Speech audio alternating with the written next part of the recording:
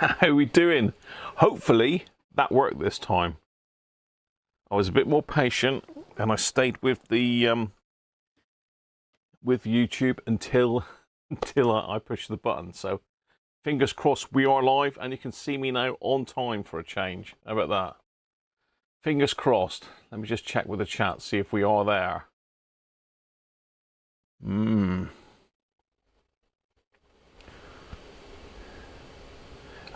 See.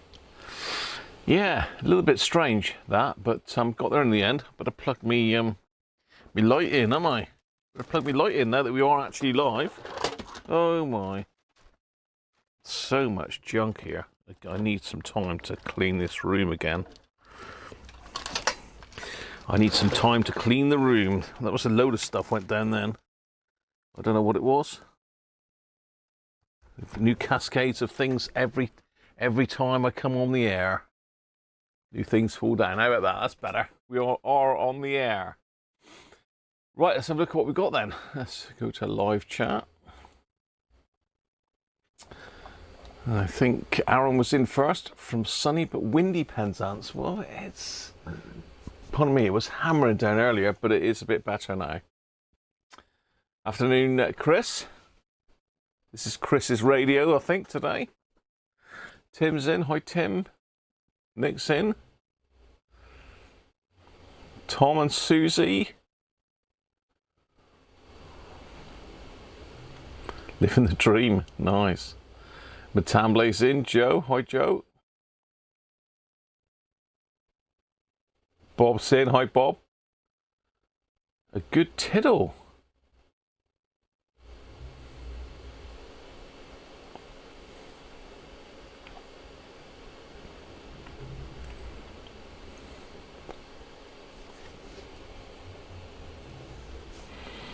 Nice, Joe.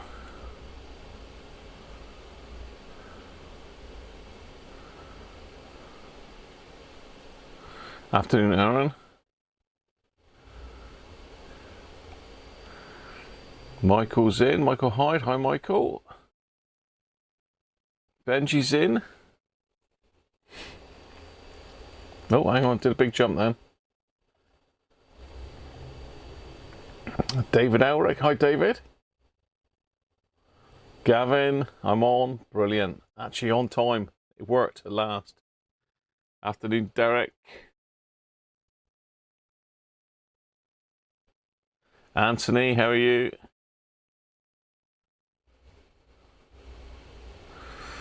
Yeah, so basically what I had to do is I had to start the stream going, but stay on the live stream page while I push the buttons to go live and wait until it said go live before I switched over to the software, and that seems to have been the issue. So we're sorted. We are sorted. I think I said hello to everybody. Yeah, it's been a bit of a cock up the last 2 weeks, hasn't it, that software? So I don't know what they've obviously done something to it to stop people. I don't know. They've done something for some reason. God knows what. So yeah, having a play with Chris's radio. I think we did. No, we did some caps in this one before. I'm sure we did, because I've got the board in pieces here. But I can't remember which ones I did. Did I do the one in the did I do the one in the can? I've got a funny feeling I did the one in the DC to DC converter, but the thing is I've cleaned it up so nice I wouldn't know. So maybe someone can jump back in my video and have a look, because it's all soldered on very nicely. I can't remember which one I did now. I'm sure I did one. I took some off, didn't I? I took some off just to demo how they come off. But that's as far as I got.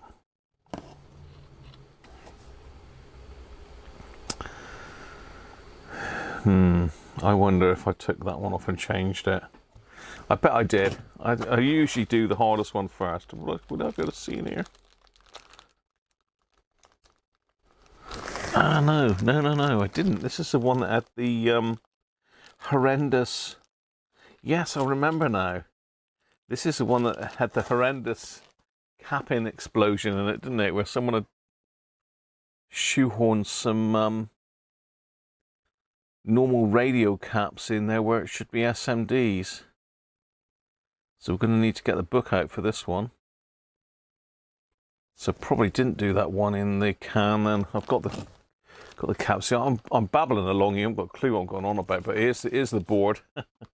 There's the board.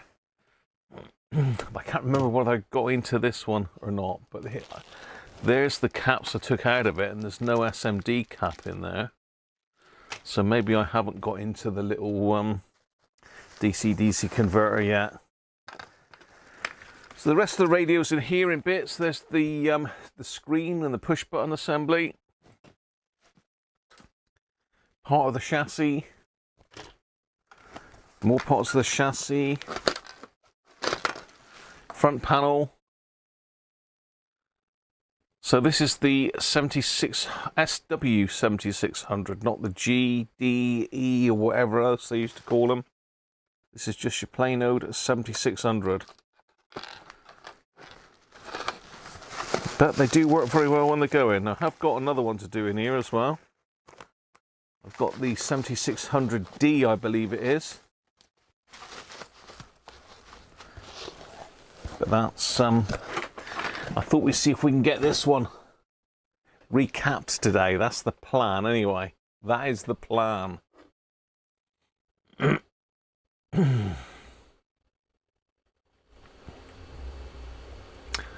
Clean bill of health, Aaron. Well, that's good in a way, isn't it? Good to hear that.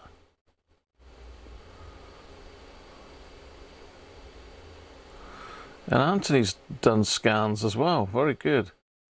Alan Dawson, welcome, mate. Good to see you. Dave Rhodes, hi, Dave. Sounds like wind is getting up. It's really blowy here, Aaron. Really, really blowy. But eaten alive on my arm this week by some nasty fly flying around in work. But I am back to work. Week 2 survived.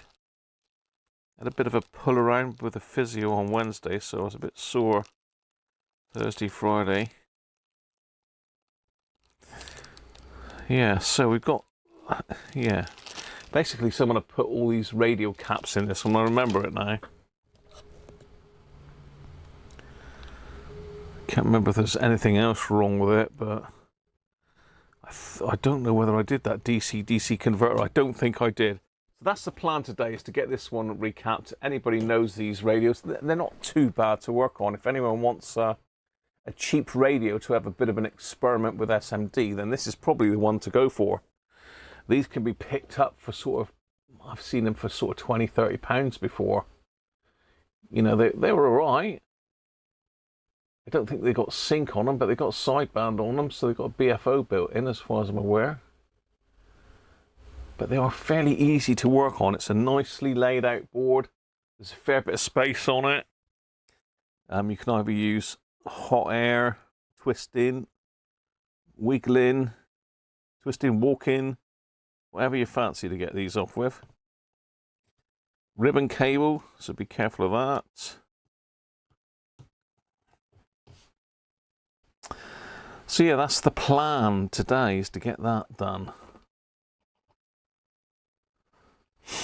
I will take this this knob off as well, because it's easy to catch the plastic bits with the soldering iron, so let's take that off with this little tiny screw. RV1.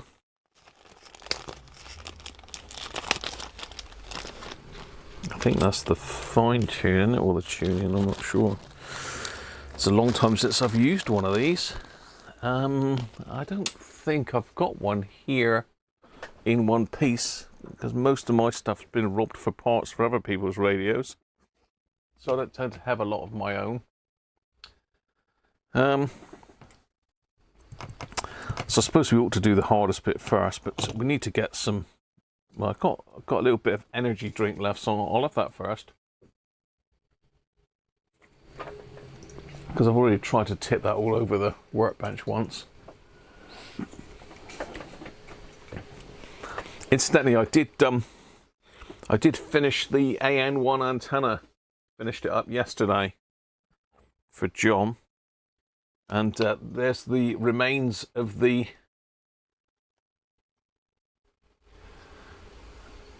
gel. As you can see, it's very, very flexible. That's the potting compound I use, and it sort of feels tacky, but it's like, I don't know if you can see that as I pull it out, but it does sort of feel like it's sticking to your finger, but it's set really well. It really is set well. Rob, what an entrance! Mac Vision, how are you, mate?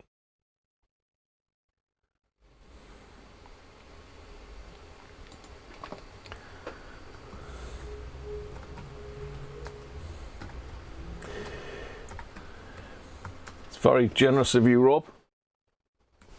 Much appreciated, mate.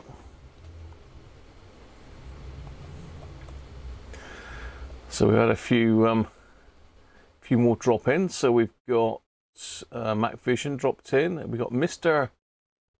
882008, Mr. R88 2008. Welcome, mate. And Derek Taffman's in. Hi, Derek.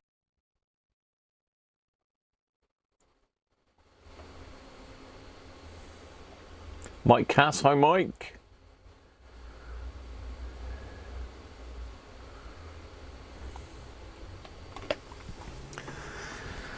So yeah, that's the plan today, is to get this this thing recapped. We've also got a super cap there.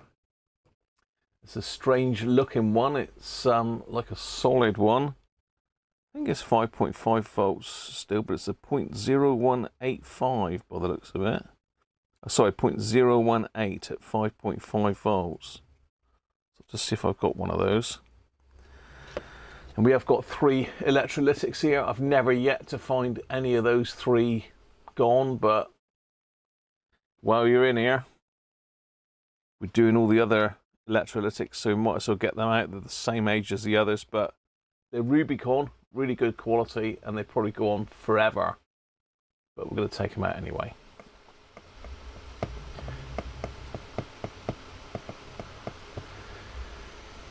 So let's get the purple porter on board first, because no finger this week. I'll zoom you back out a bit. So yeah, that's set really nice, isn't it? Ugh. All slimy. It's a bit on the side there that hasn't set. Probably half the mixture gone in, I expect. Yeah, but that worked really well. It's really stuck in there. There's no getting that out. Ooh. I'll just throw it on the floor then. Right, let's crack this open. Let's get rid of that out of the way. Let's crack this open, get it in, and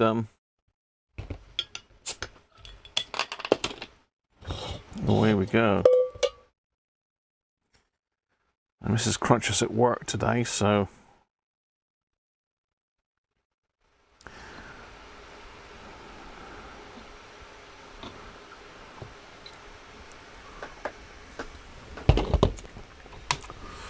we'll see how we get on. As I say, there's various methods of getting these off. I've showed you all of them. I don't know if I did. I thought I'd done a cap on this board. I've obviously haven't.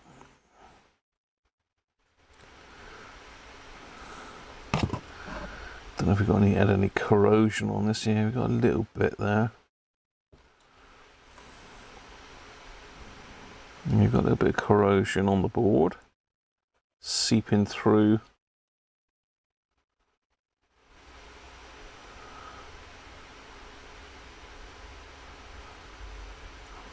Strange, it's like they've put a little bit of...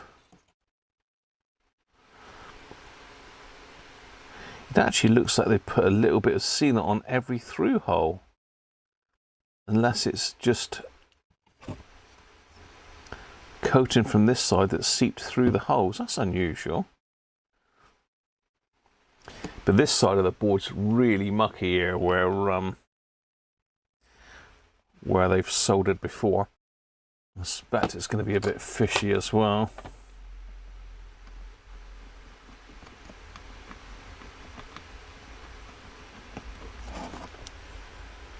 Oh yeah, yeah. We've still got the fishy stuff on this board. So let's give that a little bit of a clean while we're in here. Save it going everywhere on everything. You can use a fairly stiff brush on these. I don't think you're going to wipe any SMD components off the board unless it's really badly corroded. Then you might, so you might have to be a bit careful if it's corroded. Just try to get rid of all of the electrolyte that's leaked everywhere here.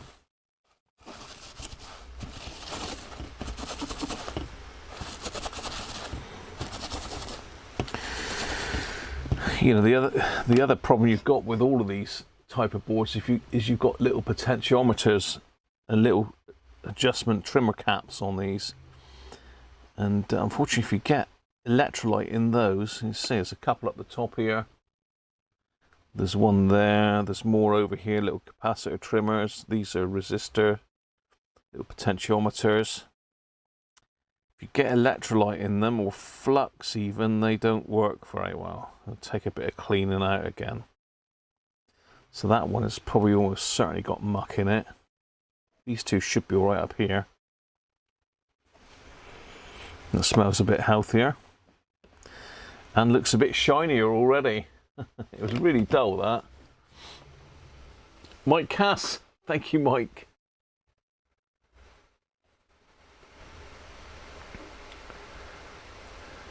You have the finger. Oh, nice, Mike.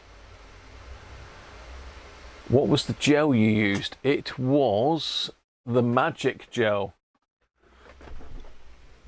This stuff here. Raytech Magic Gel 300.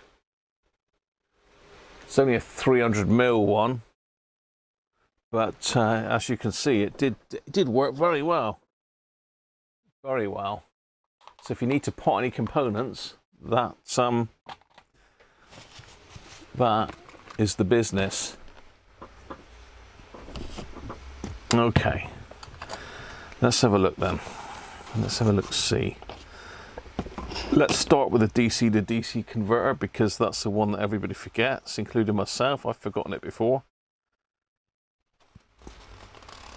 In the early days, I didn't realize there was a cap in there. But there is. At least this one won't have been replaced by anything nasty.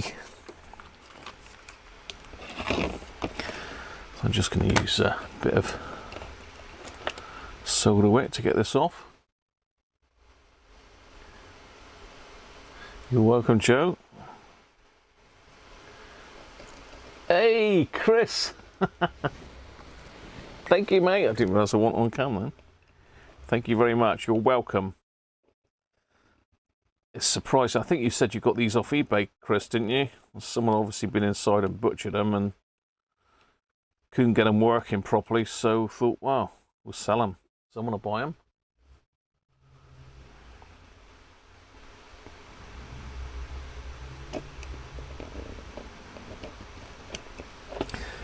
So yeah, if someone else left a super chat, you can respond. You can give it a heart and a thumbs up, and you can also reply.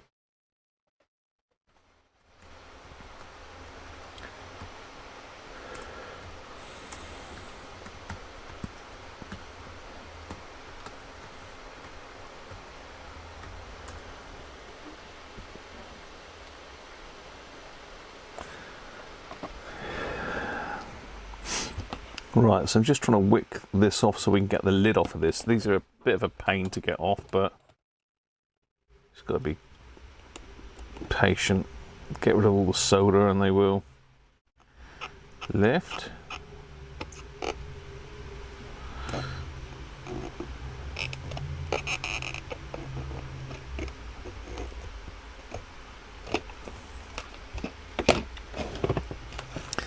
And on the bottom, I probably could do with a bit better, bigger soldering iron tip for these. Let's stick a bigger soldering iron tip in, because they're a pain in the neck to get off. I can't remember whether this one was actually working or not. I can't remember, but as I say, I did put a link to the previous video in the description of this one, so if anybody's wondering, you should be able to go into there and have a look to see what we did last time. So Chris sent two radios in. We had this one where someone had been inside and got at it, stuck the wrong type of caps in. And we had another one that's got some quite bad battery damage in it, but still works. I think the one with the battery damage was the one that worked, wasn't it? This one didn't.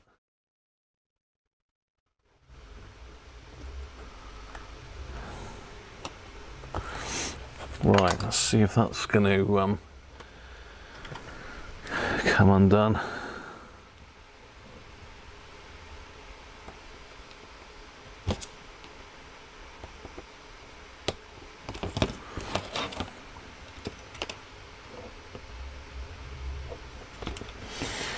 These are a real pain.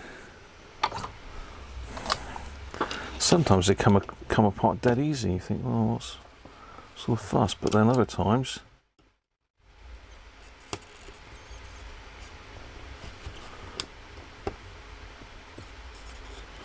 like this, they're a pain.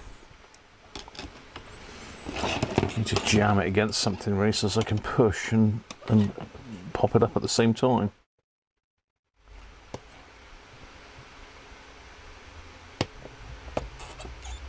There we go.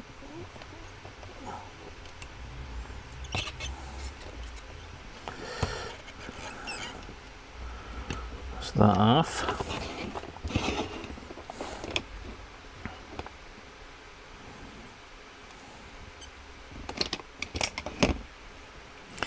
There she goes. And it should push through.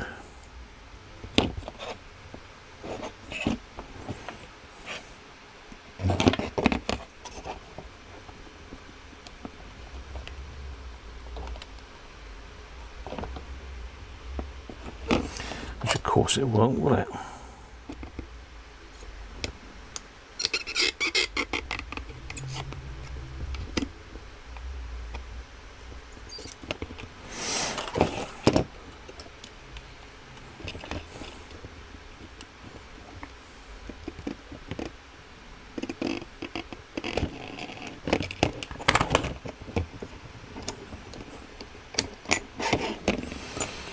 There he is.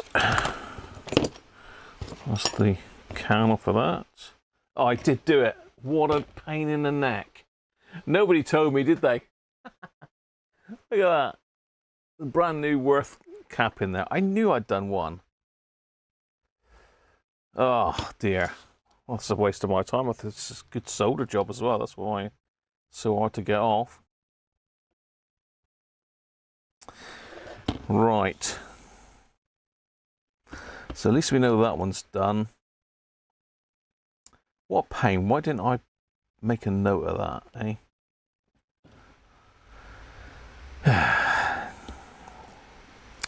So I have got a board layout picture somewhere with all of these on it.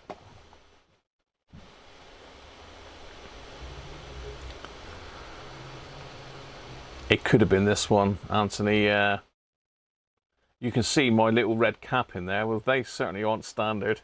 They didn't fit Worth caps in them back in the day. They fit these nasty things that leak everywhere. Right, let me see if I can find the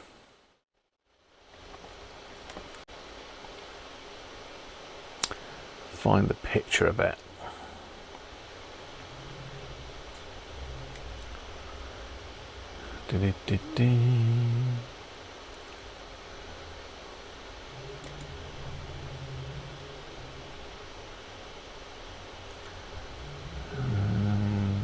pictures.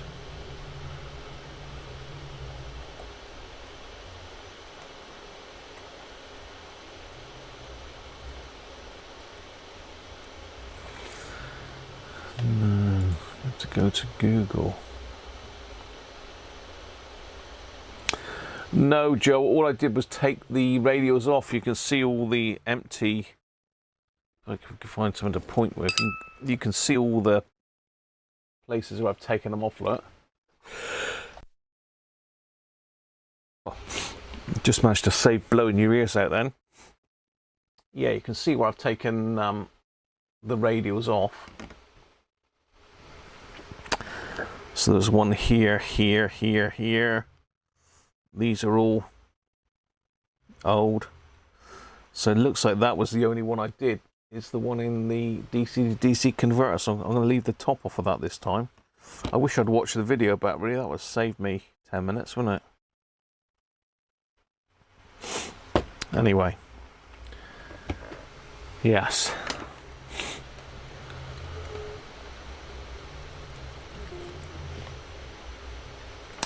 Yeah, well, I did leave a link to the old video in the description of this one, so if anyone wants to go in and have a look, they can.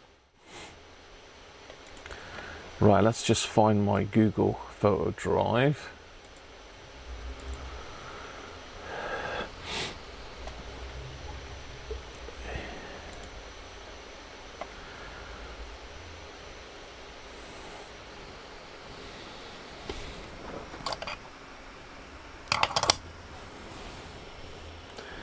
Somewhere I've got a folder with a 7600 in it, I think. Yeah, there we go.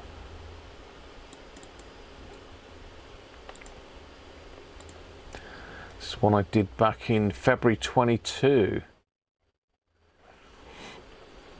Just really want to see if I've got a decent board picture and I can just rip all these off then and worry about it later.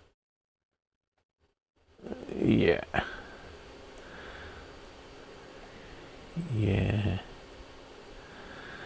Yeah, I've got some decent pictures of the board, so I can carry on and just whip these off. If anybody's wondering what I'm looking at, it's this here.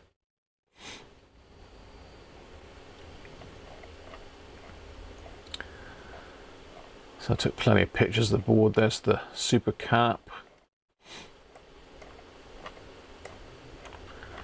That was the radio with a little red label on the side. Nice little thing still to have on it. I can't remember whose radio this was now, but I did repair it for somebody. Tactile switches, and there's another little cap on the other board that we got to do.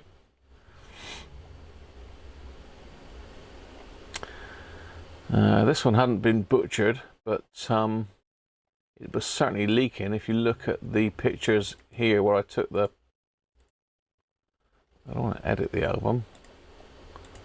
If you look at the pictures here where I took the caps off, you can see all the muck. And this brown stuff is leaking electrolyte that's reactive with the heat of the soldering iron. So you can see it just gets everywhere. Oh, there's a cap I've taken off over there.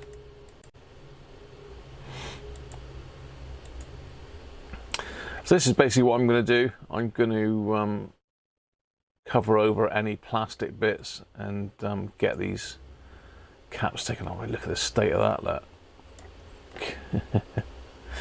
This one was pretty bad.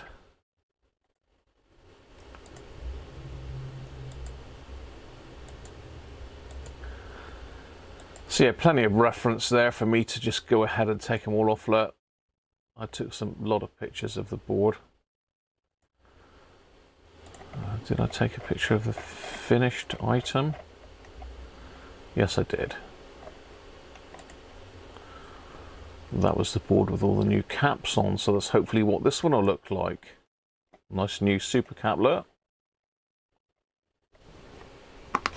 Right, let's crack on.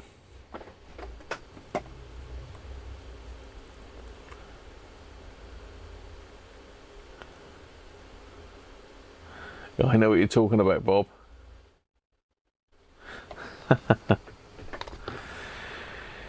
Right, let's get some more purple panther in the pint pot. Oh.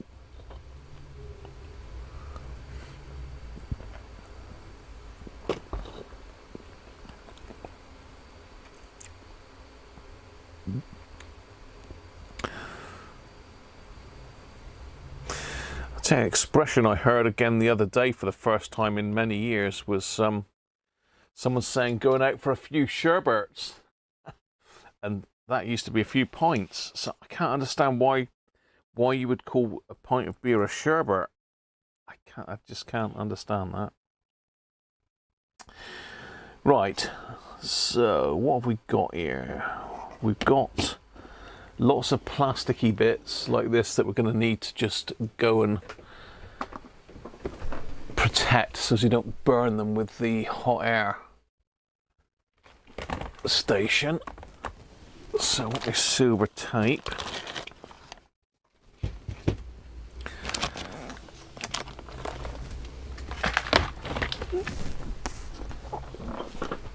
This aluminium tape is worth its weight in gold. If anyone's ever melted a component on this, you'll know what I mean. So basically you can just rip it off, rip a piece off. It's got sticky back on it, that. So you just peel the back off and stick it over the top of the piece you don't want to burn. Like that. Potentiometer. That's protected. This switch here's got a plastic toggle. And we've got plastic filter underneath here. So probably going to want to put something around that one.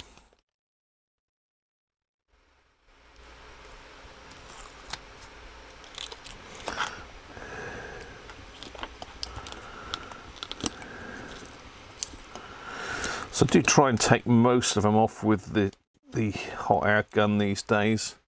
I used to be a bit gung-ho with just rip and go, which still works fine. I do twist them off sometimes when they're a bit awkward to get to. Like this one could probably do a twisting off, but I'm going to get rid of it with the hot air station. So let's get my one of my little blue mats. Stick underneath it, and let's get this one here off with a hot air station. So I'm going to go in, let's go 380, should get them off. Don't want too much air because we don't want to blow the thing right off the board.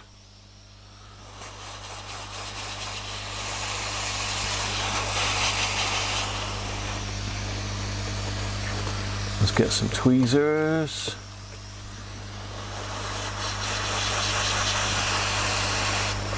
If I can find my tweezers. Where's my tweezers gone? There we go.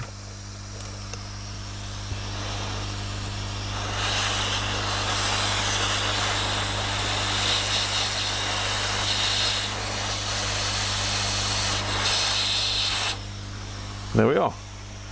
First one off. That was easy, wasn't it?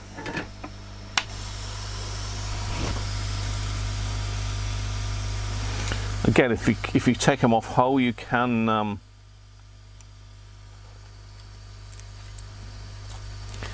test them. So this one here is going to be very difficult to get off without burning this plastic, even with a heat shield on it. So I think that one's going to be walked off. Let's see if we can walk that one off. Let's get a different soldering iron tip. Do the monster one on.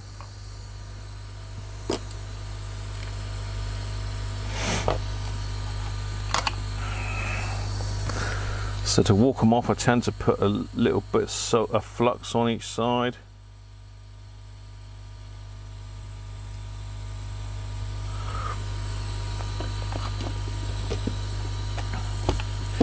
Just a new fresh bit of solder. How can we do this so you can see it without my great big hand in the way? A bit like that, maybe. Let's get my eyes on. So what I'm going to do is just pop a bit of fresh solder in that one.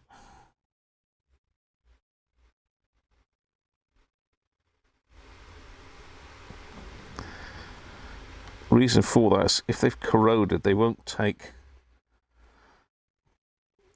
solder very well.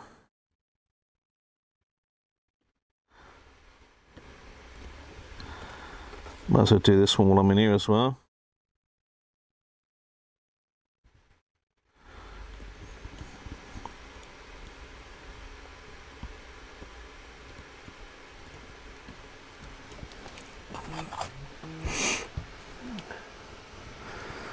And I'm going to just put a bit of pressure on while heating it and just lift the cap up. That's one lifted up. Do the same for this one. Bit of pressure on, lift them up.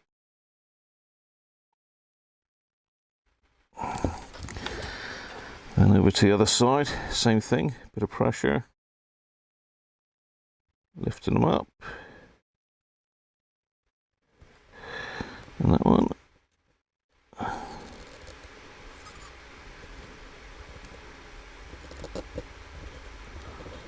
There we go. Poof, stinks. 3 down.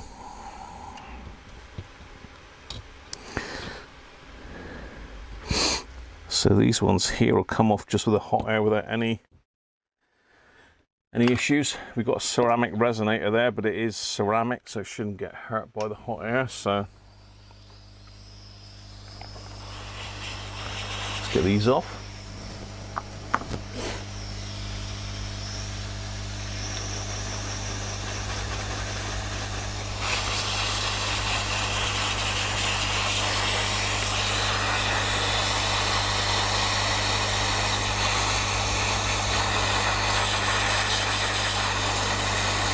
General sort of bit of heat in the area. Just let it know that I'm about.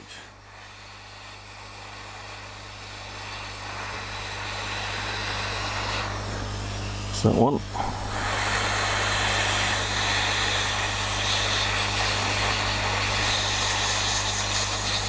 Be careful because they will explode off the board.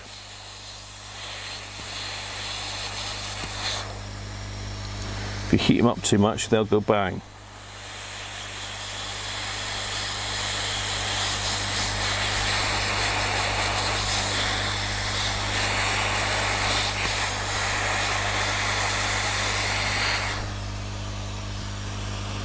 So those off. Any more that are safe? This one should be okay.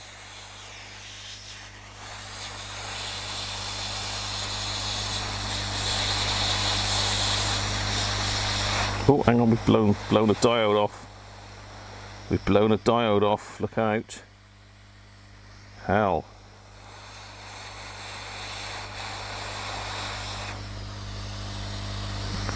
We'll have to work out where that one goes back on. Easily done. This one, actually, no, we can't do that one because we're quite close to that. We don't want to burn that.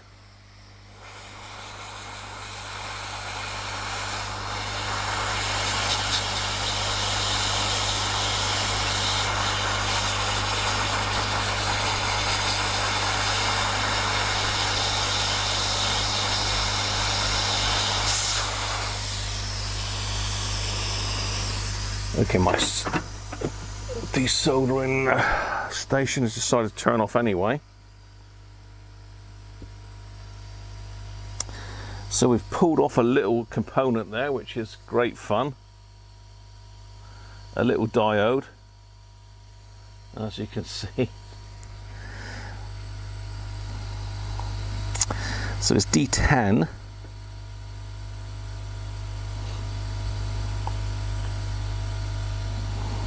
It's not marked on the board which way around it goes, so we're going to need to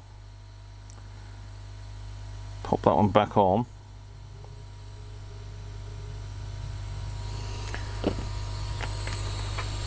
So let's get my pictures back. And Andrews, how are you doing, mate? You're going to sell me another board when I mess this one up. Thanks for your confidence, N. Andrews. I do have another board. I have got a spare board that someone sent me for one of these. I think it's one of these. I don't know. I keep robbing bits from spare boards, so spare boards are good. Yeah, there is electrolyte underneath there. It's rare unless they're really corroded, Bob. You don't really need to take them out. You just got to have a look at the legs, really. If it's a bit dodgy, then they've got to come out. Okay, so D10 goes that way round.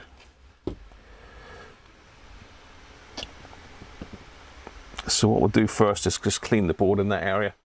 Then we're going to stick D10 back on. So if you look at my screen, there's D10 there, look, with the stripe pointing downwards. So as I say, it does help to take pictures. If I got a better one of that area of the board. I did some close-ups, didn't I? Yeah, there you can see it again. D10. So that's the one that's lifted out, D10. Nice of it, wasn't it? So let's go in with a bit of isopropyl. We'll give that area a clean up. I'll try to stay away from the cap on top.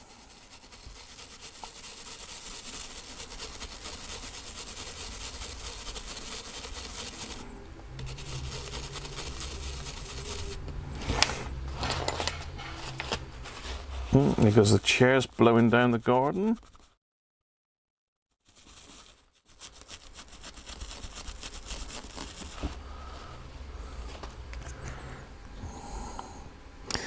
Well, that's nice and clean. Let's just wick the old solder off the other pad. Then I won't need to disturb it as much.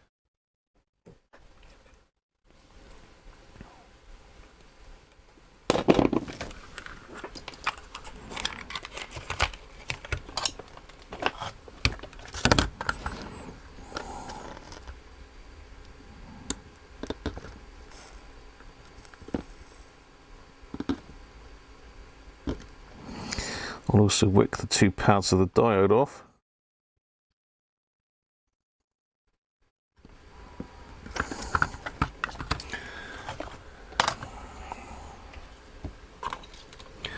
Then we'll put a little bit of solder on one end. It is a tiny little thing, this. I don't know how well you can see where I'm working. Let me get you in. Oh, that is as close as it'll go. Okay. If I turn it around this way, you'll be able to see where I'm working a bit easier, I think. So it's over here. So if I get that in the middle of the screen. Still a long way away, isn't it? Not to worry. And what have I done with the diode now? It's underneath there. Just put it on there.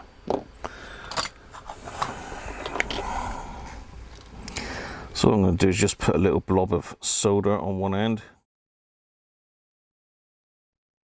Freshen it up.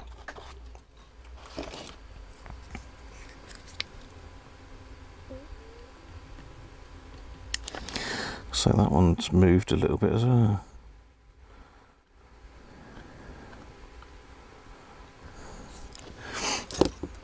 Right, tweezers.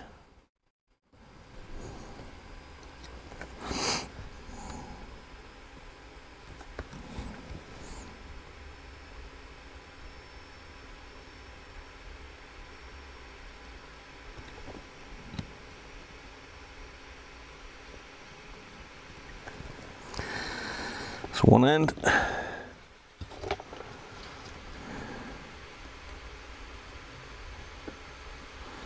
Other end.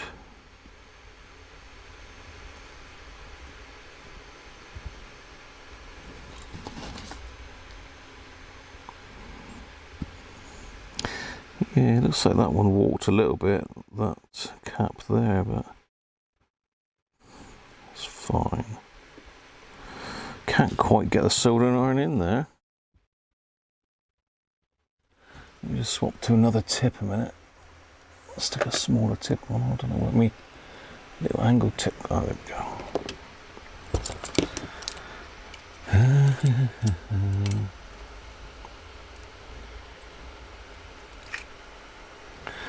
Yeah, there's good little radios, Nandrews, and they are really cheap, and they're a good little performer for the money. If you pick up the later GR version, that's even better, and they're still relatively cheap as well for some reason.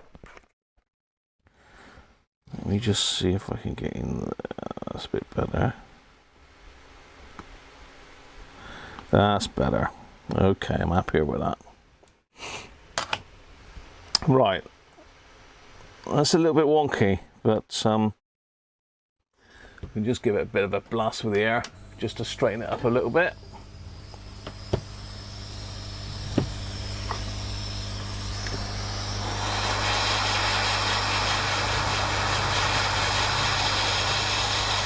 Oh, and he's blown it off again. You fool.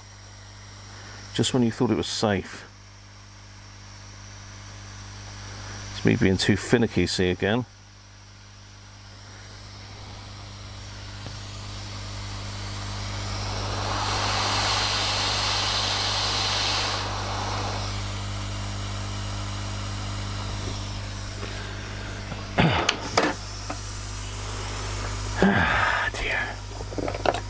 So it's back on, straighter. Just going to give it a touch up with a bit of fresh solder.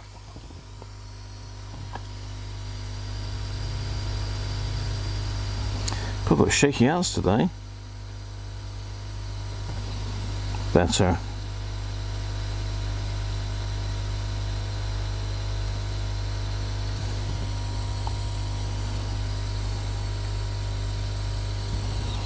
There we go. Sorted. Whew.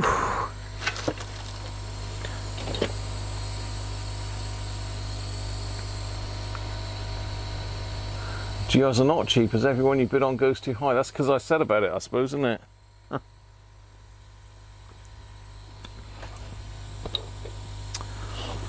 mean, when you think that the price the SW55s and that go for, I mean, probably the GR is a better radio than the SW55. There you go, that's a bit of a statement. And for a lot less money. I mean, SW55s seem to be going crazy money if you can get one that works. I haven't found many that work, not properly anyway. Right, so let's have a look here. We want to cover up that crystal, really. And also that, in fact, we've got a bit of a cluster here. I think these are going to be difficult to get the soldering iron in on. I think we're going to give these are going to be twisties. We're going twisty on these, I think. There's no corrosion on them as such. So let's see if we can't twisty these. People hate me doing this, but you know. As long as the board's okay, it works very well. If the board's not any good, then yeah, that one's a bit ropey, that one. That one's got a lot of corrosion under it. It didn't look like it on the board, but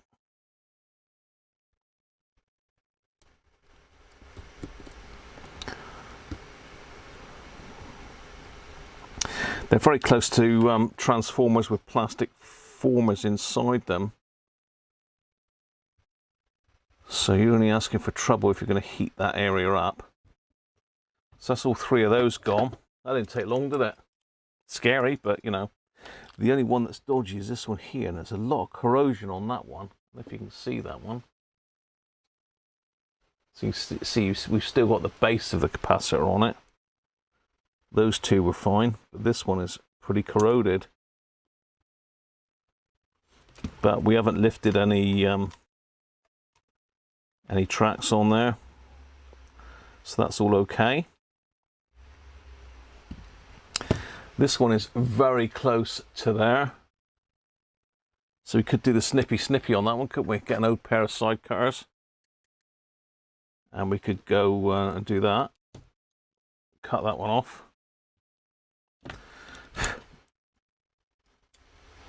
Again, people don't like me doing it, but you know, end of the day. Just crack the old plastic cover off of it.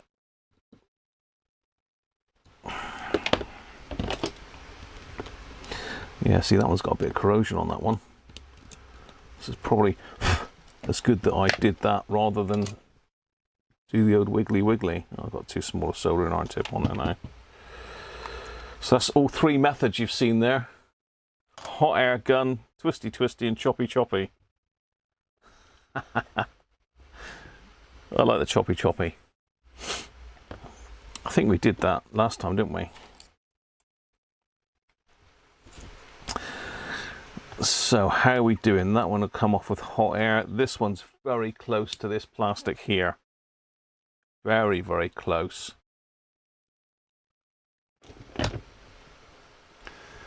Hey, Multi and Rolf, how you doing? Oh, hang on. Not enough memory. Why have we got this memory thing going on again? Is it because I got Google Photos open? Let's shut that.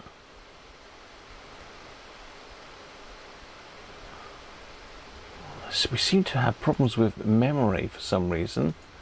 Let's exit some of these things here. What's this? Thunderbolt I need. Bluetooth I need. OneDrive's up to date. That I can't close. That's the Elgato sound capture I need.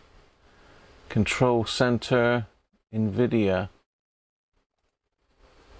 Don't need NVIDIA control panel.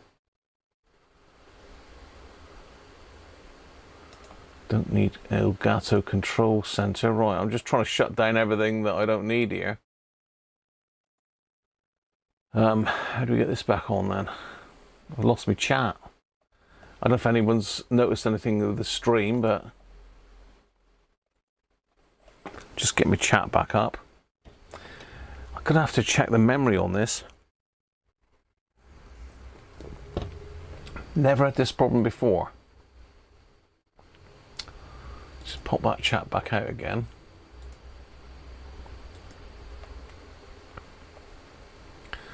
So I've shut down everything that I'm not using. Although this is a problem with these modern computers, they run loads of stuff in the background, don't they? I have to go into Task Manager and mess about with all the memory settings and that. Choppy. YouTube on Chrome has been randomly rocketing CPU and RAM usage here. Have to quit and restart.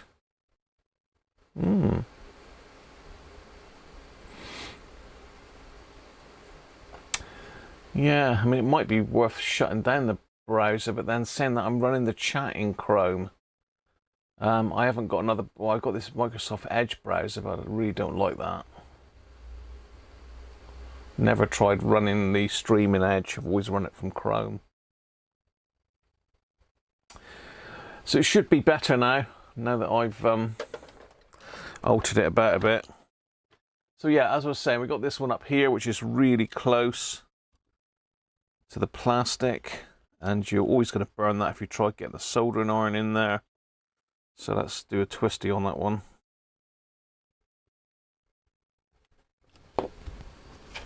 So what I'm doing is putting the pliers on it, where are we? And just giving it a little wiggle back and forth just to stress the legs on it.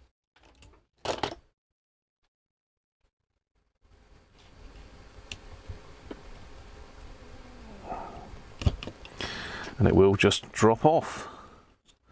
So again, that one's got a little bit of corrosion on it.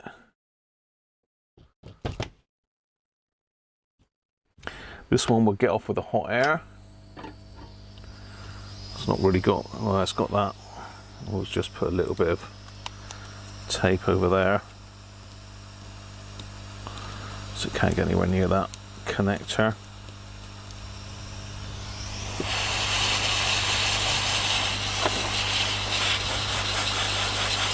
Try not to blow anything else off the board.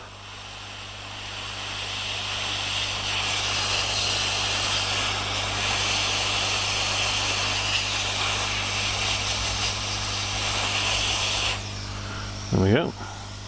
I mean, hot air is the safest way to remove them, but you know, you've got to be careful that you don't burn other components. Ian Gilmore, how you doing, mate? Check your USB socket usage. It can be running out of memory on the USB ports. Okay, good call. What have I got there? I've got the mouse. I've got, that's my, what's its name? Yeah, that's my Stream Deck. That's got nothing on it. That was my other microphone. I mean, I'm running all the cameras off the USB sockets there, Ian. Thanks for the tip, mate, as well. What did I catch here, Andrew? 76. Don't recall the state of the electronics. It's been in storage for 15 years. May need an antenna also. You can still get antennas for the 7600 GR. I wonder whether that would fit the older models. Okay, so all the electrolytics are off. We've got the normal electrolytics are still on there. So turn on the desoldering tool. We'll get these three off as well.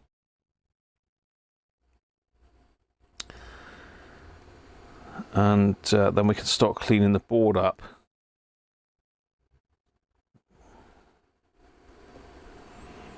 This one does look like it's going to be okay.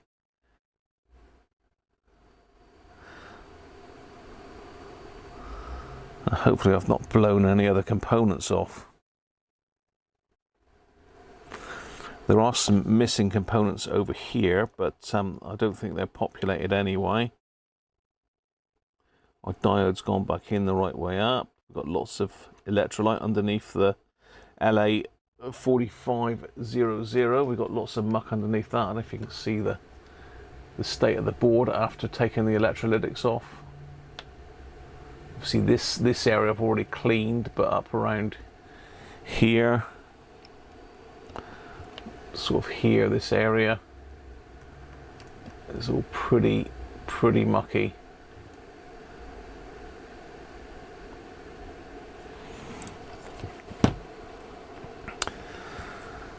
Right, start scrubbing while I'm waiting for that to heat up.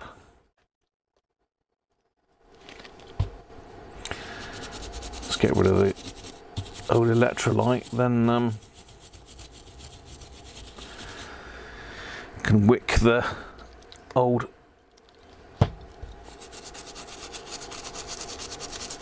solder off.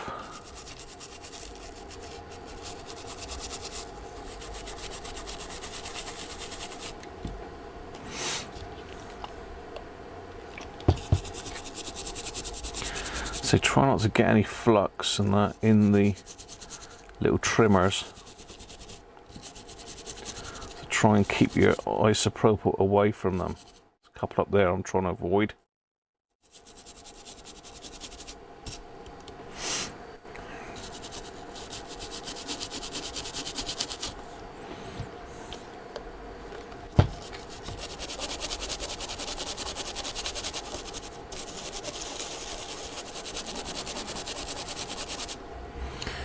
There's some corrosion underneath this connector here.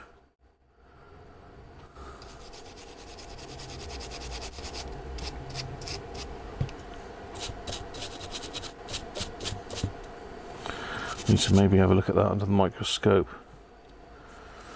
Hopefully it's not too bad.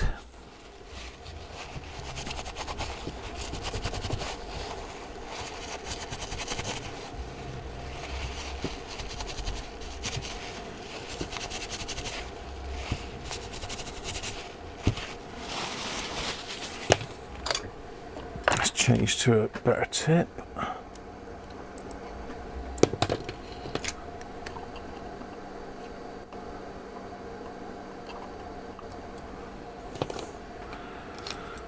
for the wicking process. Let's get these 3 electrolytics out.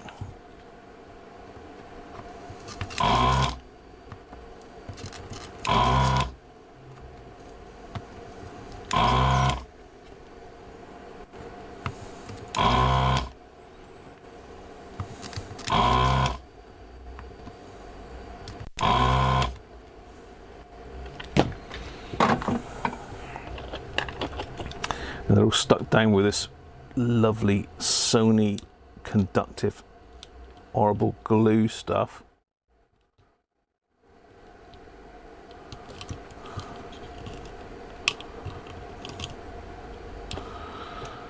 There we go.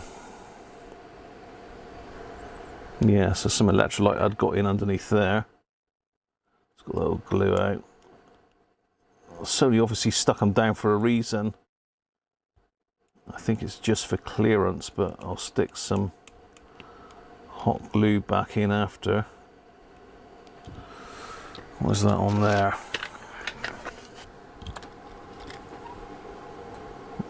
It's just more like mucky glue.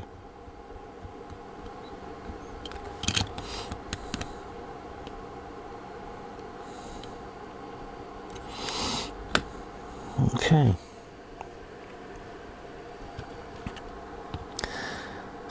Where was that? Where did I just see that to? That's there. Let's give that a bit more.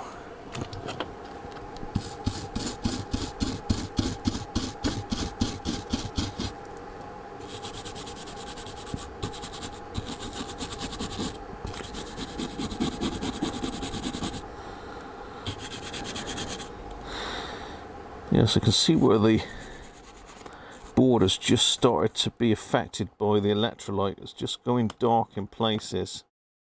Just down here it's got in underneath. You just scrape that off. Back to copper. Tin that in a minute. A couple bits there.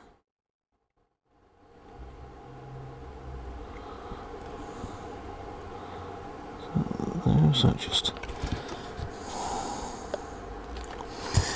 You don't want to leave the electrolyte underneath the solder mask because it will carry on eating its way. Yeah, see, it's gone through there. Almost looks like that's eaten through the trace, but I don't think it quite has. No, I think we're lucky there.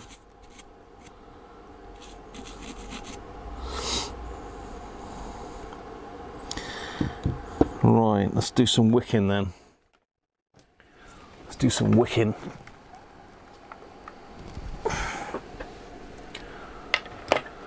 Off with their heads.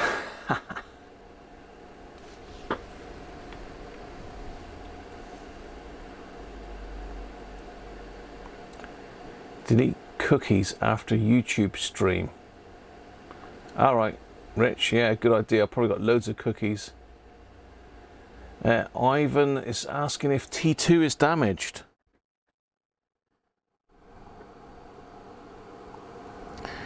T2? I wouldn't have thought so, Ivan. It's not got any muck around it.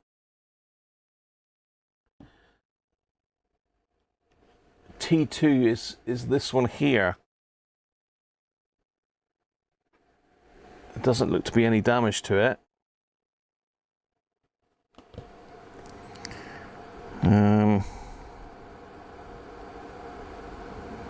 Yeah, it looks fine to me. It's not in the area where there's any caps that would have leaked onto it.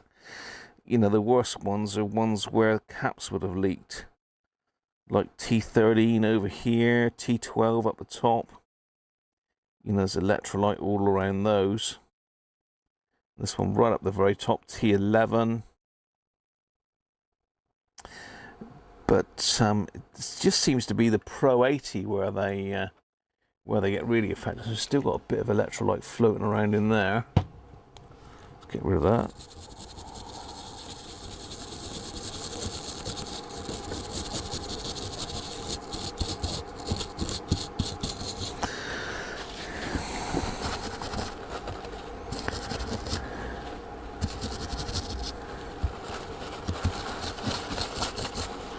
I'm just using the bit of tissue just to wick up the muck off the board. Right, let's get in with the solder wick then. Let's start with a fresh piece.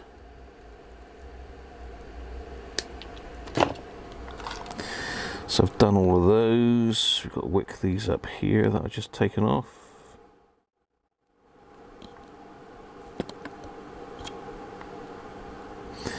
I did put fresh solder on these before I took them off the board, so they look okay.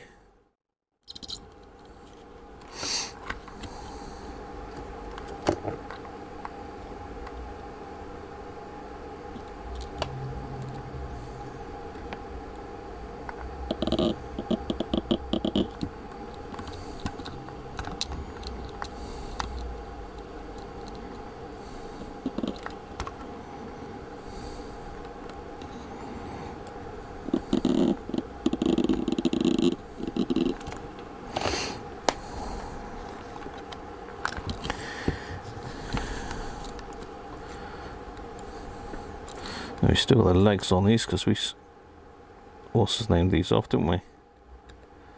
Snapped them off. And that's the one that was dodgy. That doesn't want to come off, so I'm going to have to put a bit of flux on that. Fresh bit of solder. Probably could do with getting you in a bit closer, really, couldn't we? I do need to invest in an overhead camera at some stage, so as we can have a bit better angle. You can see what I'm doing without my hands getting in the way. Did have the overhead camera, but I got rid of that for the microscope. But the microscope's a bit too powerful, really, for sort of showing you. It's all right for close-up stuff. There we go. Here he is. So I'm just getting these legs off.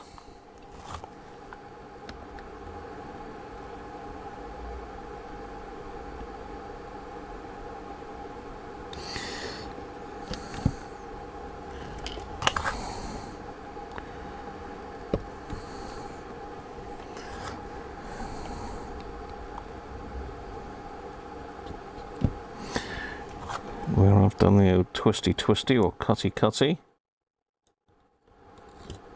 Choppy.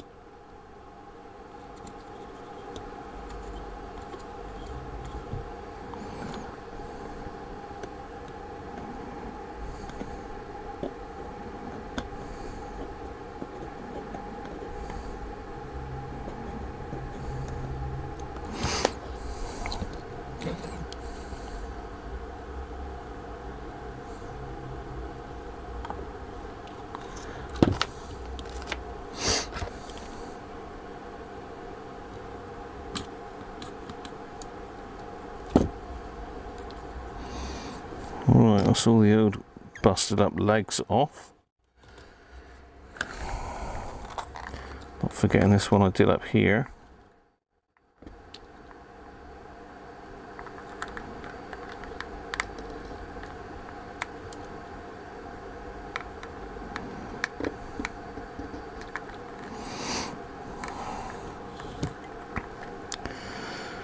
I did make a little video of the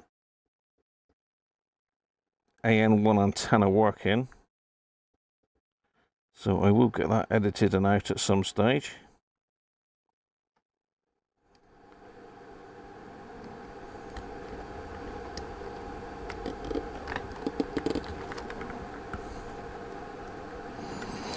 I've also put a new display in that lorry dash this morning. Been a busy boy, really.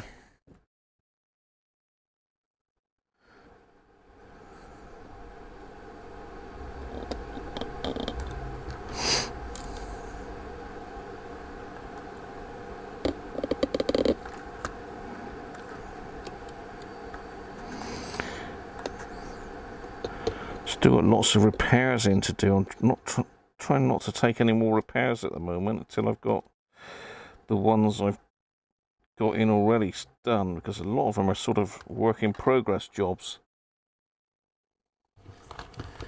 Right, I think that's all of the pads cleaned up now. Don't think there was one on that one anyway. I need to just have, I think this one's okay. I'm going to need to pop this, I'm going to need to pop this one off here because we have got corrosion that's crept in underneath that. I don't know if you can see that or not. I don't know what that glares from. What is that? Strange. What's that then? Oh, it's the actual light itself. Yeah, so I'm just saying this one here, I've got corrosion on this pad that goes underneath this connector, so I'm going to have to pop this one off. A bit of a pain, but you know, these don't come off easy either.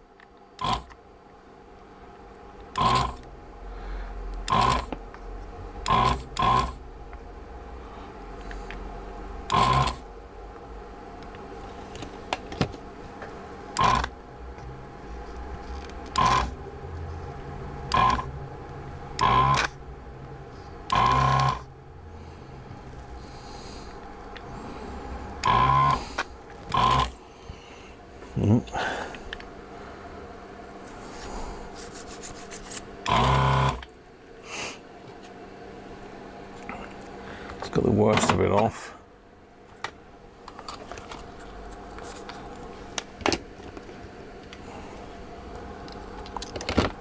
Stay there. Let's wick the rest of it off.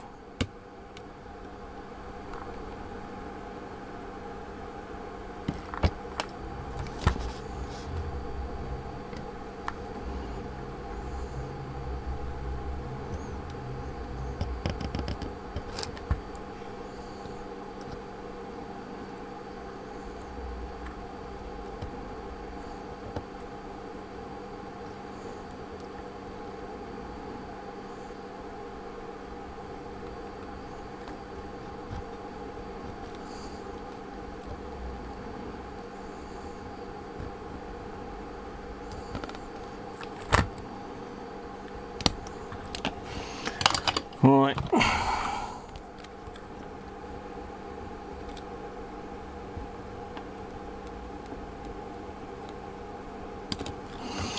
That should come off now, hopefully.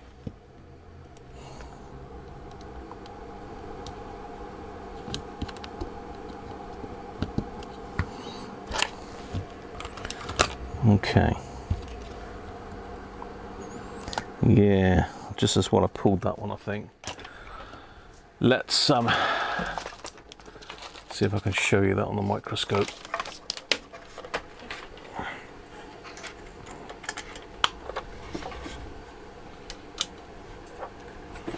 Oh no, I'm unplugged.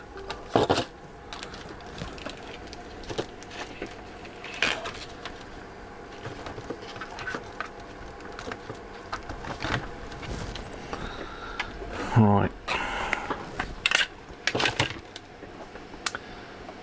Should be able to get the microscope up now. Yep.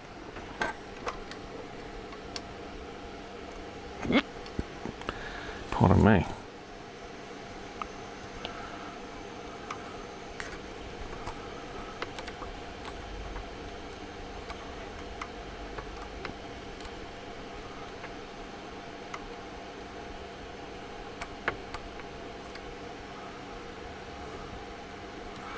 Yeah, it's actually not too bad. I'll just prop it up a bit, but you can see where it's gone.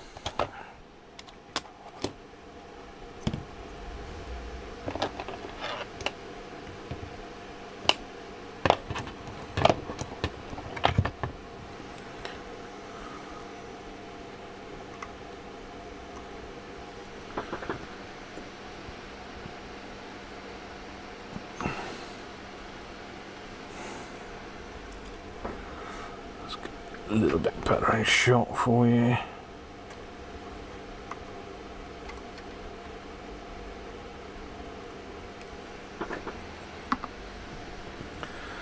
So you can see where it's gone in underneath the connector.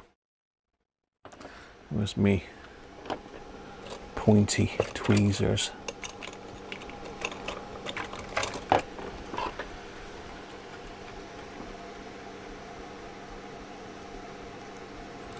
Yes, it's got in underneath the solder mask there, look.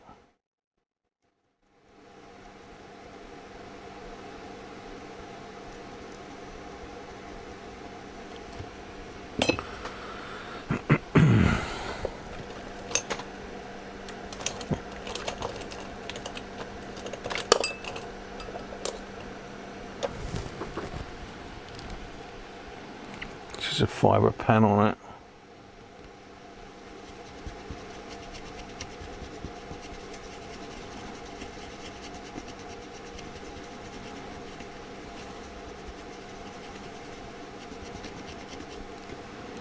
Better. So see where it's sort of crept up to here, look, to that via.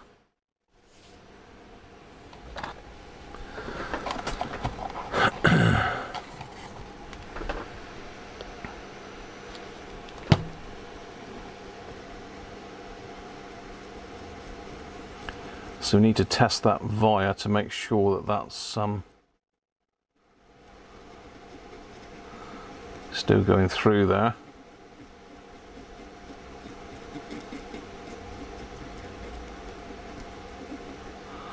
I don't know if that's corrosion there or not, is it? Or is that just a bit of flux? No, it's taken out a little bit of the board there.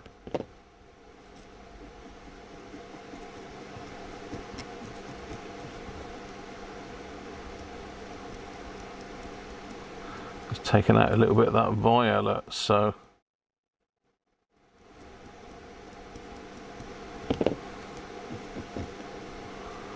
yeah, that vire's definitely been hit with the electrolyte. I mean, isopropyl should neutralize that because it's electrolyte. It's acidic, whereas battery leakage is alkaline, isn't it? So you want acid for alkaline and alkaline for acid. Is that right?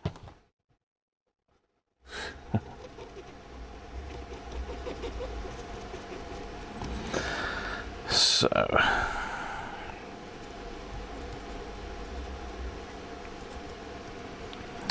yeah, we just need to make sure that that vire's still working. Where does that go to?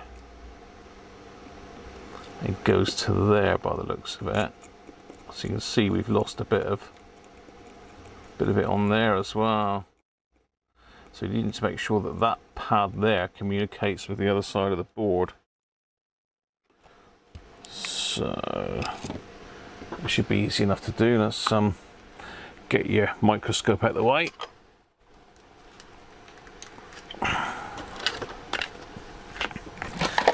We'll just use the meter on continuity.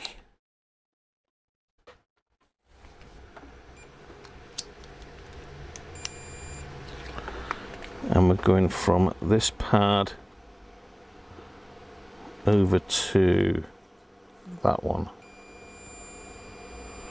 So that wire is all right. But what I will do is I'll flow some new fresh solder down through it. Oh, hello, we've gone fuzzy vision. Yeah, I'll flow some new solder down through it.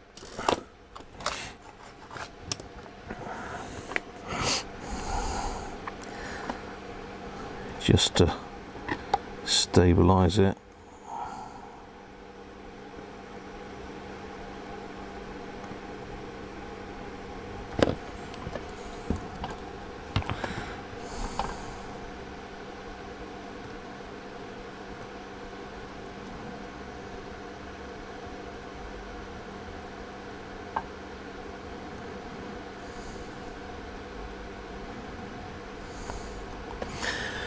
Brill. Right, more clean up. You do need to check all the wires where you've had leakage, really. A number of times I've done these type of radios and you put them back together and they don't work because you've got a leak. Not a leak. A leak. You've got a wire that's gone, or a through hole, whatever you want to call them.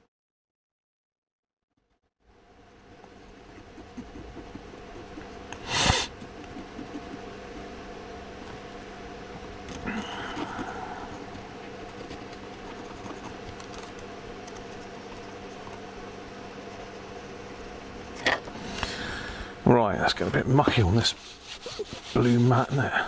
Yuck. How are we doing? Joe Fennec, morning to you, Joe. Oh, hang on, we've had a big jump. We've had a big jump.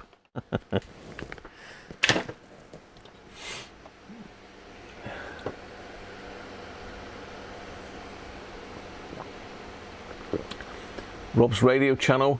21 months, Rob. Another 3 months and you'll have the big badge. Afternoon, Harvey.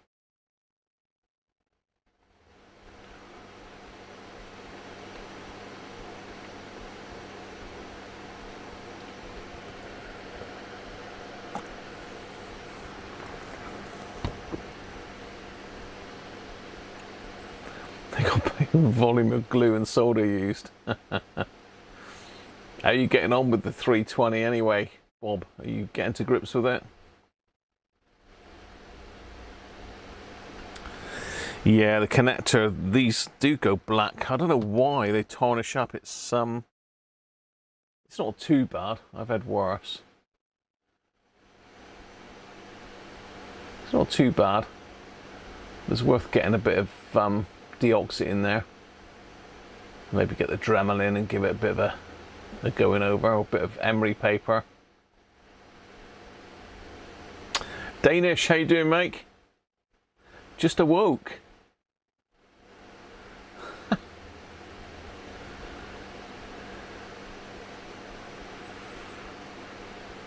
Dead capacitors, yeah.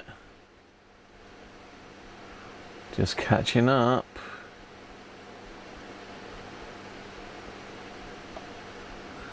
Time to don the orange puffy coat. Yes, it is. The ground side of it's pretty rough, I must admit. It's going to want a bit of going over with some emery paper that before it goes back in. But the terminals are a bit manky as well, aren't they? And we can see where the electrolytes got in underneath, look. See, it's all gone brown. I don't know where that's showing on the light, but where are we? Come on. Come on, focus. Focus. Yeah, that leg there's pretty rough looking. Let's say inside doesn't look great. It's not too bad. But yeah, we need to give it a clean up anyway, that's for sure.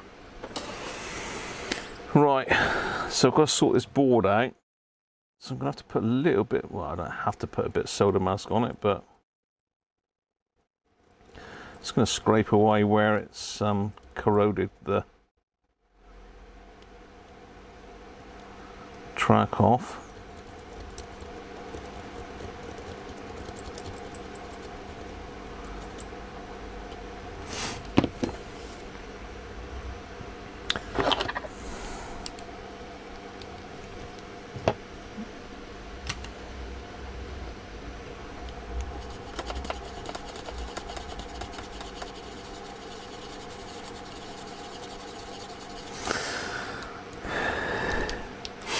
If you don't put solder mask on this, what you'll find is that the solder flows in underneath the connector, which doesn't look particularly nice, and it also means the connector might not sit down properly on the board. So it is worth just putting a bit of solder mask on that. Of course, I've got the only solder mask. Well, I've got two choices. I've got the horrible UV one. Why does this camera seem so dark? I don't know.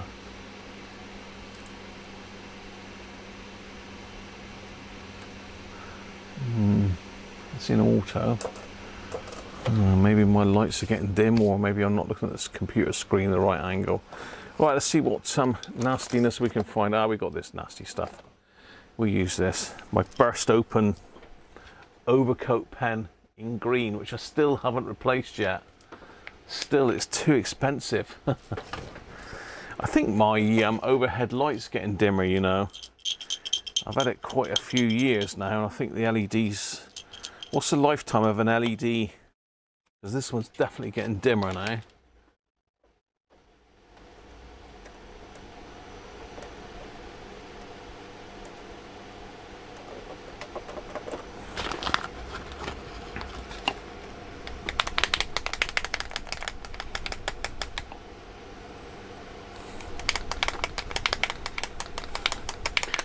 So what I've got to do with this stuff, because it's burst, I've got to literally burst it again and get a little bit out, and then hope it'll seal itself up again. So just put a little tiny bit on my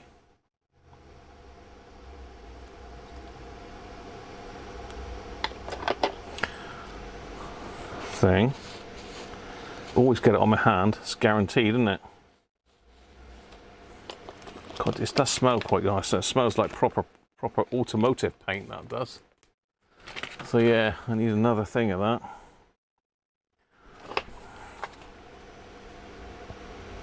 So I'm just going to pick up a little bit on the end of a cocktail stick and just paint back in where it's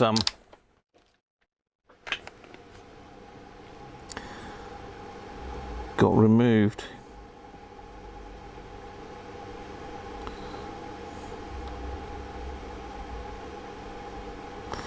Also protects the board.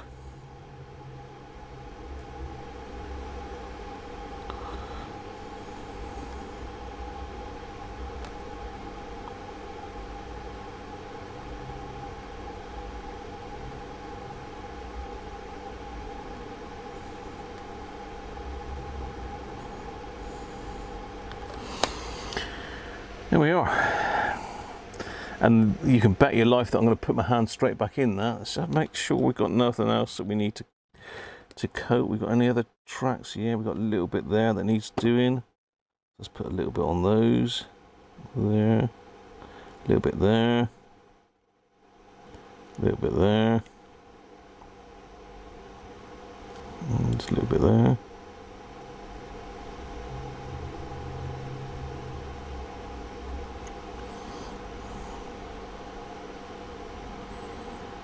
Not bad though. Yeah, not too bad. Just caught this one in time, I think, Chris. I think you were lucky, really. Someone had obviously had a go at it before, and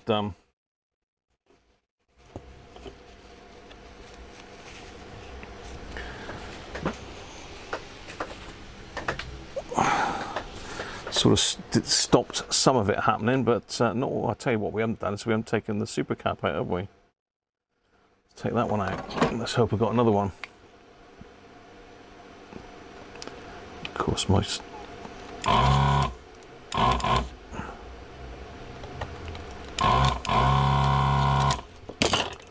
Careful. Right, super cap out.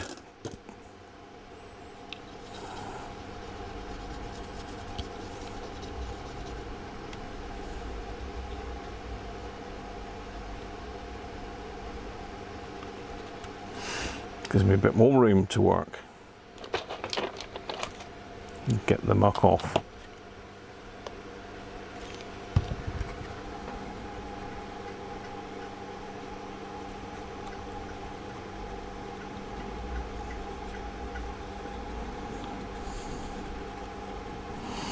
Oh, I forgot I got these little bits down here as well, haven't I? Should have kept the old green muck. I knew I should have kept it. Right, where's my little tweezers gone?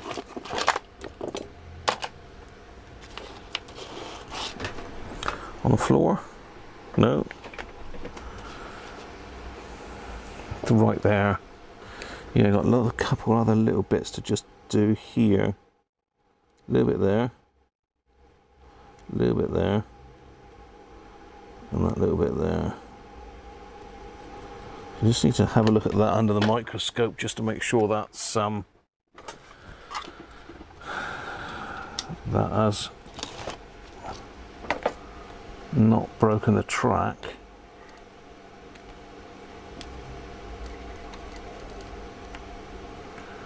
It hasn't. Just caught that in time, I think.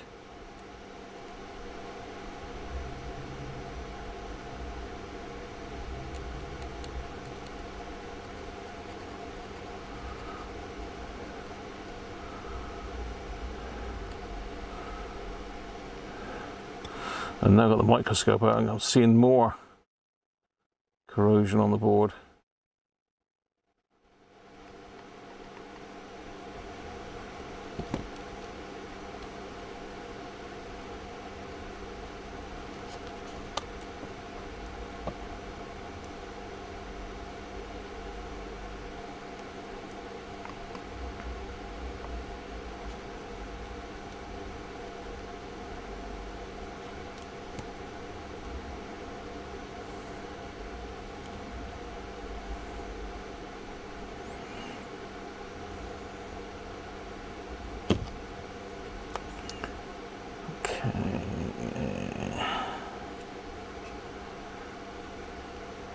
Yeah, that pad there's only just hanging on.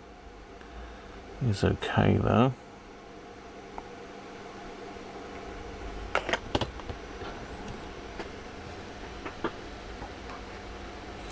You love the smell of cellulose.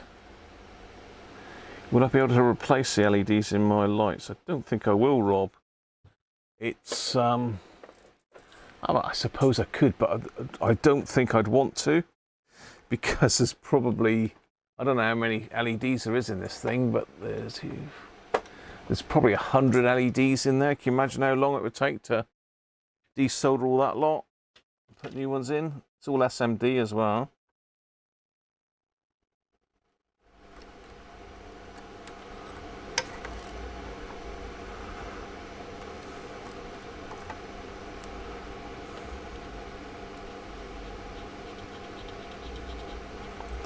So a bit of a better clean up under the microscope.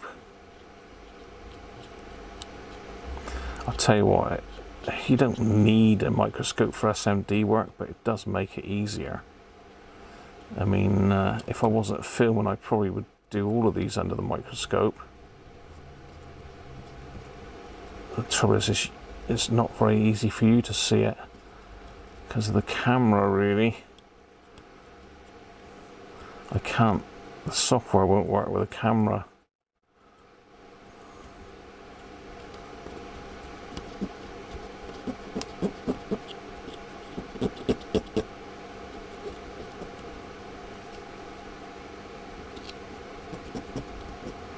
Yeah, definitely easier. So apologies for a minute while I do this, but I can really get to grips with the muck on the board. I've got the microscope out. I need to put some solder mask on there. Got lots of still electrolyte on here. I don't know whether you could put one of these boards in the ultrasonic because of all the little capacitor trimmers and that. Would that get affected with an ultrasonic cleaner? I'm not sure. Oh, that's just the...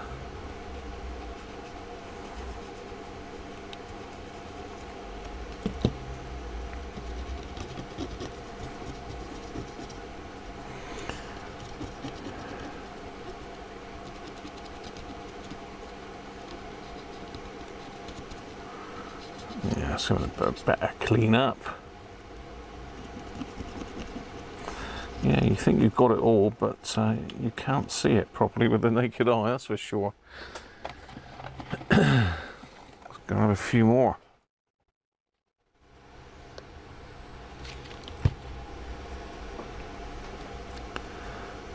Yeah, that looks much better down there now. Yeah, that's all of that gone.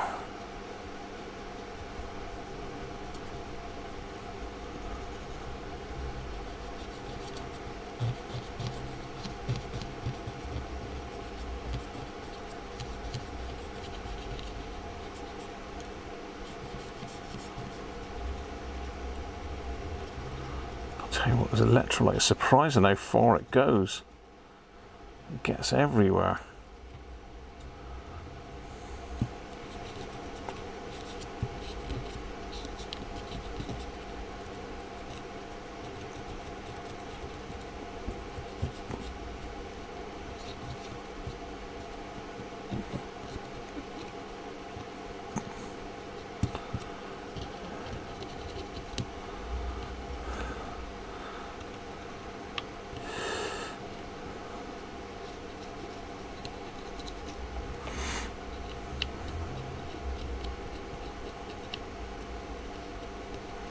Yeah, some tarnishing up on those trimmer caps up the top there. They've definitely had a little bit of a hit, so it could be interesting if we're trying to do any alignment on it. Hopefully we won't need to do any alignment on it. But that's sort of up in the SSB section. They do suffer a little bit if the SSB's not right.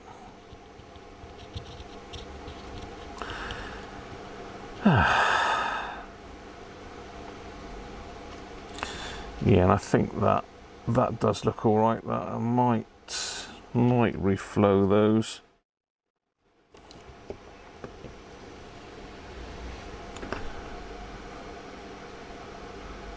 Where is it?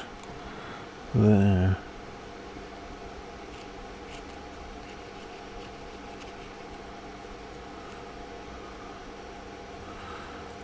No, they do. They look all right. They've got a bit of flux on them, but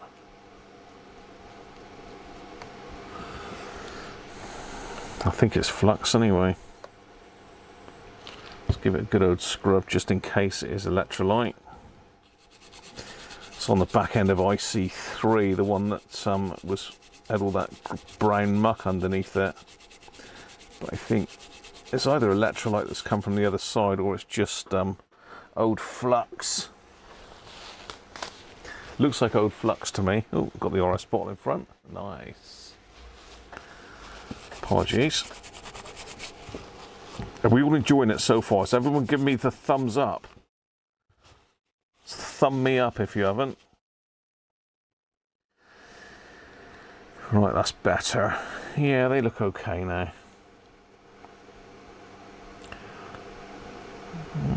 Shall I just give them a little tickle? Yeah, I might just give those a quick reflow, because they are got like a crystalline looking look to them. I mean, most of the board does really, but this one did particularly get hit. So I'm going to reflow this one. So let's use a load of flux on it. If it'll, yeah. So you can see where I am there, where it says IC3. Did also have the extractor going really, but it's a bit far away. Might suck some of the muck up.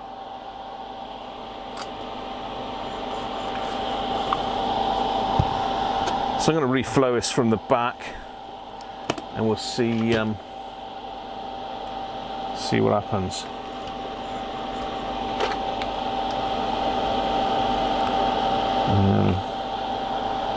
Just going to do it under the microscope. Apologies if it goes out of shot, but just want to make sure they've all gone through okay, and that I don't knock any SMD components off, because it's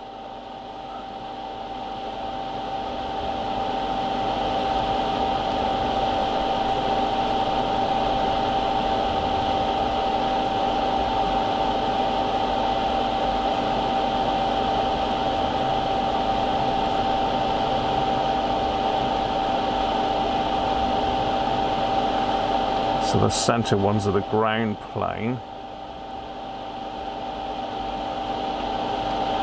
But I believe the ground's inside the IC are connected to those as well.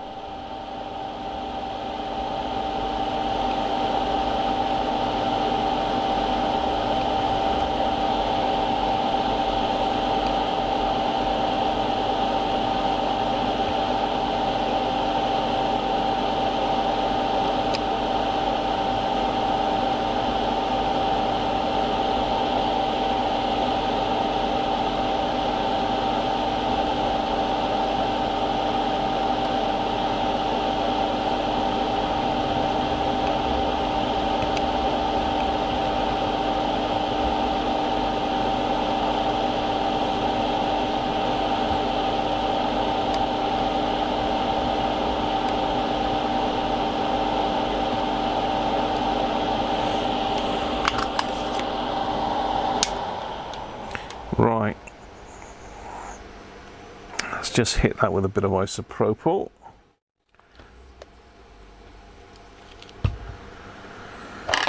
It comes off easier when it's hot.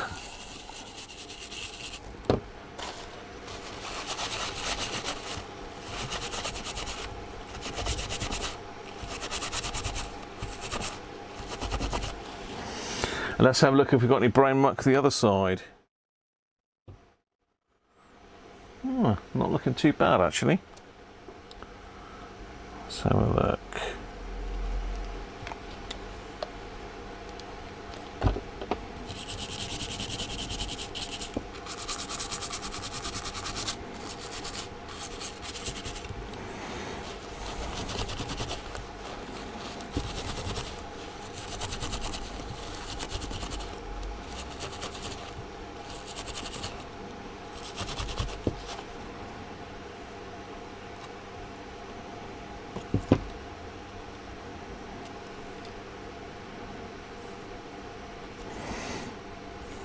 Let's have a look at it with a microscope.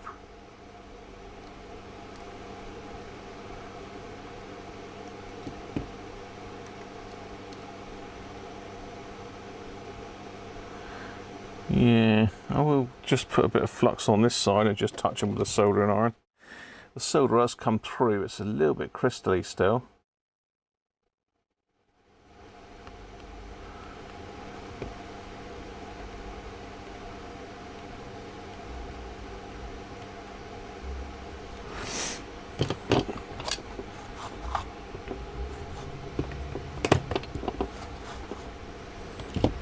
Apologies for having everything in the way here.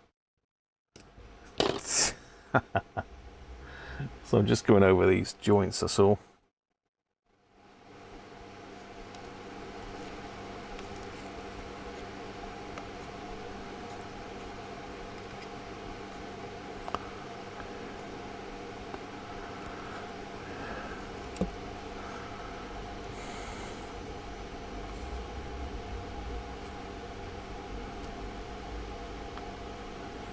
That's not particularly healthy.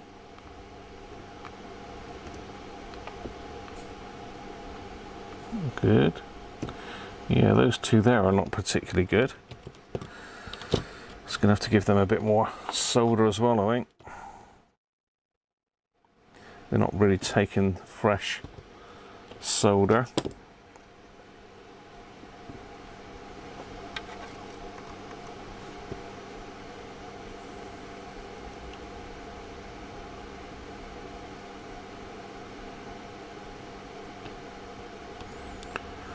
Better.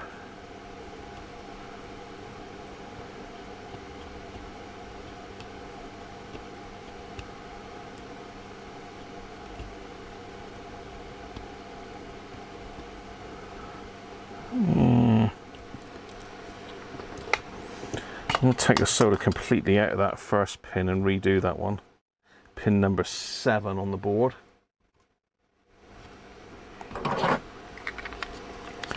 Because it just doesn't feel right.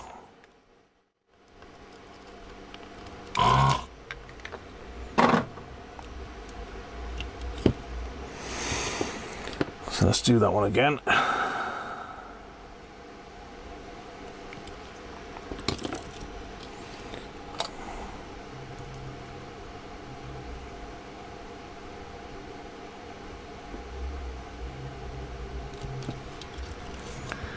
And from the other side, I can already see that's fine now. Excellent. That was worth doing then. I can see the brown muck that's come up from soldering those.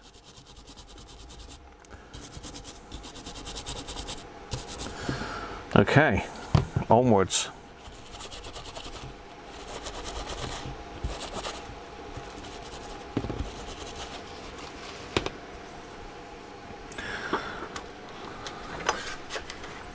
So I've got to put some solder mask on these two bits. 31. Oh, thank you for the thumbs up. all helps, doesn't it? I don't know, does it help? It helps me feel better.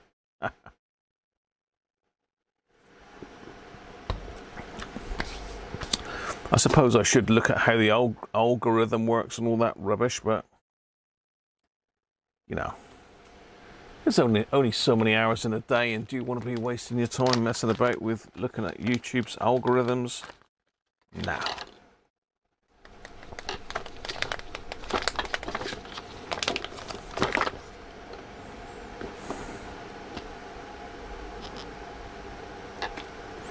Right, there's another blob of leakage going on. Still keeps on giving that though. I've not had to buy another one yet. It's got it all over my hands as usual.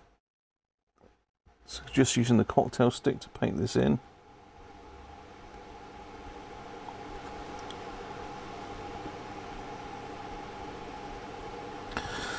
There, that should stop any muck getting in it.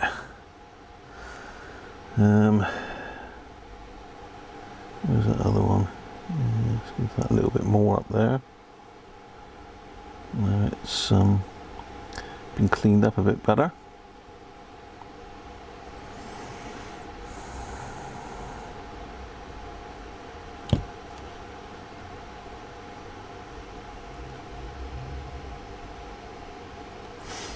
Okay, now dare I wipe that off, or I better have a look first? Sure, no more.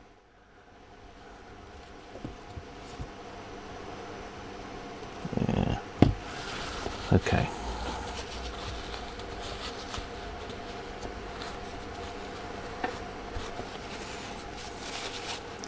Yeah, got it all over my hands, look. Green. I look like the Hulk now. Mrs. Cruncher comes in and she'll think I'm turning into the Hulk.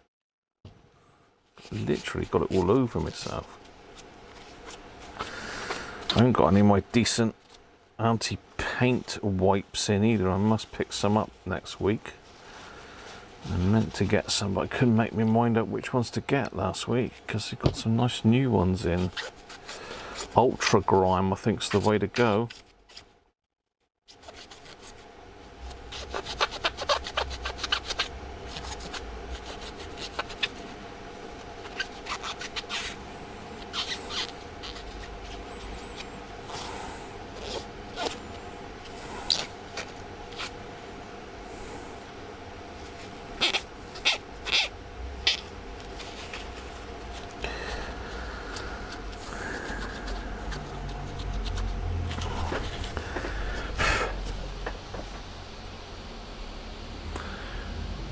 What was that?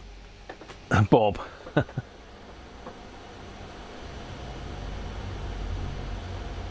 Yeah, they do. They do. Was that just a bit of plastic on the mat under the board? You mean this? Bit of the silver tape?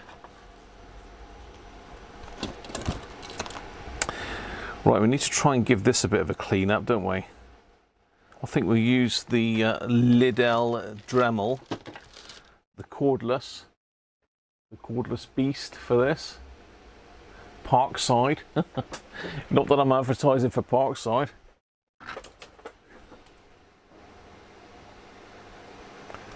Get off.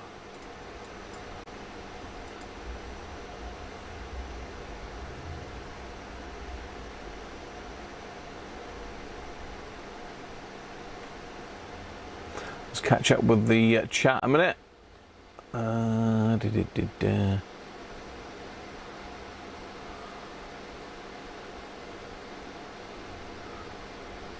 Slow but Bob Anderson's update on the big Sony synthesizer board to release from its housing. Component changes tomorrow to bring shortwave back.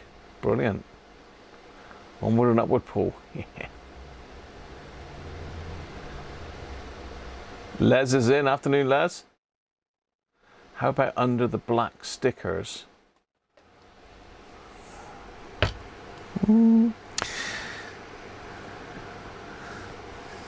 Yeah, I think if they're stuck down, it doesn't usually get underneath. Anthony, Yeah, looks okay. Good call though.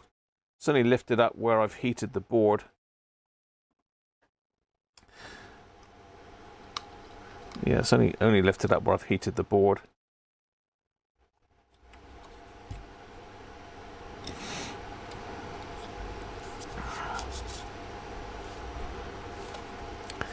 There's no caps. This is the worst side over here, where all the caps were concentrated in this area. So this is the highest area of leakage here, which equates to this side of the board. But as I say, this one isn't too bad. I've seen a lot worse than this. Yeah, I've seen a lot worse than that. Okay. Right, so that's my paint job done. It's time to start getting some new caps on, I think. But what have I got the Dremel out for? Cleaning up this, wasn't it? Clean up this. But what I'll do is I'll put that cap on first before I put this in. We will clean that up. Let's get the bits out. So we need something sort of long and pointy to go in there.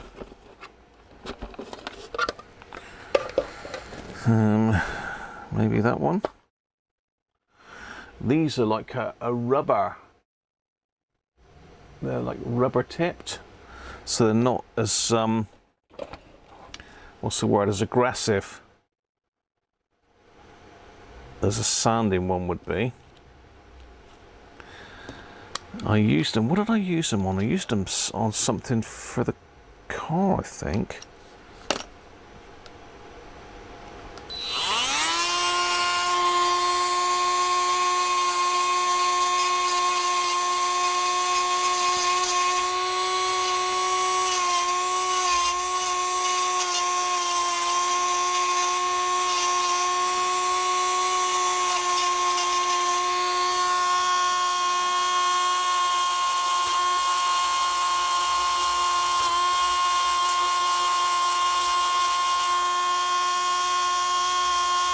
Nice.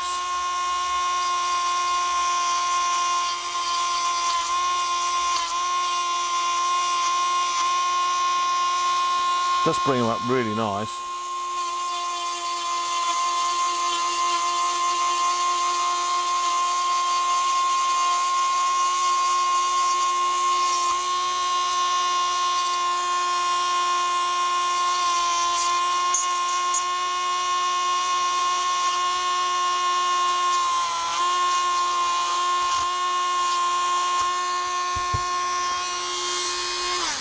There you go, all done.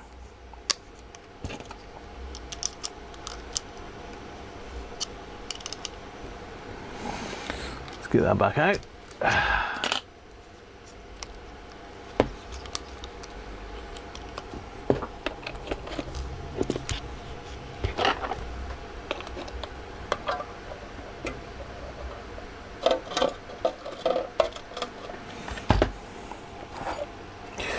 There's other tips in there that I could have got in there with, but that's the least aggressive, really.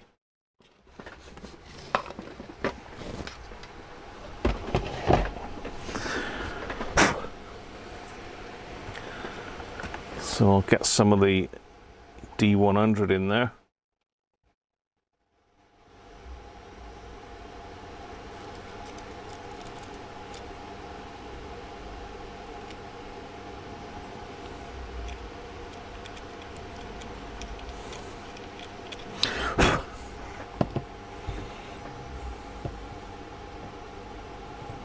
And that one's ready to go back in. You can see he's shiny now, if I can get the camera to focus.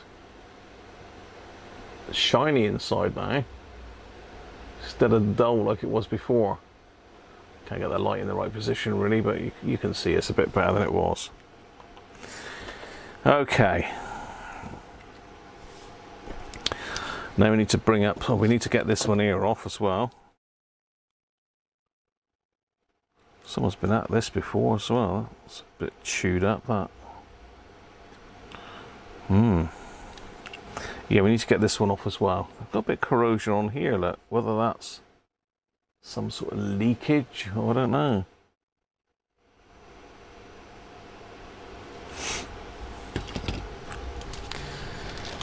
Might to get nasty with that as well. So yeah, we ought to get this one off at the same time. So we've got plastic tactile switches next to that. So I think we'll walk this one off because it does look a little bit corroded.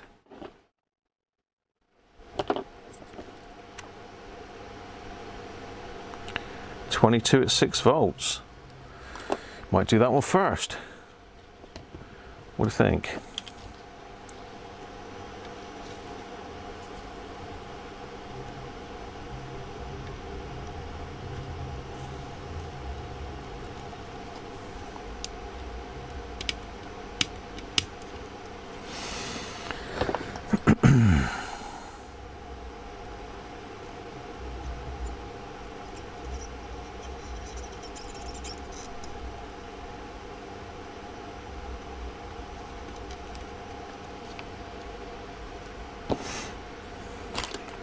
Yeah, a bit of corrosion under that one.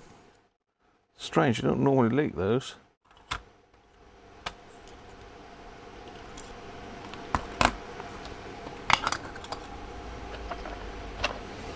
Well, I said it was a 22 at 6, didn't I?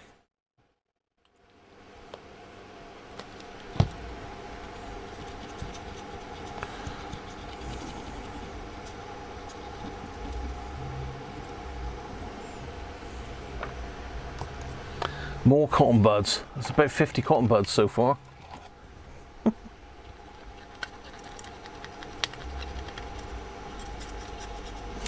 Don't want the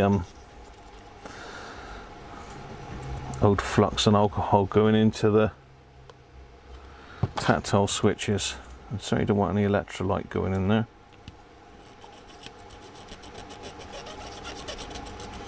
I don't know what that is. That looks like something's melted onto there. Black.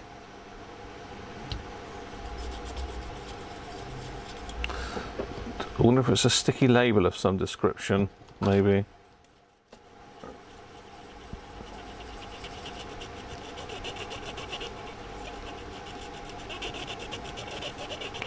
Yeah, that ain't coming off with isopropyl. That's another Dremel job, I expect.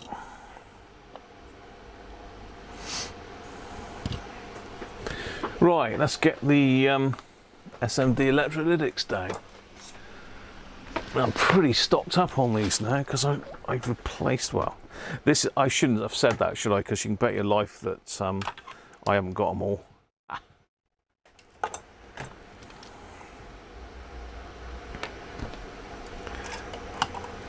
Yeah.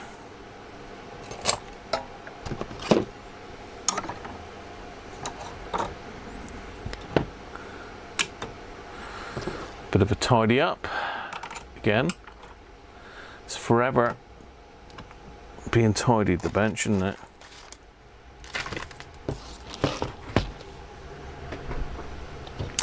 More pattern for going in.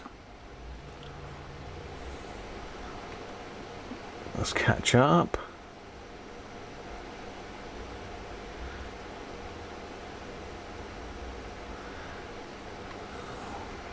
Hang on, we've had a big jump. I've missed lots.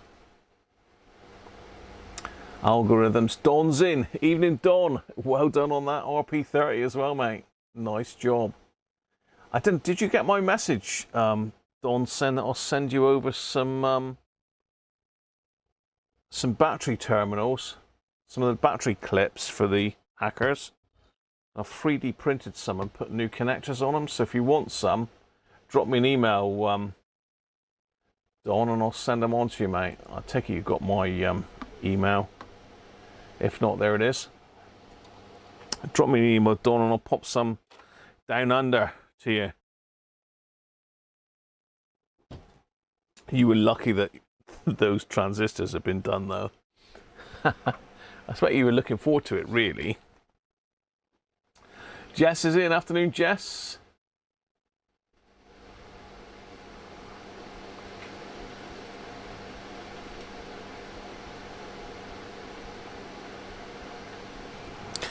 Oh, it was black. I don't know. You mean these little bits of plastic from the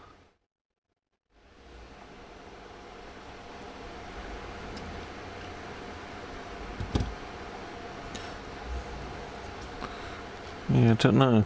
Don't know what you saw there. How are you, Jess? Anyway, mate.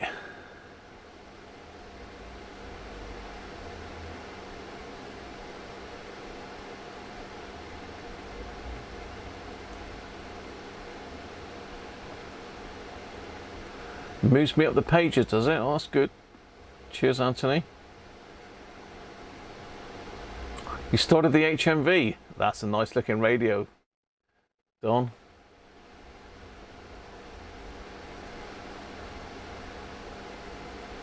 Christmas ales. Oh dear. I expect what's happened, Don, because my email address was in it, they probably disallowed it. I expect some special algorithm or something they've got that disallows any communication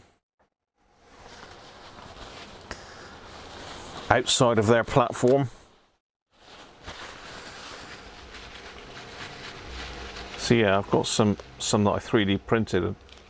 You'll need to rewire them, but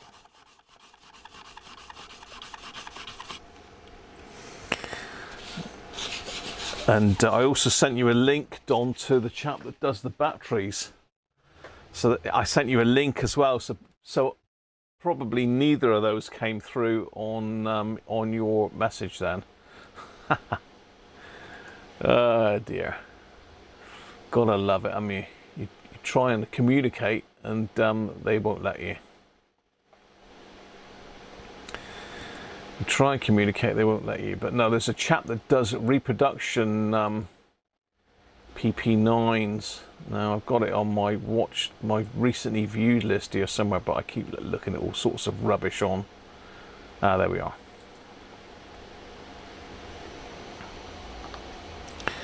Yeah, here you go, Don. Look, replica ever-ready PP9 battery adapters. Now I've had some of these on the channel and showed them off before. They are really well made. A chap that makes them is a nice chap, and let's say they take AA cells and they look the business. This is all laminated as well. Let's pop that. He does post to Australia as well. I did check that, Don. So I'll put that in the link here for you.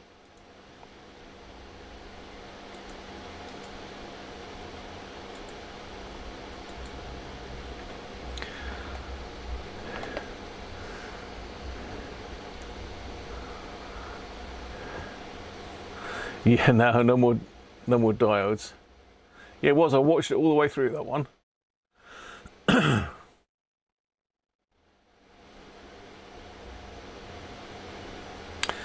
I don't know that they do or they don't, Danish. I have had to replace them before because they're not holding the memory, but very rare.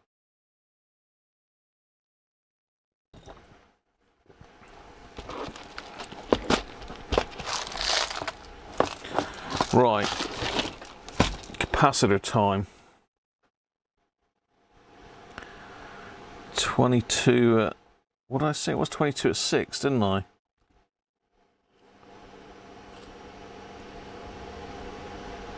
$22 at 6, which is one of these.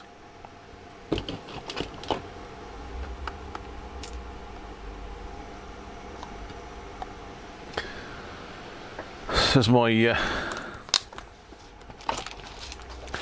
capacitor stash. I bought this this box from China. It's really useful for keeping the SMD caps in.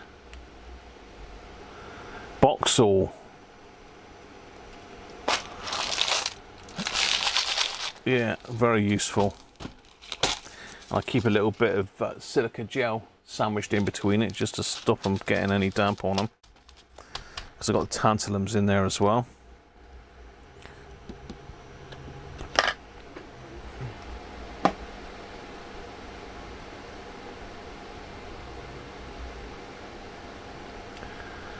$22 at 6. Right, let's find my pictures then. What have I done with that then?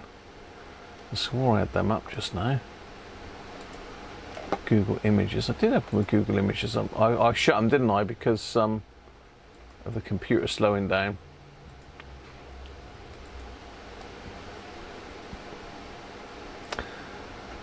albums.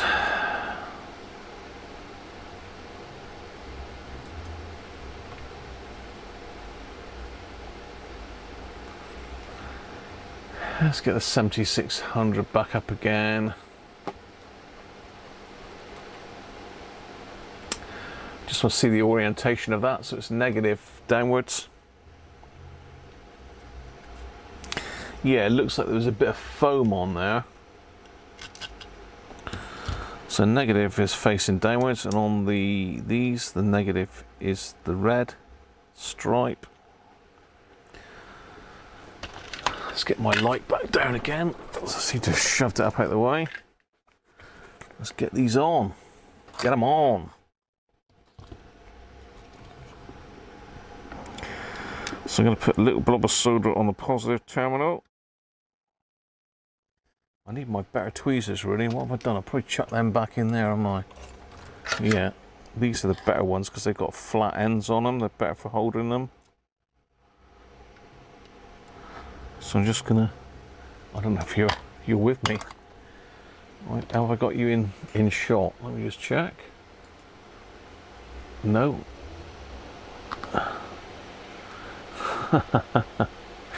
Good stuff, Graham. A good bit of photography work from someone that was a photographer. Great. There we go. That's better. Now you can see it. Now you can see it. So I've just tinned the pad, so I need to make sure the stripy bit's that way. Get my tweezers the right way around.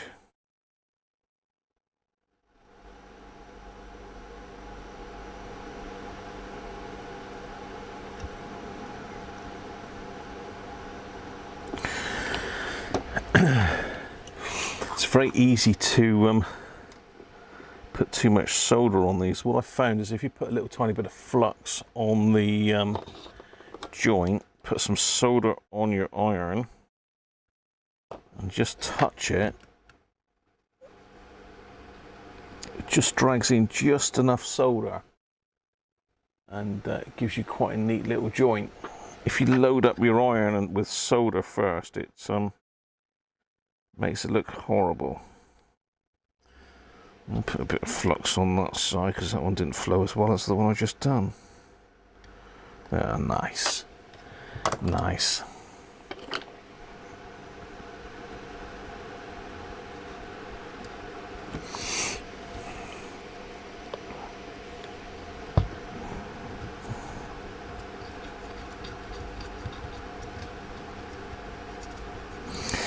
Right, that board can go to one side now because there's nothing else to do on that. Do we need to mess with the LED on that one? Maybe. Do you want me to do the LED, Chris? Do you want me to lead you up the garden path? Okay, so we'll start on this area then first.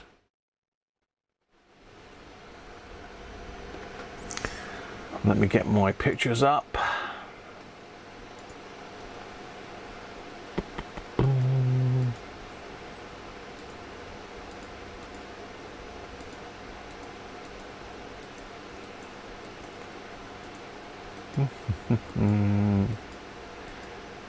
Come on, pictures, where are you?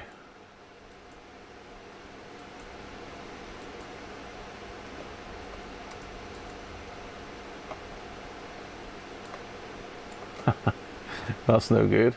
Can't see that.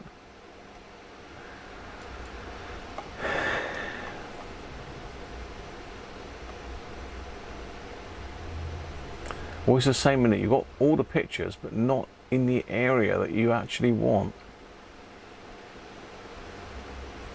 Here we go. Okay, so it looks like I've got it covered on these. So I've got that one is 100 at 6 volts, 47 at 16 and 100 at 6.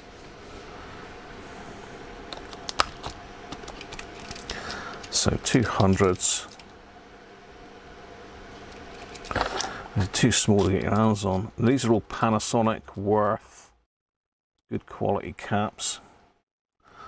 100 and a 47 at 16. The 47's bigger.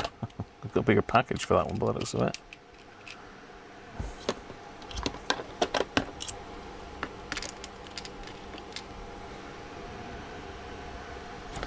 And the 47s are massive.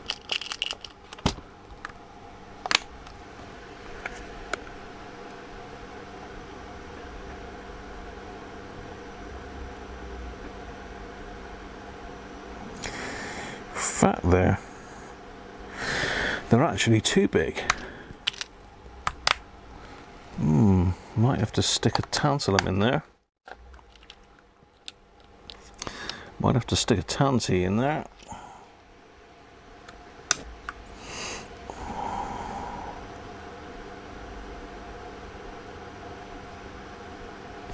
Actually, no. I think I had that on the wrong pad then.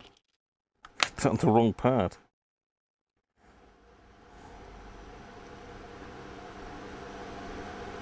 It does fit. Okay. We don't need you to Mr. Tantalum. Right. So we've got 47 at 16 there. That's going that way. So we want to tin those two pads then. So I'm tinning the positive pads and I'm just sliding the cap onto the tin surface. I find that works better. Other people do it other ways, but where's the positive on that one? It's facing upwards.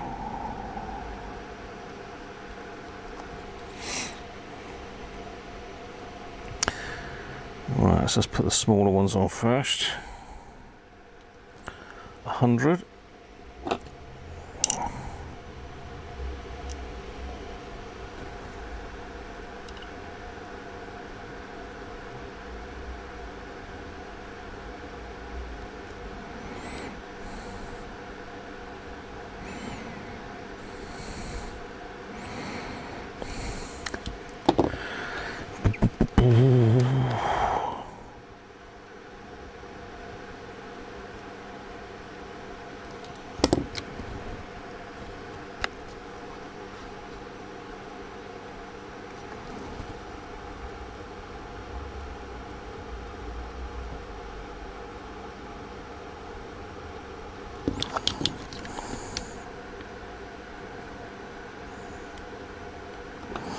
Nice. That is definitely the best joint that you can do with these, is to just load your iron up with a bit of solder and plop it on.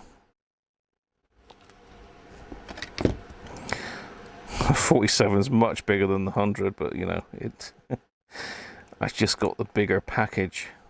I'm sure they're available in smaller package than this, but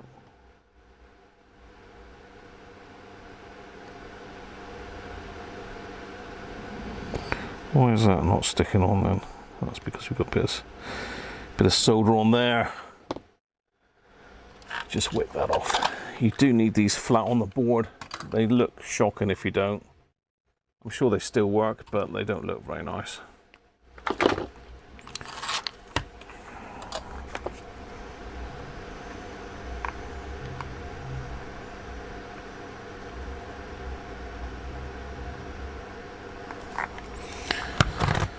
Right, let's try that again.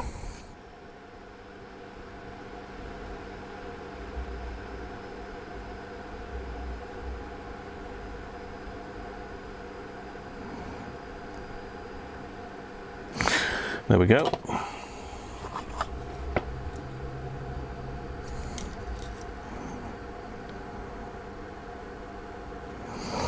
Okay, that's a bit tricky to get in. I'm going to have to use a smaller tip for that. It's a bit of a pain.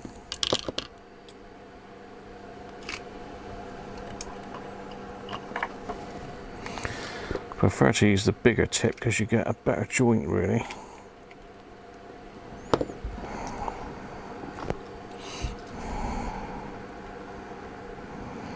The bigger tips having trouble getting in between the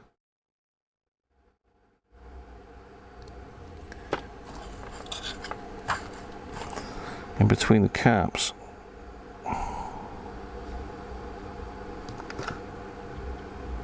Go on.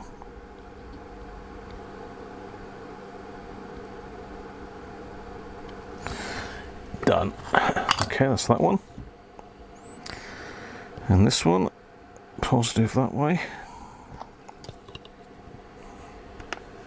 Hopefully you can all see.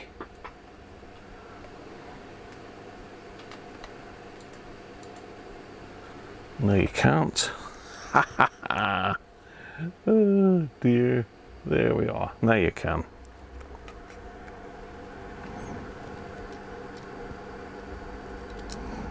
Trouble is I can't get to it very well to solder it. So I've got my smaller tip on there, but it will work. Hello.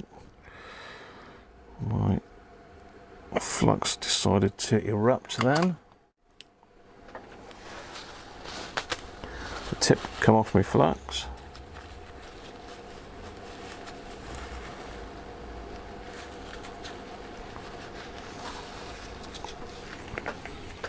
Whew. I'll tell you what, it's quite warm in here this afternoon.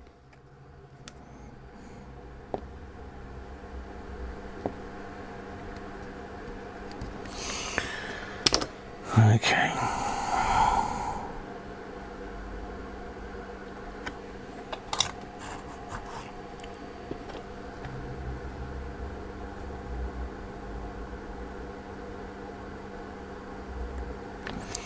That's that one.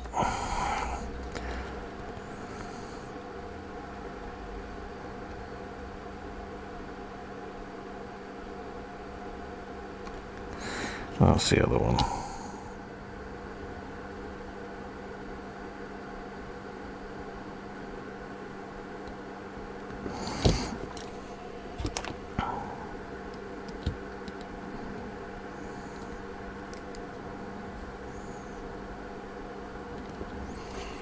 Excellent, they all look very nice. Though that one does look slightly on the slant for some reason. So I'll take that back. Let's put a bit of pressure on it, heat it back up again.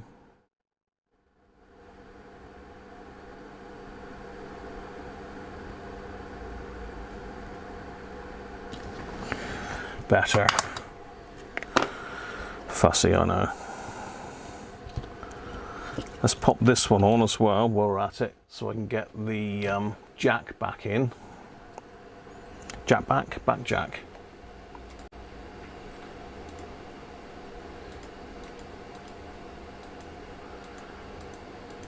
Where is the jacky one?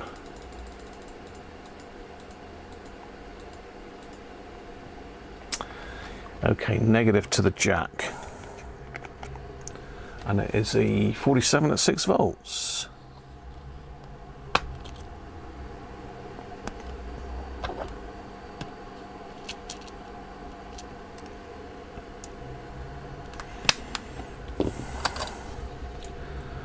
So positives down here.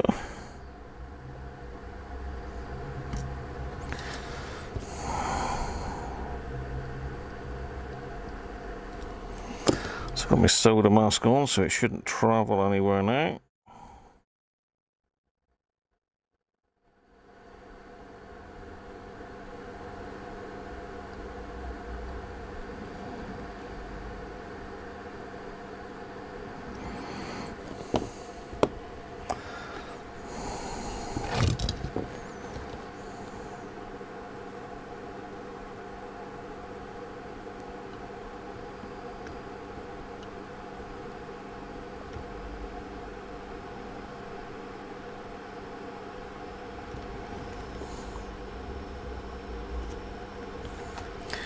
There we go.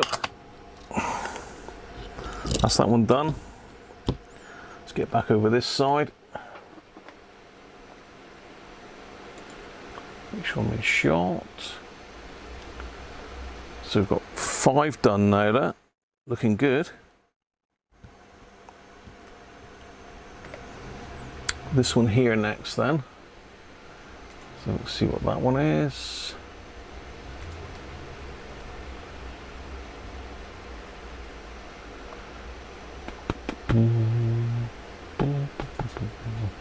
That's a 47 at 6. Another one, popular.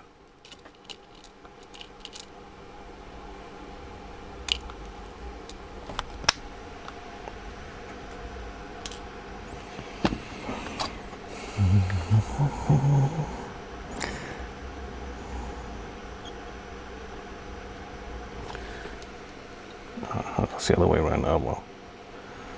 Let's heat it with that then. Trying to pull one off the board now. Where did that one go? There he is.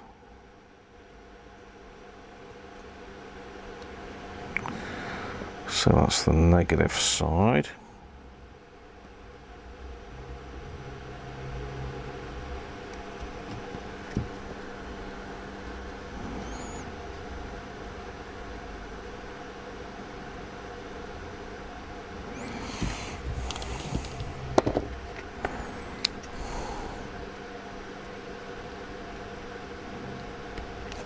Bit blobby that, not happy with that, but we'll do that in a minute.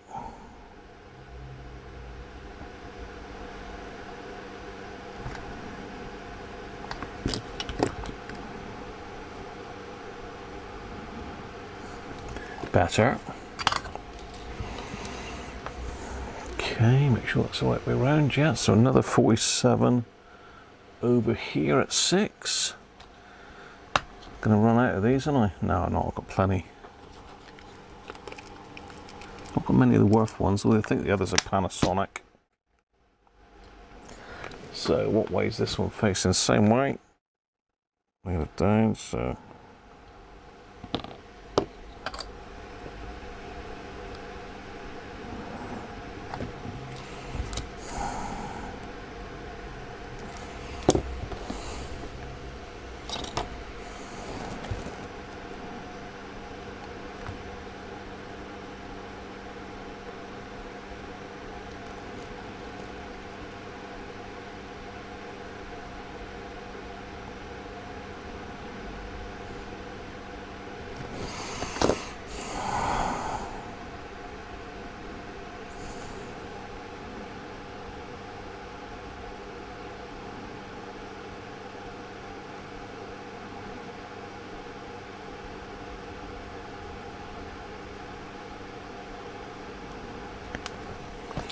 There we go.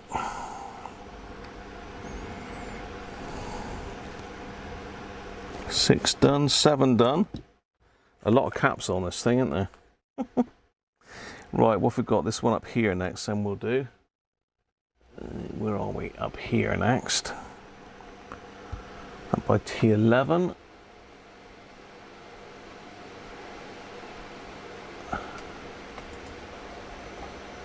And that is a 10 at 16. Apologies, I'm not looking at the chat at the moment because I've got the picture of the board up in front of me. 10 at 16.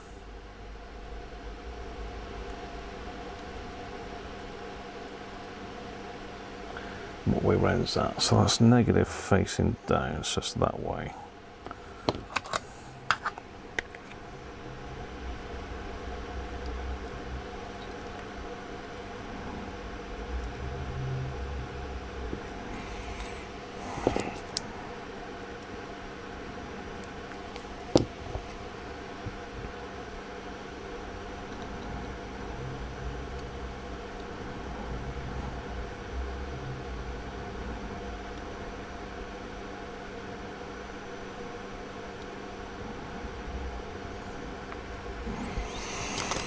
You do need a small tip for this one to get in between there. That is not easy. So let's load the tip up with solder.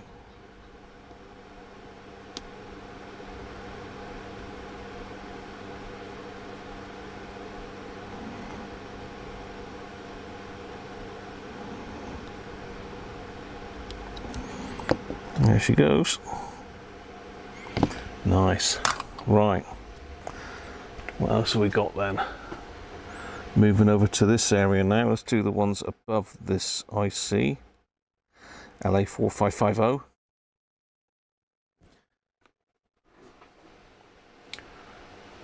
So they are 100 and a 47. 100 at 6 volt, 47 at 16.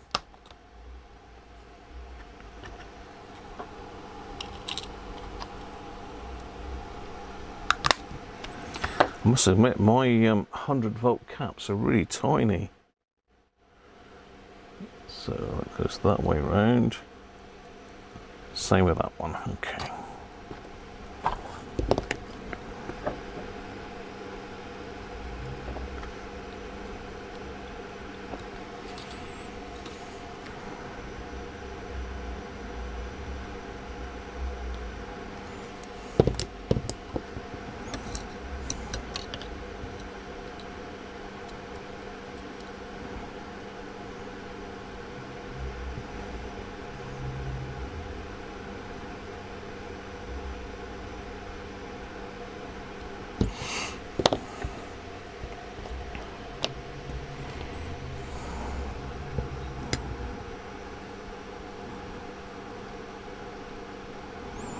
Okay, it's better to do this one while the other caps are out the way. And what did I say that was? 47 at 16, didn't I? Yeah, so another massive 47 at 16.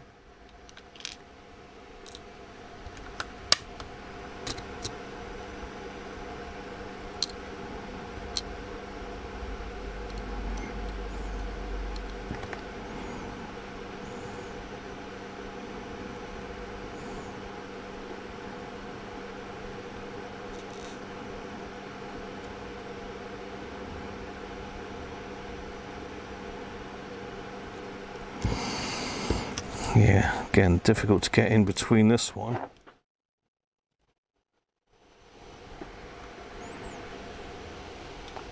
You can still see one, yeah. I'll try and get in behind there, so I'm going to feed some soldering this way.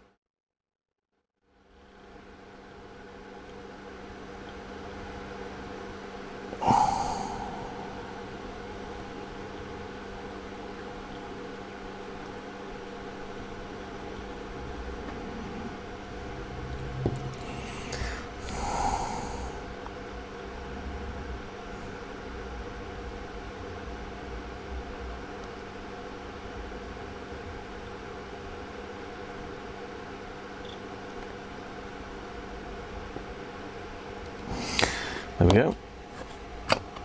Another one done. Right, what have we got over here? A 220. 4A.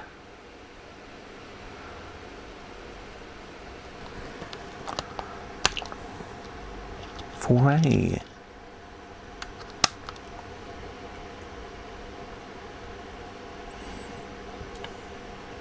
.220. And the negative is downwards, positive upwards.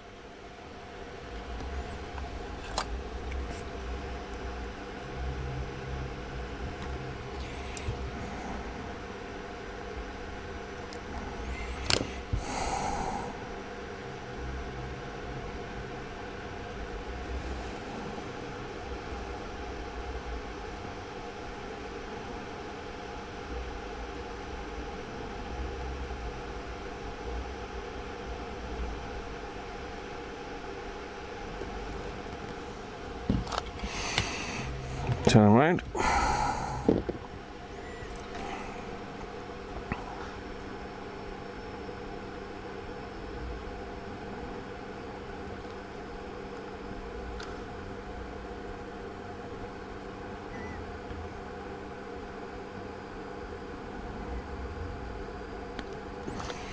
Nice.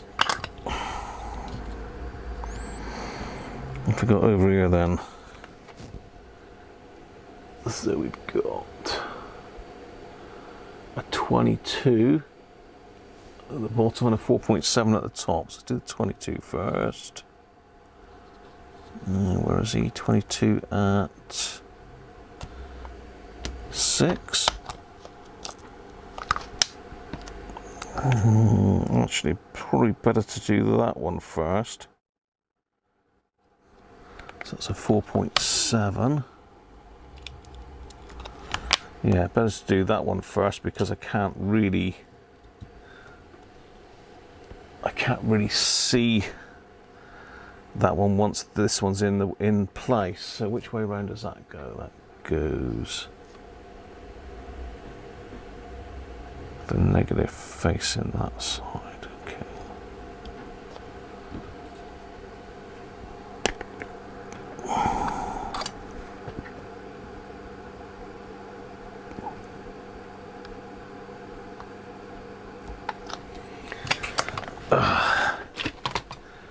Whew. Bear with me a second, I just need to check on the doggies because I can hear sort of movement outside, and I know we have got scaffolders arriving at some stage.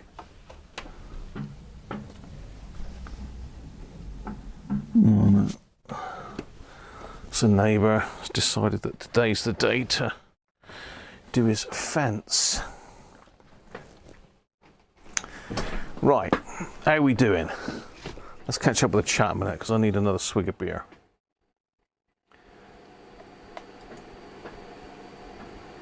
Do the LED and make it a bright one.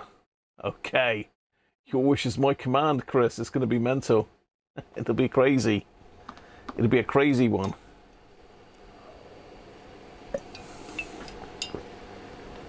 Melvin Witcher, thank you for subscribing, mate. Oh, there's not much chat gone on. Have I bored the hell out of you, have I? Or have I lost the stream?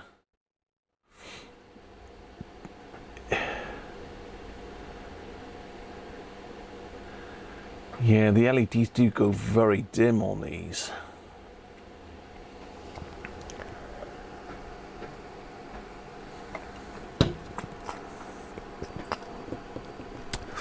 Right. Let's get to it then. I thought I'd have loads of chat to catch up on then, but you've all gone quiet. It's like therapeutic, is it?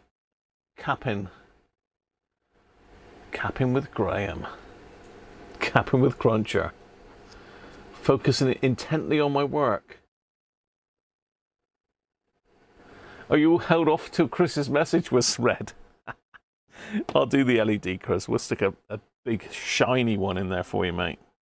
It'll be so shiny you won't need a light in the room.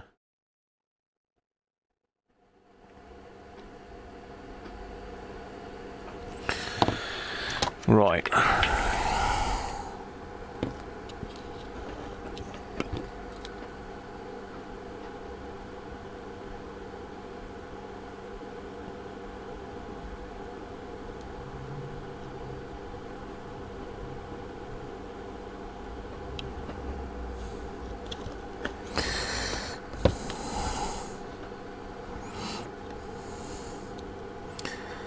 Okay, that one needs to move up a little bit. So we can solder the back on. Oh, he's gone a bit twisty. Twisty, twisty. Get back there. Oh! Steady. Jump right off now. Feisty. Feisty cap.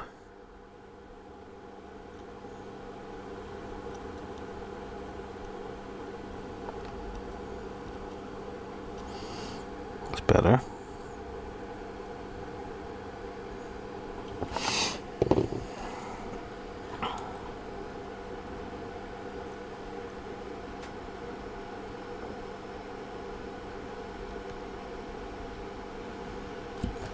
So it does work better loading up your iron with the solder and then adding it in with a fluxed up joint. Much better.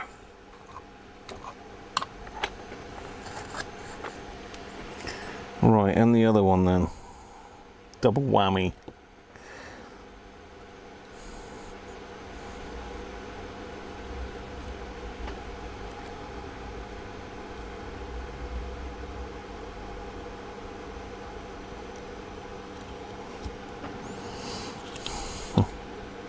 Excuse me a minute, we'll just straighten that one up. Need to bring it down this way a bit.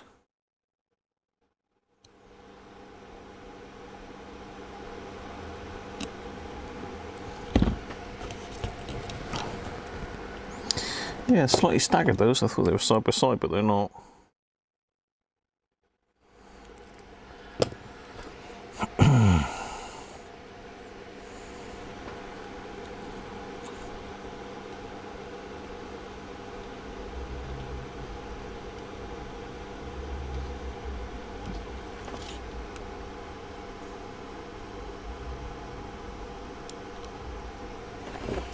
Okay, we are really motoring through this now. So we've got one next to the orangey thing there. It's a form of somatology. You're concentrating. Yeah. Let's say it's looking nice, isn't it? It's looking good. So I'm going to do the one up by the filter there next. I think it's a 455. Yeah, 455 filter. Up in there. Up there. Let's see which one that is. That is a 4.7 again.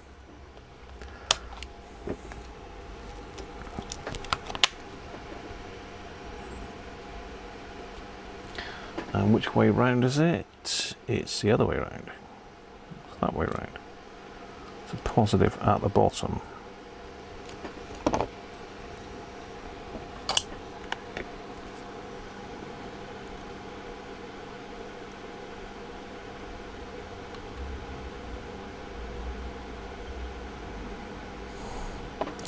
Get out the way.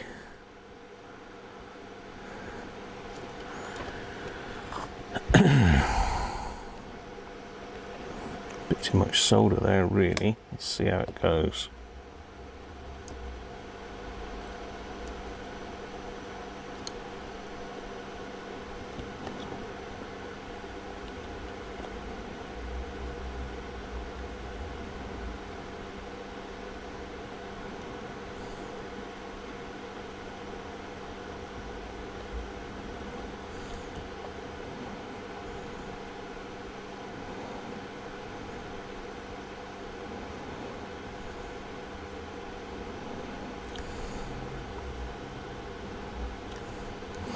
Nice.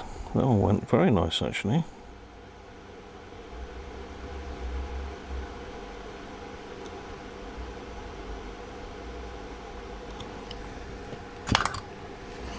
I've stayed with this small tip. It does make soldering easier. It just doesn't quite give it the punch the other one does, but then we are getting into areas where it's really tight to get in here.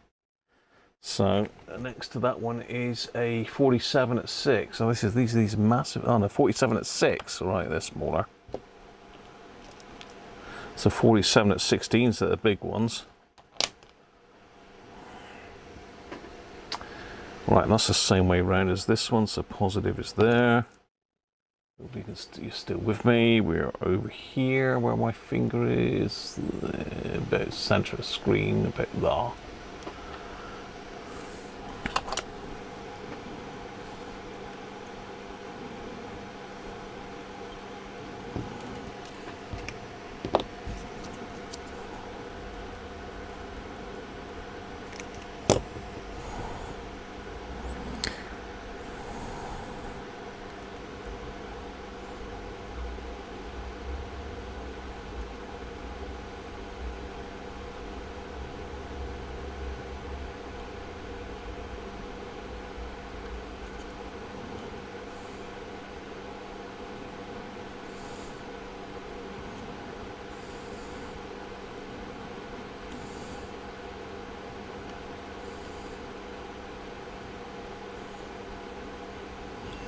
Come on, go back a bit. There we are. That's better. Don't want it to bridge.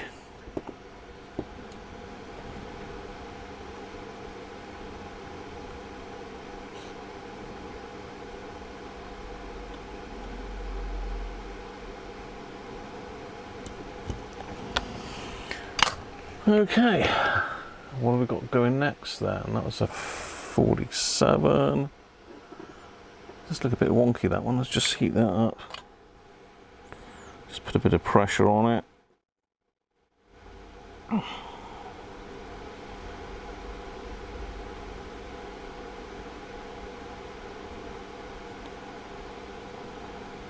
Better. So, another 47 at 6 over here.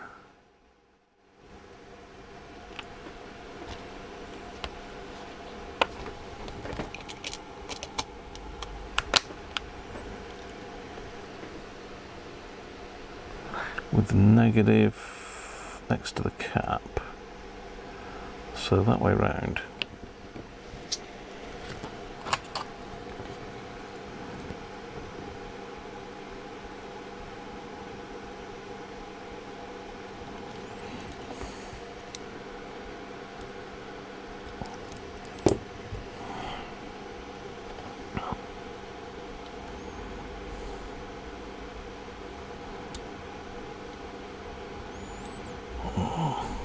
Come on, get back. It's gonna walk about that one.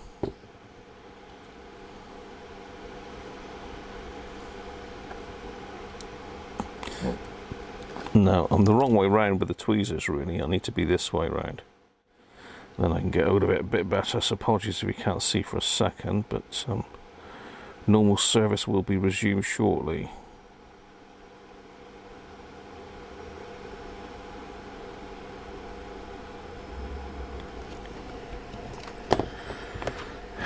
Right.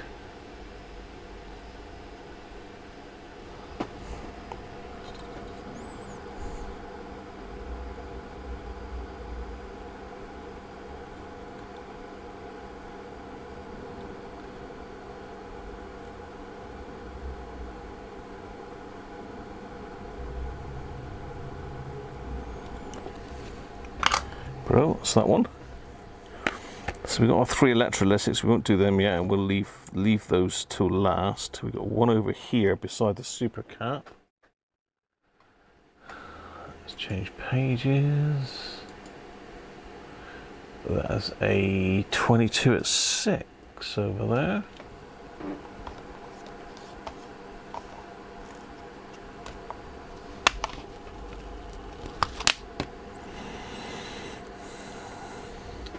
And the negative is downwards, the positive is the top one.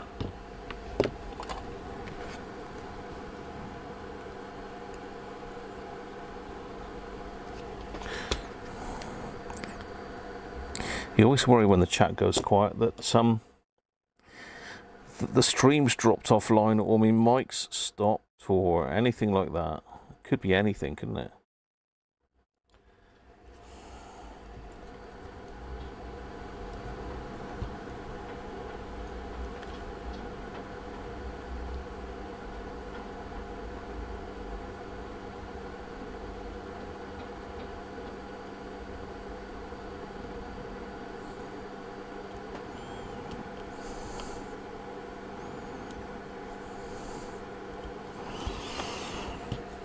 Okay, did say negative at the bottom, yeah.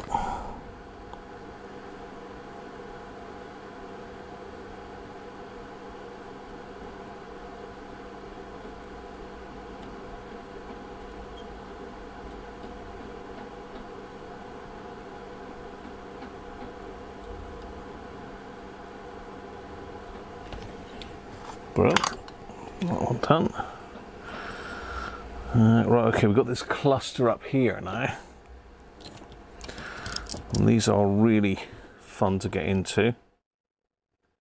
Especially that one right in, where are we? Where are you, Graham? There. Especially that one in beside the How's Your Father?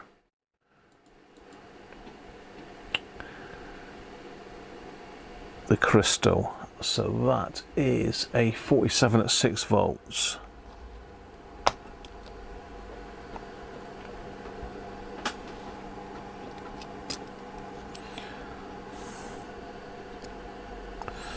I've got small and large ones of these, so I'm going to go with the smaller ones. Positive is at the front.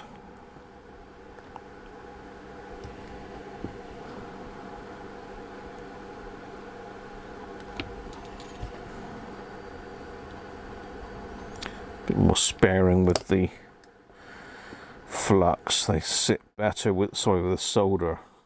They sit better with less solder.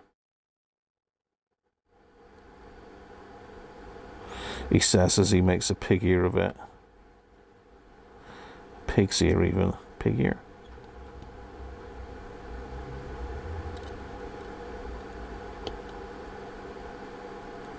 Better.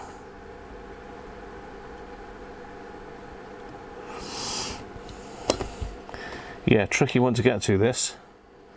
So you do need a pretty fine iron, a steady hand and a small electrolytic, or you take the crystal out.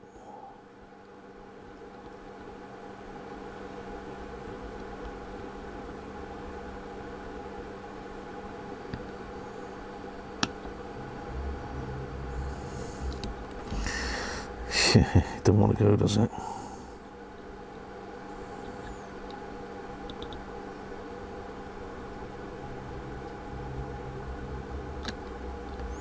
Does now.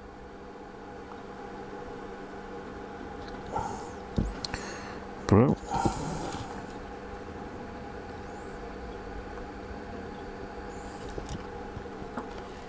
That's that one. Right, what's the next one?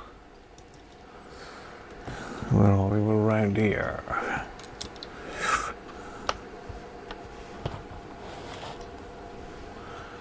It's all getting rather warm there. Give that a little cool down. We don't want our crystal getting too hot. Right, what have we got going in there? Another 47, all three 47s at 6s.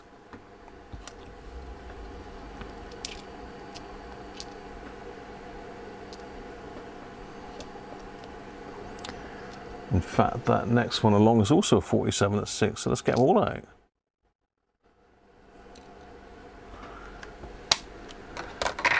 So, this one positive is upwards.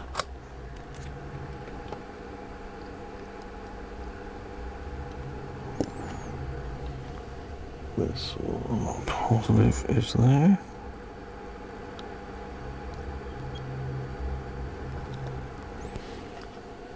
Positive is that. Right, let's catch up with the chat, see what you're up to, see what you're saying about me behind my back now. Oh dear. A laser diode. Catch you soon, Don. Cheers for popping in, mate.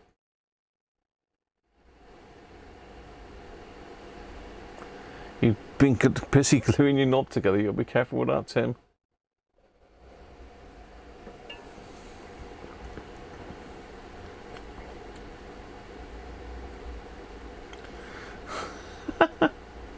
Oh dear.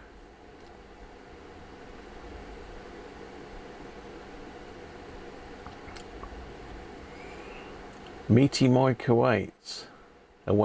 Meaty Mike. Kilroy, how you doing, mate? West Texas. Nice. I bet it's warm over there, mate, isn't it? Thanks for popping in, Kilroy. Supermarket loyalty card.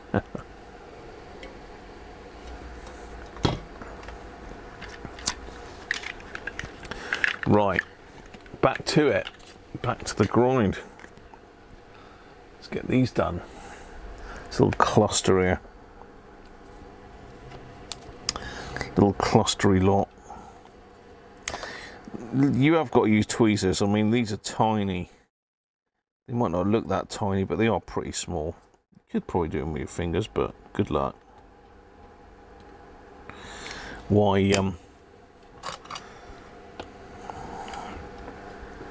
let's do the hardest one first then, which is this one. So according to that, this is the positive facing the other positive, which is correct.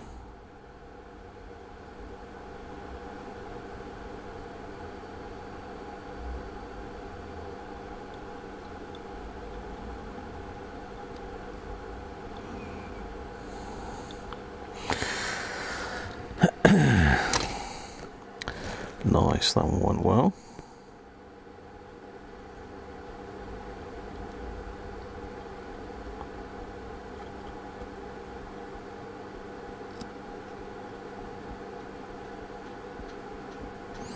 Either that's a massive ground plane or I've got no flux on that. That's struggling to solder that. Let's get a bigger iron tip a minute. It's right on the ground plane, that one.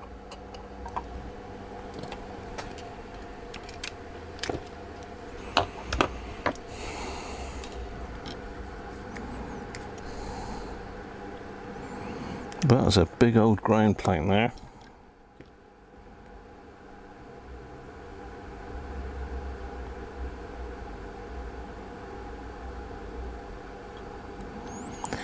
Nothing that a bigger iron tip can't sort out. I might struggle with that one, with the big iron. The big iron. Marty Robbins, I believe, wasn't it? Big iron. Well, I know, I have the album. Gunfighter Ballads. Cracking album, that. For all you Marty Robbins fans out there. Sound like a DJ now, don't I? What's going on here?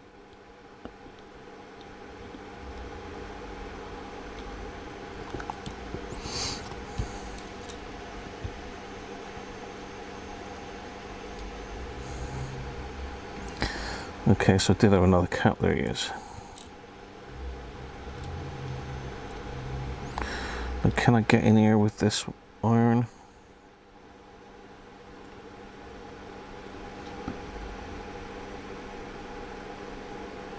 Just.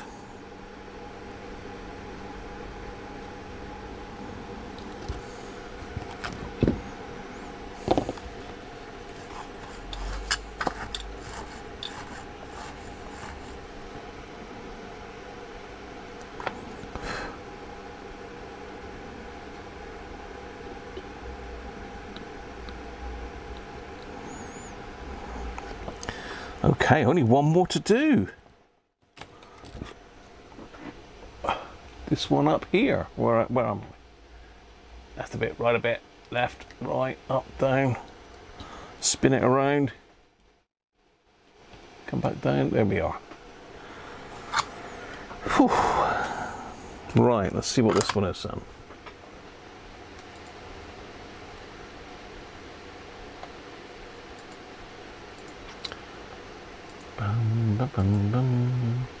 That is a 47 at 6 volts. Just for a change. Actually, we can use one of the bigger ones on that one. Yeah. There's plenty of room for a bigger one there.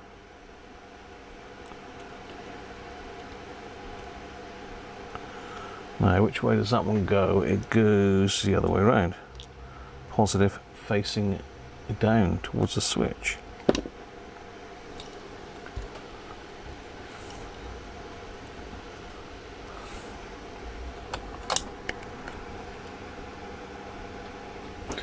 I forgot I got my bigger tip on now.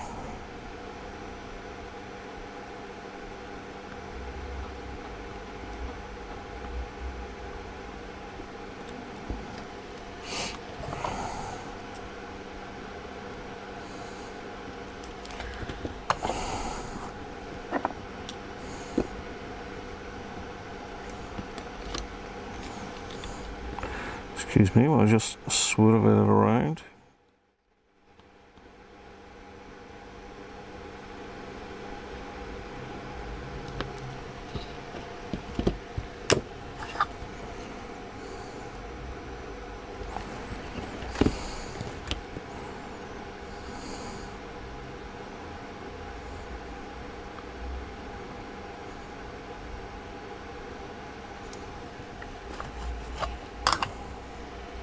Oh no, we've got one more to do. I thought I'd done them all. One more to do by the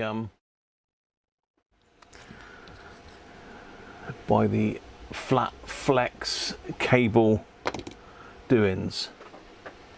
Do-ins, is that a technical term? And that's a 22 at 6.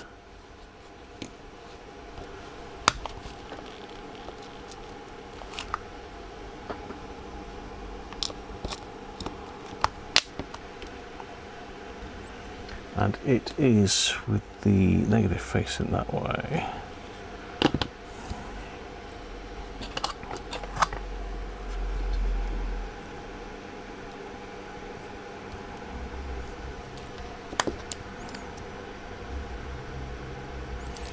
Okay, for some reason I decided to tin the negative. Try and tin the positive and solder the negative last.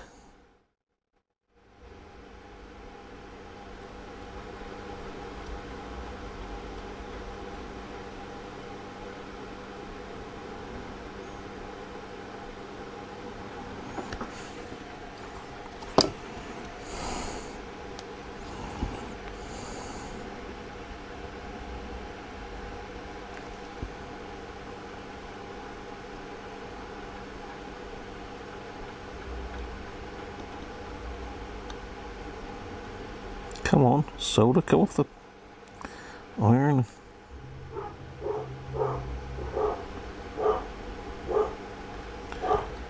Alright, a lot of barking going on there.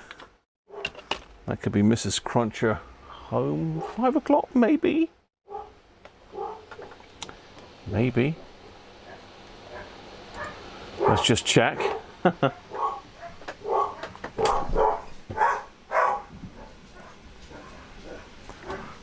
Yeah. Yep.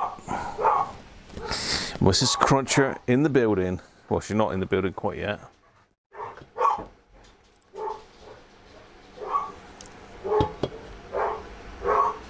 I thought I left the back door open, but there you are. Maybe I didn't. Right, is that all of them done? I think it is. Can undo our little bit of stuff from there. Don't want to leave that connected up.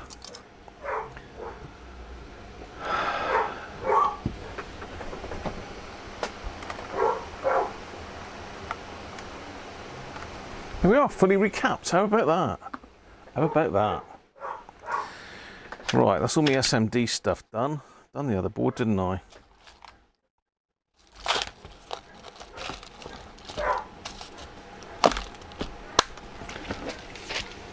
So put those back up out the way. Their little place.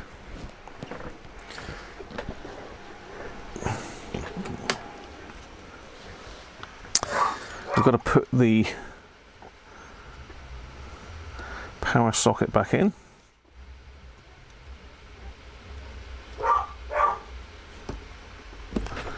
Let's do that. That soldering iron's been on so long it's decided it's had enough and turned itself off.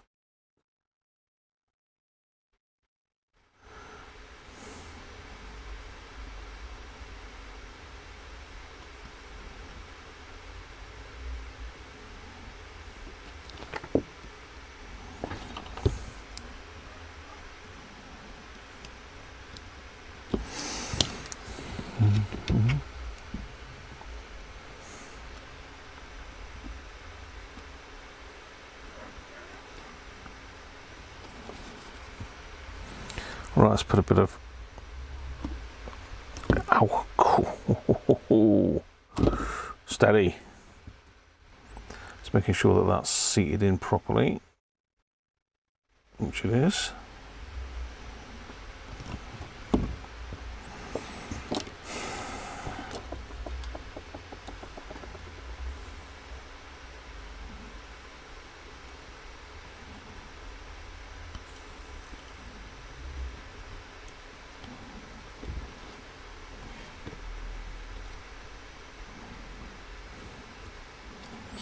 Right, let me just make sure that that's done properly.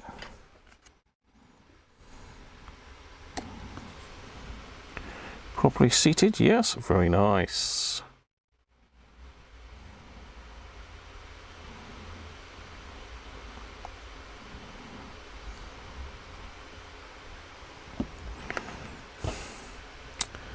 Give that a little going over.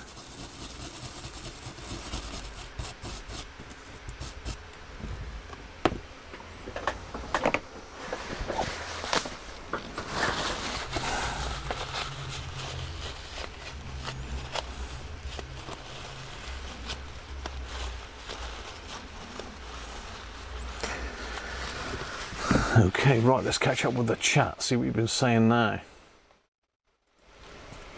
Mike Cass, welcome to Rangers. Mike, thanks mate. There is going to be a lot more stuff going on for channel members and Patreons very soon. I've got 2 new videos lined up.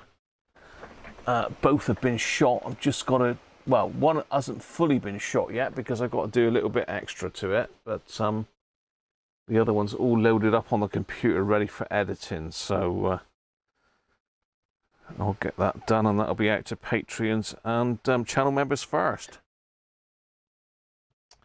Right, let's get these caps. So what have we got? We have got Two 470s at 10 and 1,000 at 6.3. Okay.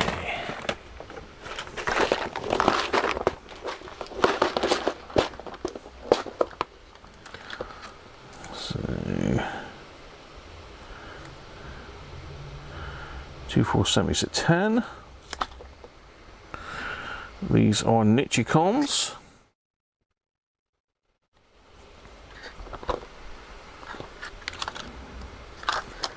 And what did I say? 1,000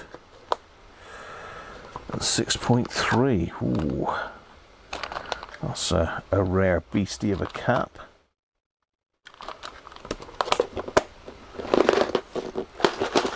Thousand at 10, 1,000 at 35, 1,000 at 25.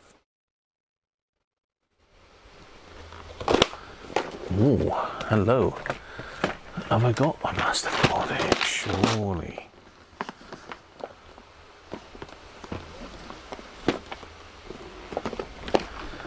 I hope.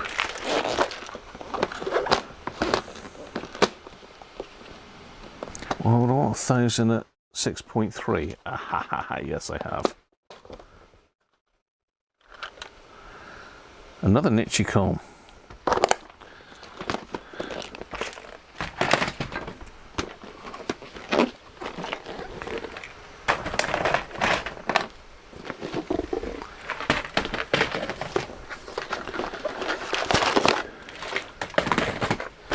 Yeah, they certainly shoehorned them in, Joe, haven't they?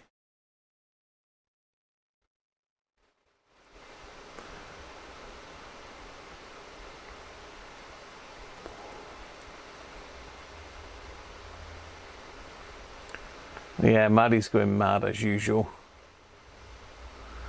No, you missed nothing. Nothing.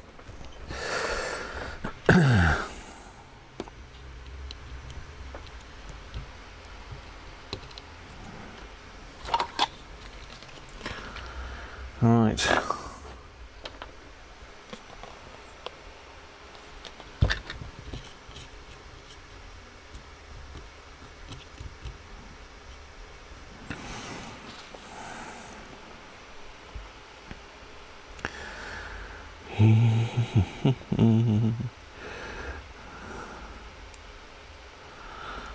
Goes down that way, down,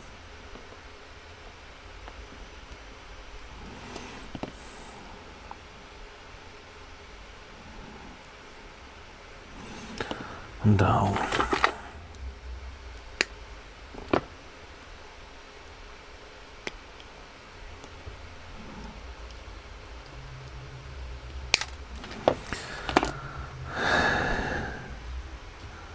So I think it's the big one in the middle, wasn't it? But I will double check. Of course, camera's in the wrong place, isn't it? Would be.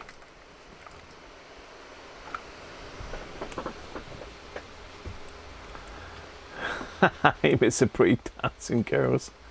Yeah. Yeah, the cheerleaders came on halfway through. You've got to be quicker, Benji. So all the negatives are facing down. So what's right? There's 1,000 in the middle.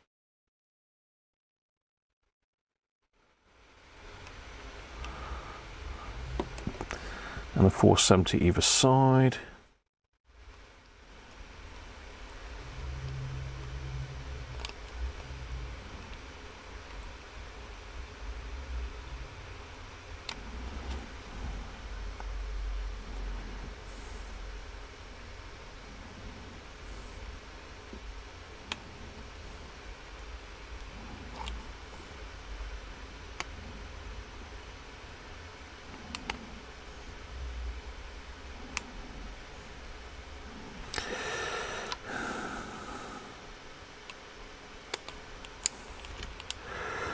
Right,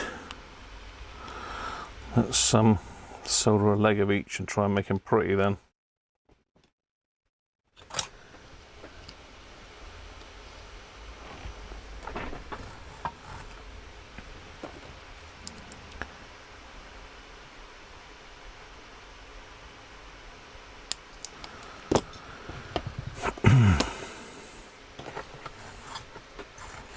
think I've got a bit of plastic in my soldering iron holder somewhere, because every time I pull it out I smell plastic.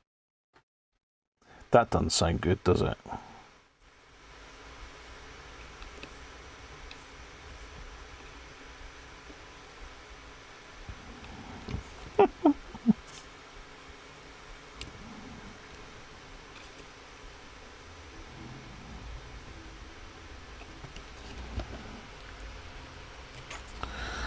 Okay, so as suspected, they're all up in the air. So let's sort that out. Nice.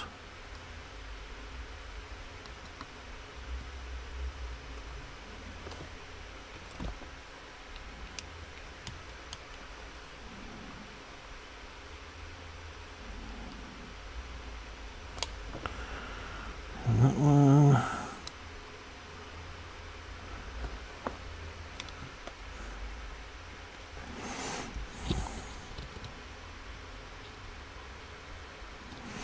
All very neat.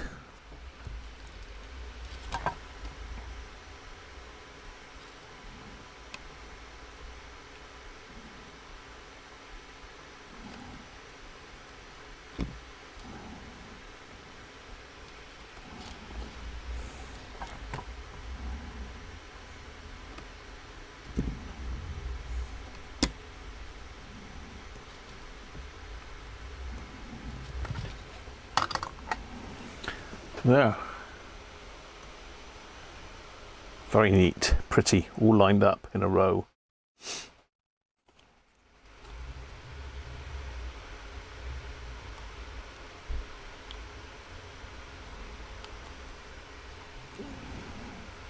They're a bit more spaced out than the other ones because of the fact that they're smaller components.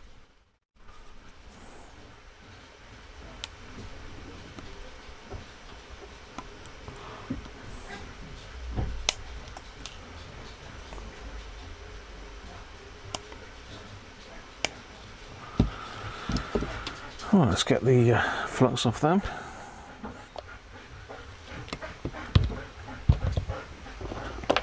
That's Maddie looking for a treat because she's greeted Mummy. She is crackers, isn't she? Les knows. Les has had the Maddie treatment. Les is still with us, is he?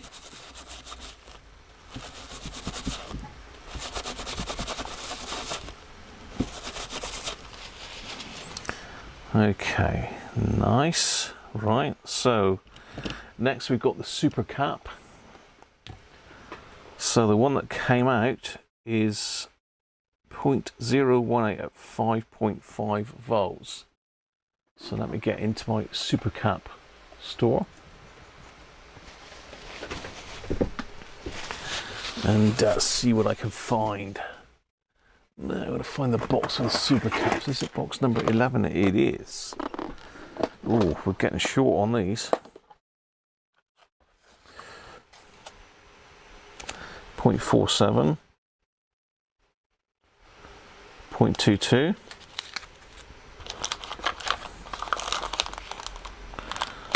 6, 0.22, 0.47, so it looks like it's going to have a 0.22 in it, which is fine. I've got to order some more of these. I've literally got 2 left. Well, one is a 0.47 and one is a 0.22, or 0.047. Hang on, is that a 0.0? That's a 0.018. So probably the 0.47 is going to be better, isn't it? Closer. It's a little bit taller, but very little in it. So you've got 2 different types. You've got this type of super cap, which has got like the offset feet on it, and you got this one that's just got the straight feet. It's a smaller footprint, these. The other ones would probably fit, but they wouldn't look particularly nice. Okay, so we're looking at this. The negative is that way.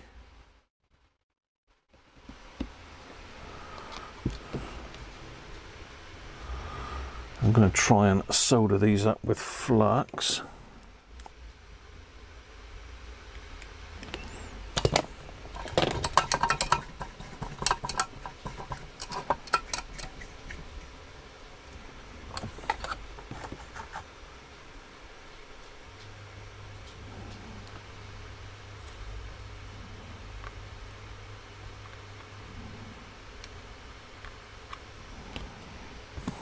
Let's hold it.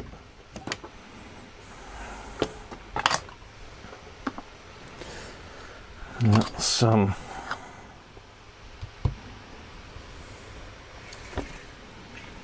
finish it off. Oh.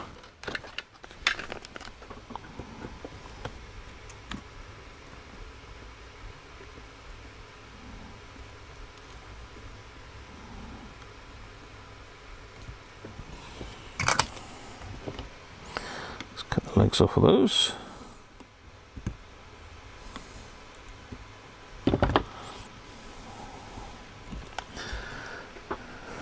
That's it. Done. Capacitors, super cap.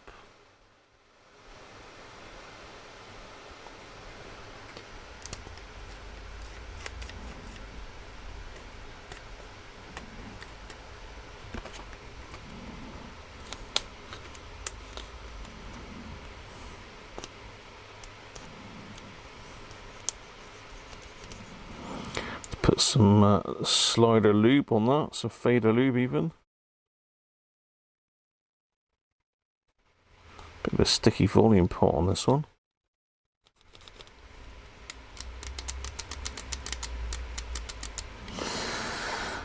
Okay, that's that done.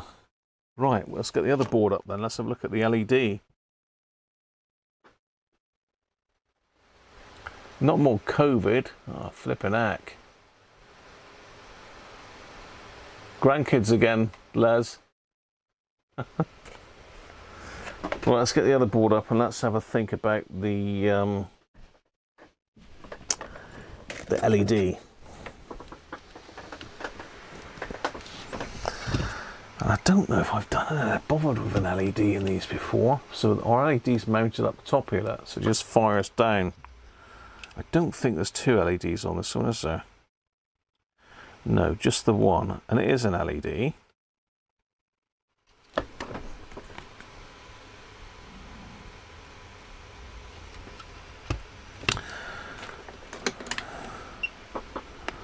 Right, I'm just going to quickly nip to Lou while the desoldering tool's heating up, and I'm going to quickly say hello to Mrs. Cruncher, so bear with me. I need to bring up another beer as well. Need to be bringing up another beer. The tea smells nice. Mrs. Cruncher's done a slow cooker stew for today. Very nice. Right. I'll be back in a sec.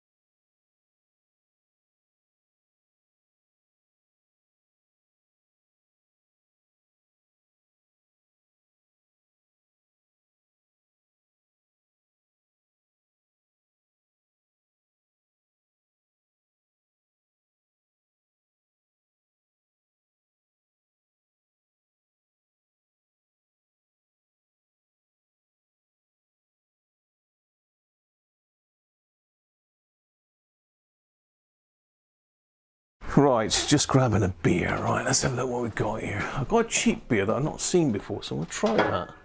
Shark Bay Amber Ale. Shark Bay. Shark Bay Amber Ale. I'm also going to grab the glue gun because I want to just put a little bit of glue on those caps, being that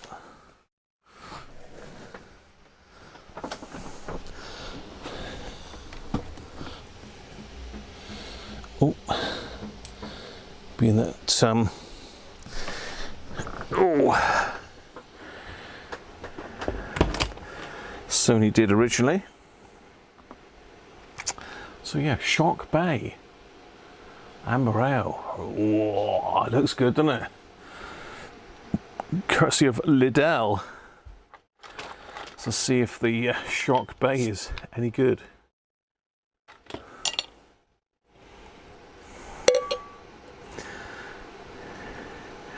Rich caramel flavour apparently follows an intense malty sweetness, balanced by a supporting bitterness.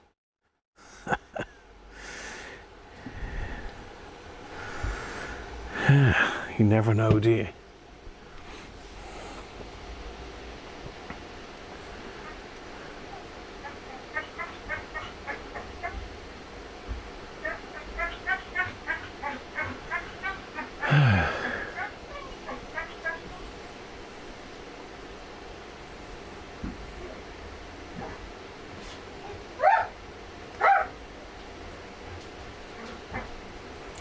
Yeah, surprisingly, it's still about, isn't it?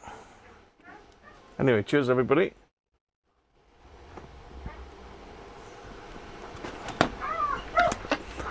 Right, let's have this LED out and see what's going on then.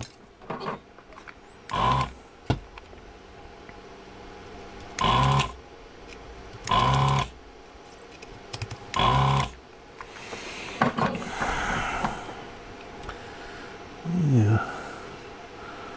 It's going to be a tough one to get out, really, isn't it? I don't really want to take this LED cover off.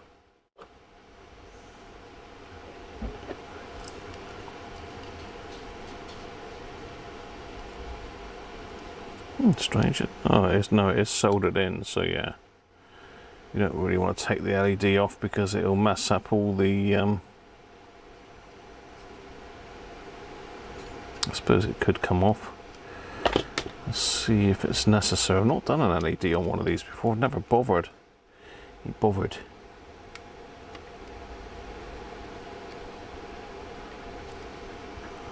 going to be tough to actually get it seated in without taking this shield off, though. That's a bit of a pain. Maybe I can just lift the front of it up. Let's have a look. Let's have a look. Yeah, I've done a few of these, but no one's ever asked for an LED. Maybe that they're okay, I don't know.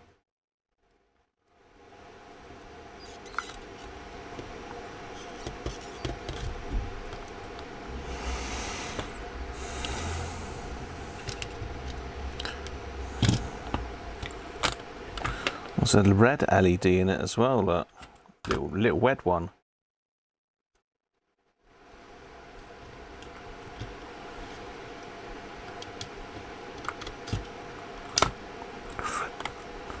Nearly grabbed hold of the hot bit then. Oh, come on, Green, you can write pigs here with this. Get out.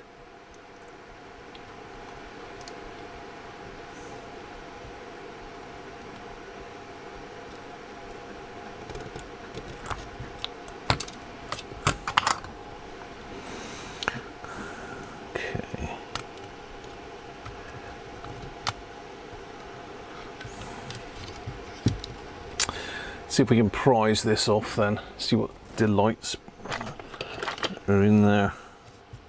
So it looks like it's got a clip there.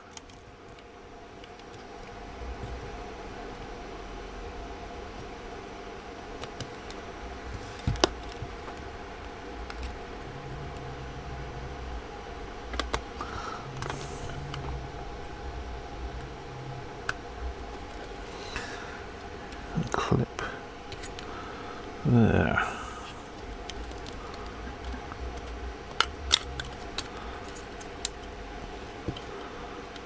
Oh. We're all experiencing this together, because that's the first time I took that off. Yeah, that's the LED. Oh, this side's refusing to cooperate.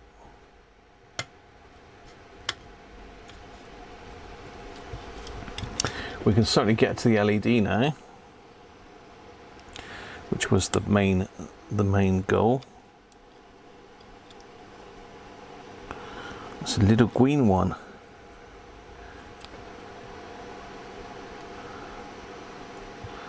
I suppose I need to change the red one, do I? No. We don't want a bright, glowing red one as well. Right, let's find my LED stash, and we want a green one really, because it's got a green one in there. And this is going to be a mega green. Mental green.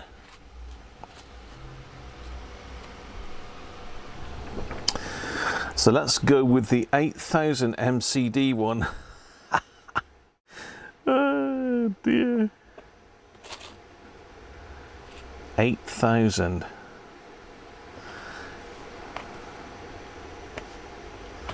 I got 3000 or 2000, but the 8000 is the brightest of the bright. It's one of these clear ones. I've put these in the Pro 80s before, and they really do glow like mad. So there's quite a few different ones I've got there. Look, these are all green. I had a bit of an experiment one day with different resistors, different LEDs, just to see which ones were better.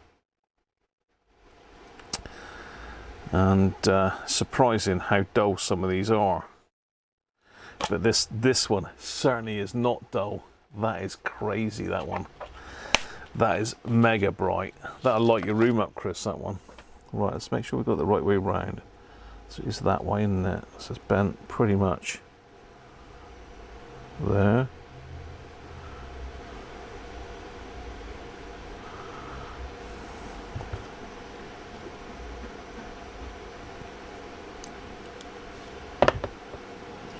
Sure it's the right way round. Yep. Let's drop it in.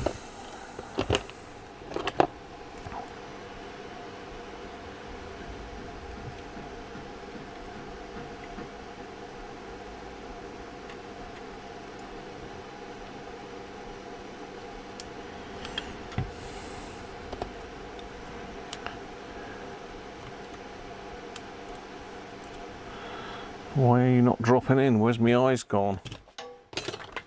Have I not bent it at a big enough?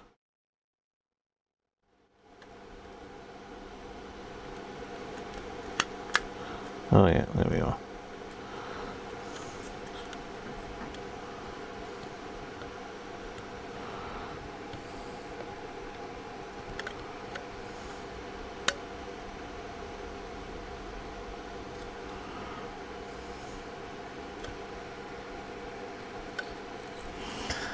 Make sure it's poked right in there and at a right angle.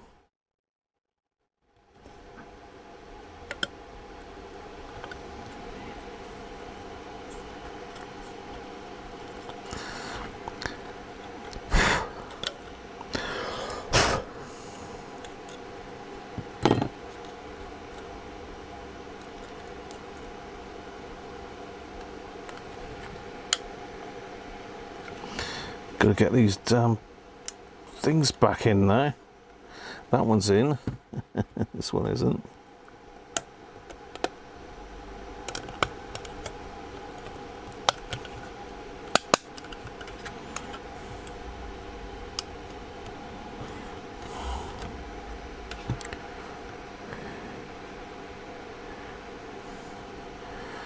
Okay.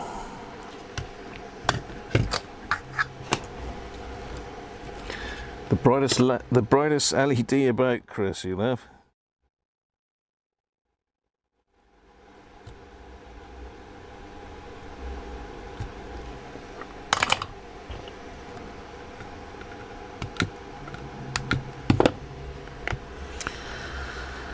There we are. Wow.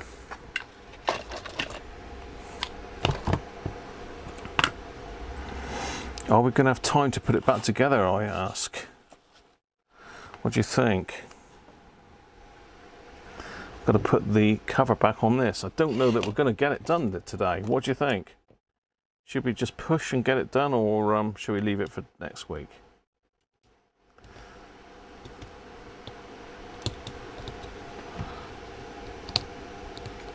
Let's put the cover back on this one.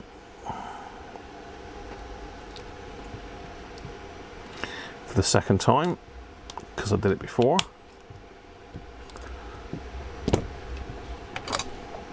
Put the hot glue gun on.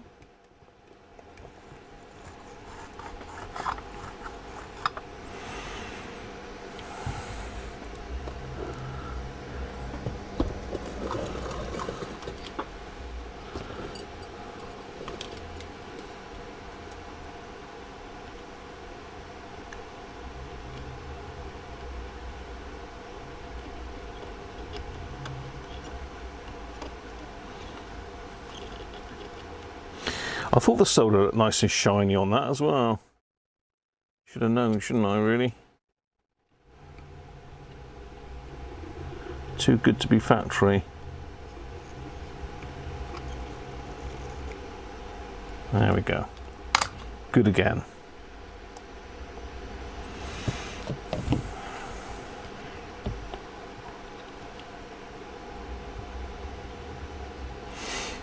Let's wait for the glue gun to get up to temperature. Catch up with the chat. How are you all doing? Yeah, it'd be nice to see you again, Les. I've seen you for over a year now, Les. Can you believe that?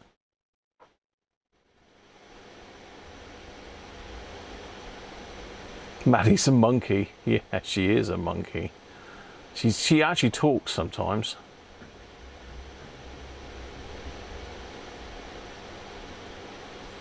You did, Graham. I asked where you buy them a few months ago. What are you on about, Rob?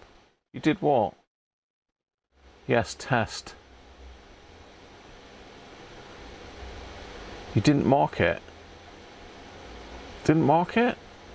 What didn't I mark, Anthony?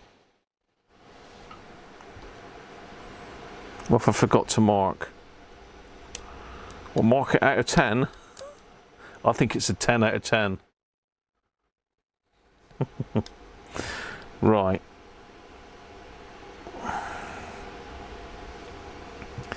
Ah, it's saying my battery's low.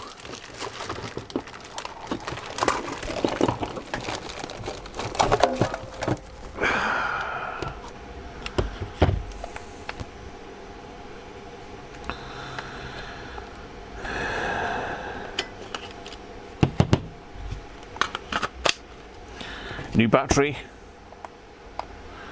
Fire in the hole. Right, okay, is that plugged in? Probably not. I expect that was the plug that I unplugged the other day.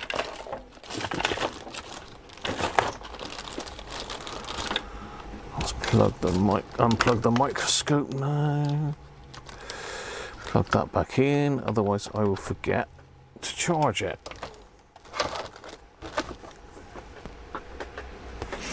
Right, according to that, we're up to temperature. Let's get that blob off the end. And let's do the caps. It's quite nice this, because you've got quite a long tip, so you can get right in there. And give it a good old squirt. There we are.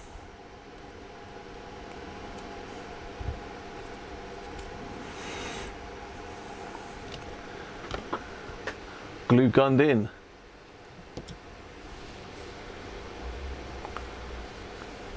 I didn't mark it, said, didn't it? Yeah, I ought to, didn't I? I should have done that last time. Mistake, wasn't it? Right, let's chuck some fader lube in that.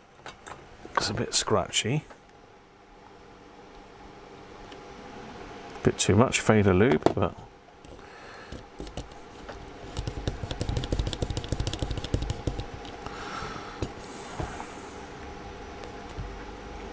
I put a bit of proper grease on the tracks.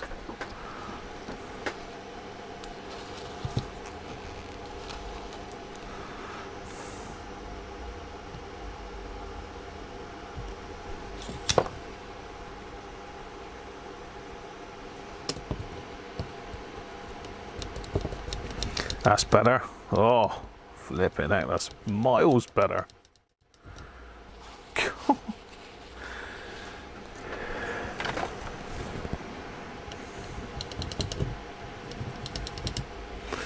Okay, what else have we got? Do we need to touch? Don't think we'll mess with that one there. With that one there. That doesn't make sense, does it? With that one there.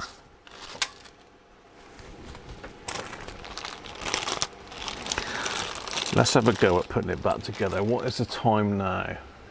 Oh, we've got 20 minutes. Are we going to get it back together in 20 minutes? I don't know.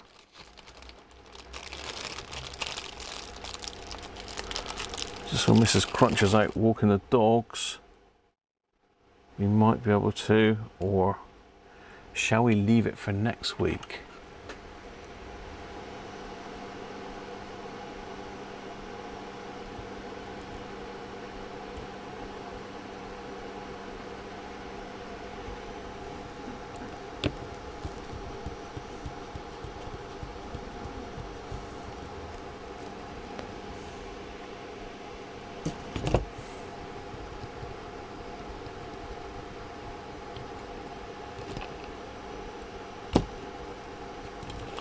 Don't actually go in there.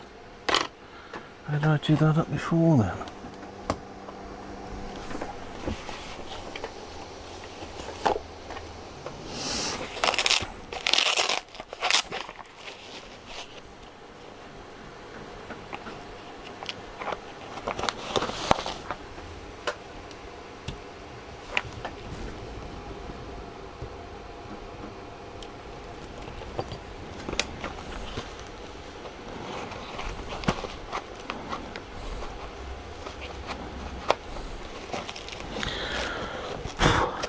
So my birthday's coming up very soon. I think will next Sunday be my birthday live stream potentially, because my birthday's on the 5th, which is the Tuesday. So what is the Sunday prior to that?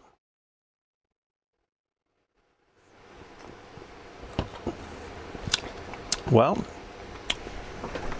Shark Bay's not bad. It's actually not bad.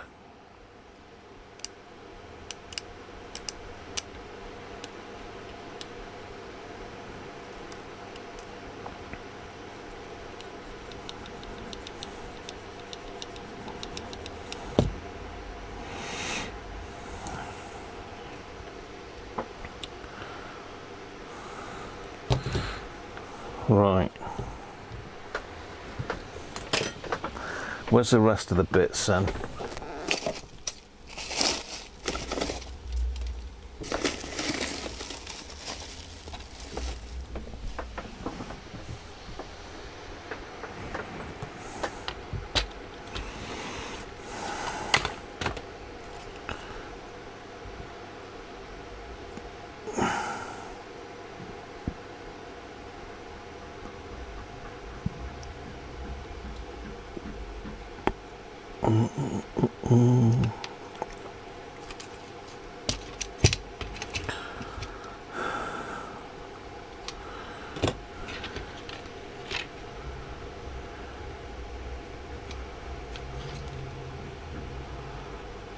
What's going on here, Graham? What are you doing?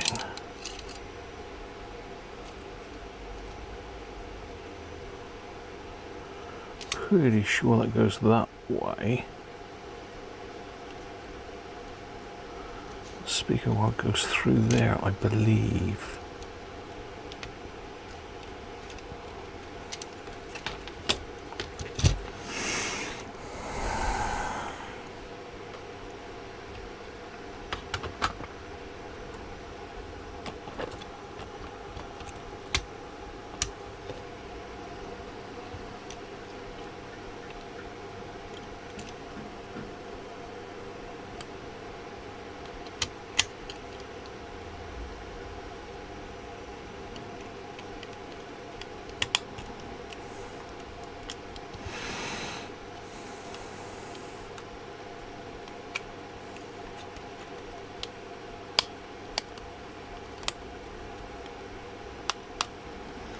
Okay, it doesn't feel very good there. Why is that then? Why is it not clicking in there properly?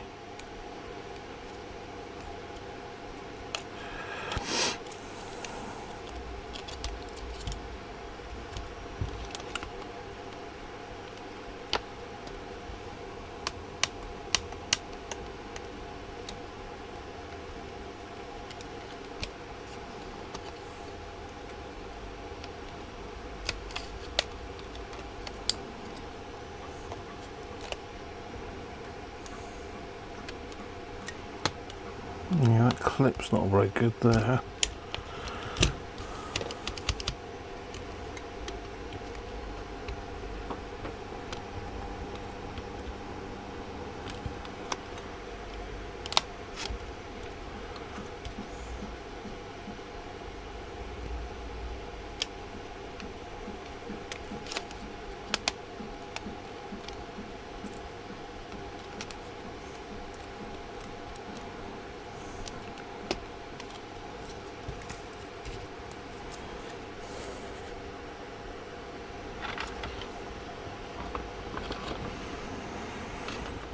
We got a switch.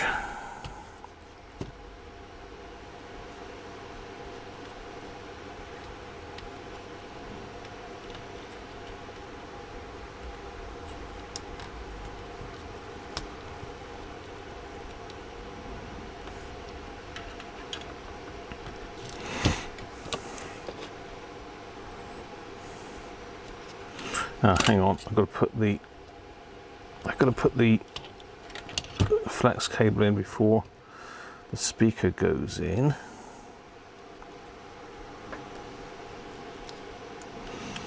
So it's a while since I pulled this apart, isn't it?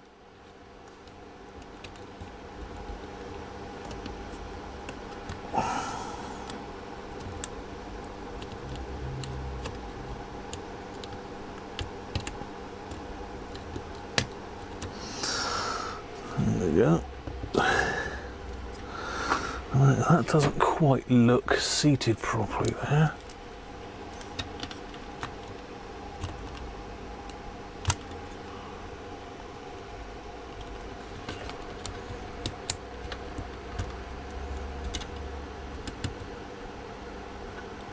What is that?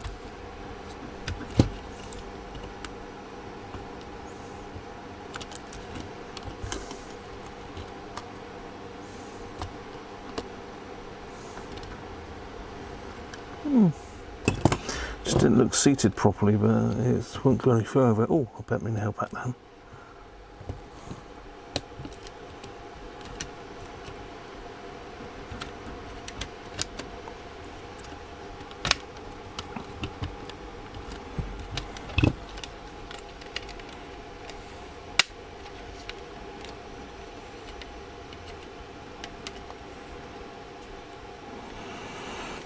Right.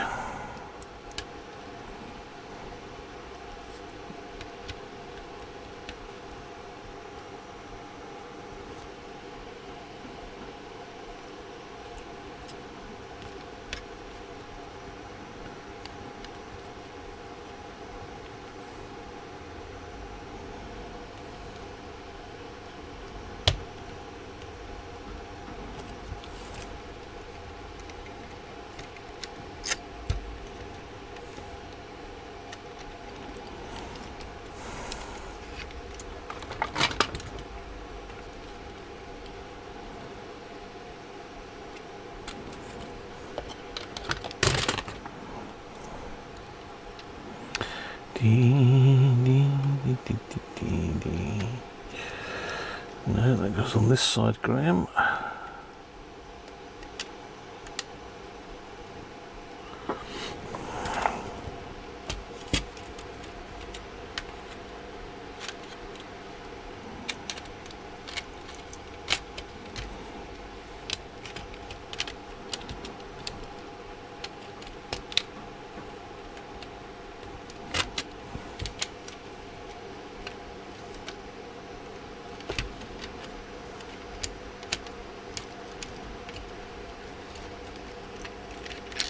Ah, you. I remember this switch now. Lovely. Lovely design.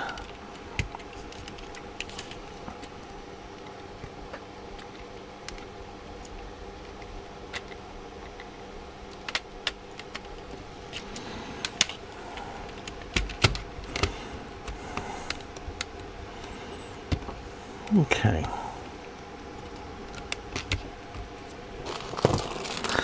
Now, is this all held in by screws from the back? I believe it is, isn't it? 1, 2, 3, 4, 5 screws, yeah. Okay, so we've got to connect the speaker.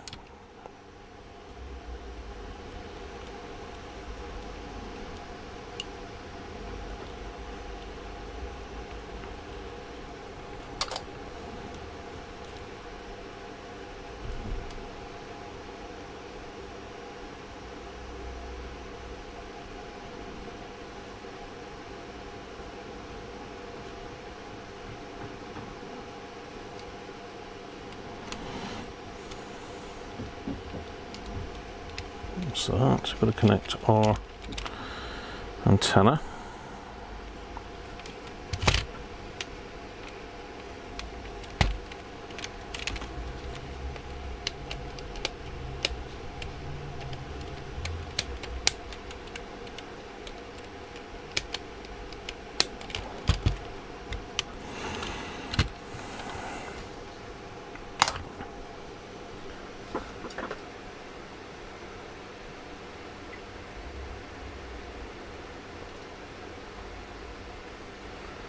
Malonster, well done. Do you have special glasses for close-up work? And yeah, I've got a couple different types. There's a link in my in the video description for these. I've modified them with some brass screws, but I use these. These have got 2 times lens. I've got 2 sets because I've got this one's got a stronger lens in it for closer work.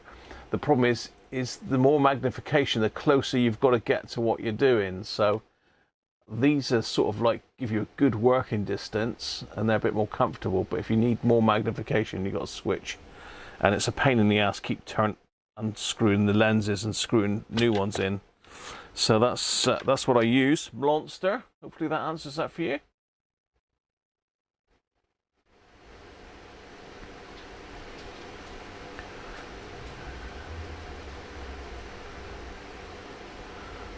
Okay, right, Rob. Yeah, I don't think I've done one before. I might have done.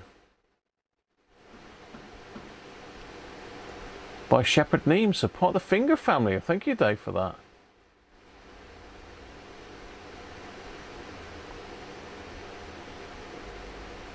November the 5th for me, Gavin. So not next week, the week after. I think I got them from RS, actually. No pint. No pint.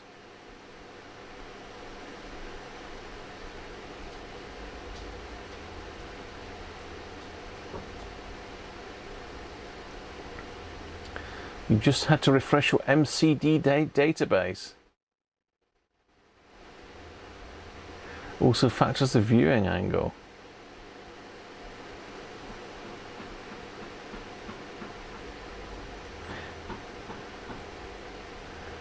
Yeah.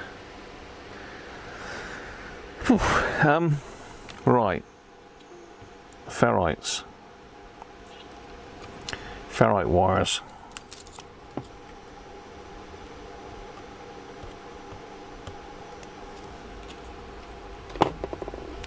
So I'm going to use the old glasses now. See, with these, I've got to get sort of like down to there.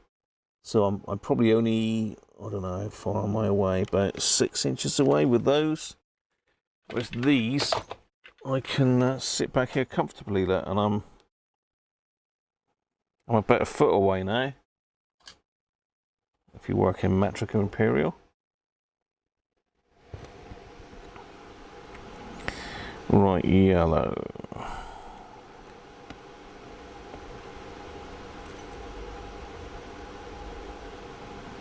Green.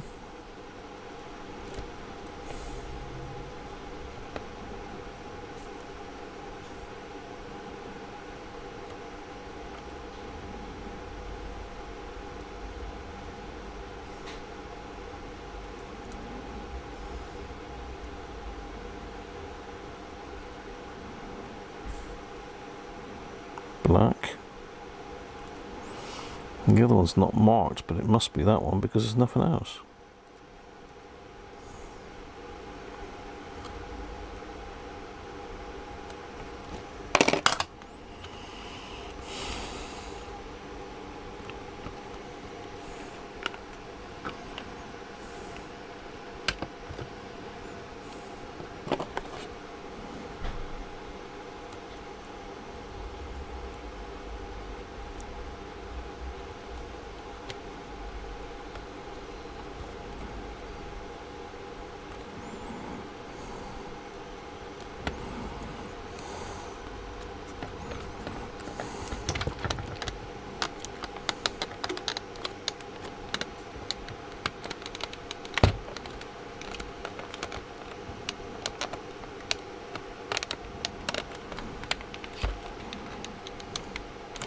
Seems like there's something stopping it going back fully in this area.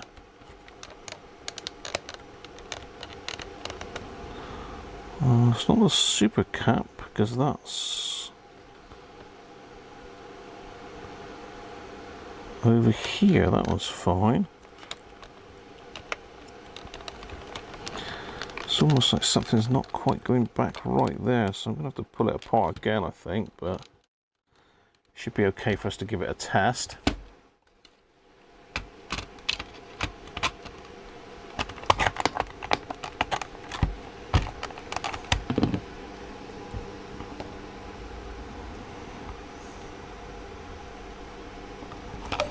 We've got a spare screw. Where's the spare screw go then?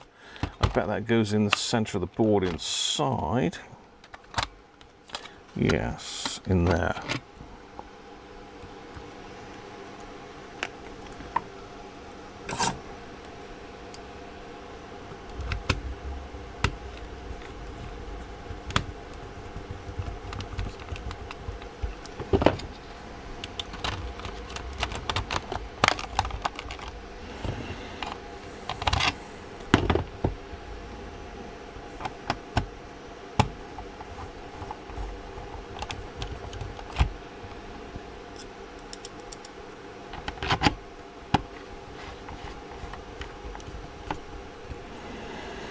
Looks like you're going to get a test after all. Looks like you're going to get a test after all. I'm a bit close in there still, aren't I?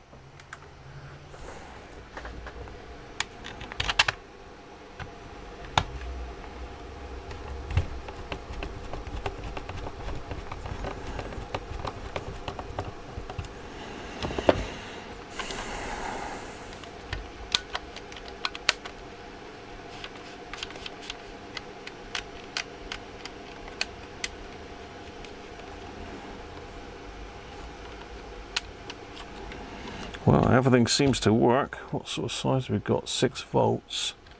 Center pin negative. I think that's set up for 9 volts. Let's go back to 6.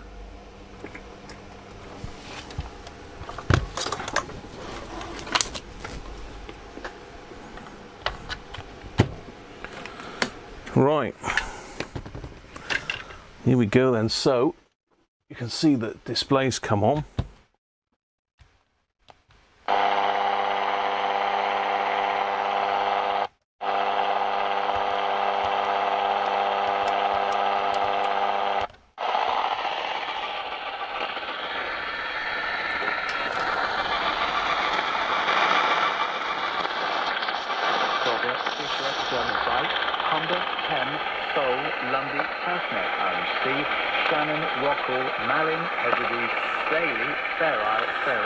Light. How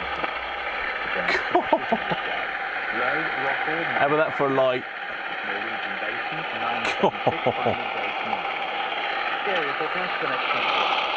Viking, Norfolk Sierra, Southwark Sierra, 40, southerly, veering southwesterly, 7 to severe gale 9, occasionally storm 10 at first, except in Sierra, 5 to 7 later. Rain and squall.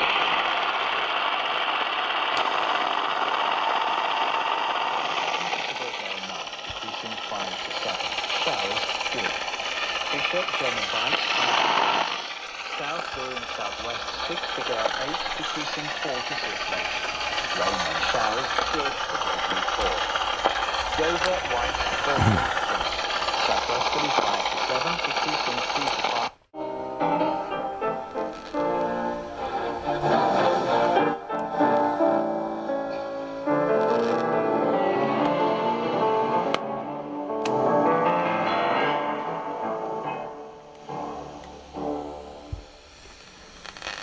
Rachmaninoff's third piano concerto, the first movement. That's plenty Daniel loud enough, isn't Trifonov, it? And the Philadelphia Orchestra, conducted by Yannick Nézet-Séguin.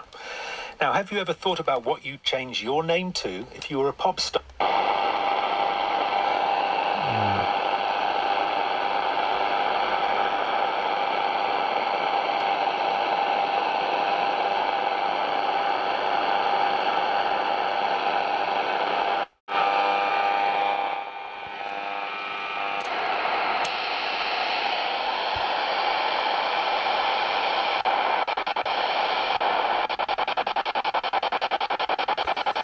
See if we can pick up anything on the aerial.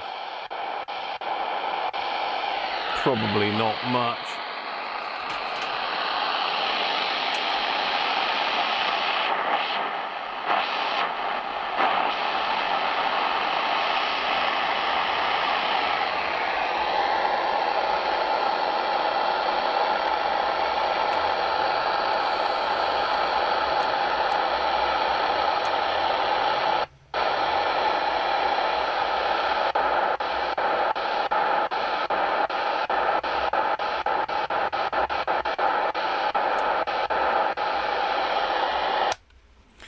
Let's plug the outdoor aerial into it and see if we can get anything. I don't know if we had the battery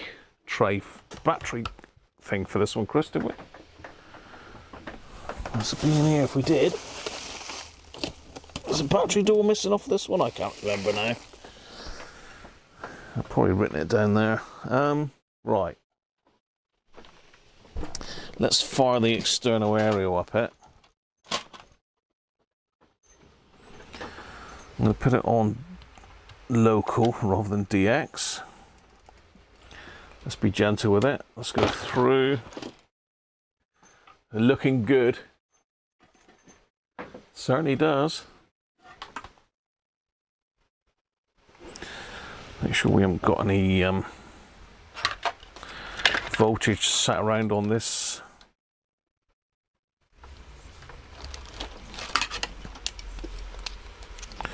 My long wire's actually down at the moment. I can't get up on the ladder to put it back up, unfortunately.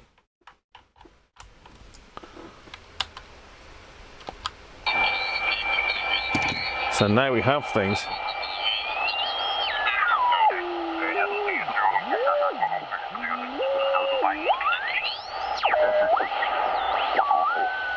Hang on, I'm on the wrong side, but don't I?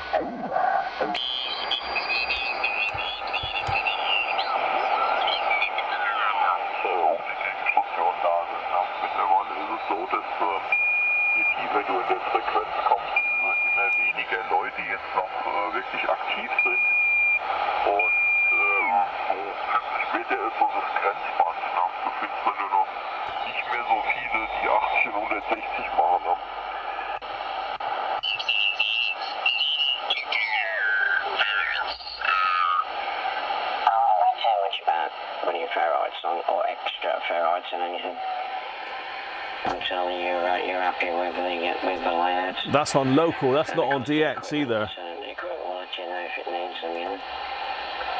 So you may not have to put any more in.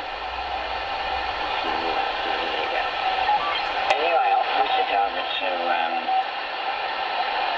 the retrograde that has just joined us. M1GSX, this is G00GS with G000 cucumber, over. G000 cucumber, I love it. Still tickles me that does, Steve, so simple that. After the video as well. Good evening, gentlemen. That was very hurtful. What you just said there, both to be exactly the same time as well. Well, I'll have you know I haven't been on the CB since 1989, I think, or somewhere around there. Both sounded lovely. Hope you're keeping well. Been...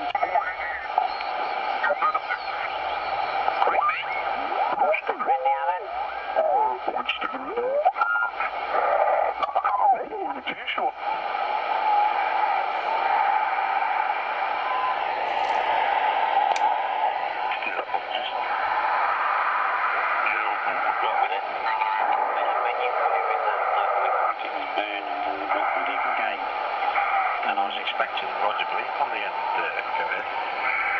We can arrange that.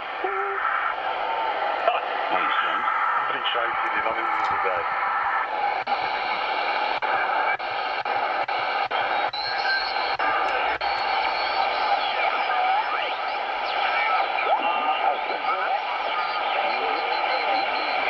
Let's try 20 meters. The 2 button's a bit dodgy. So let's do that again. 1, 4, 2, 5, 0. So we need the other side button then.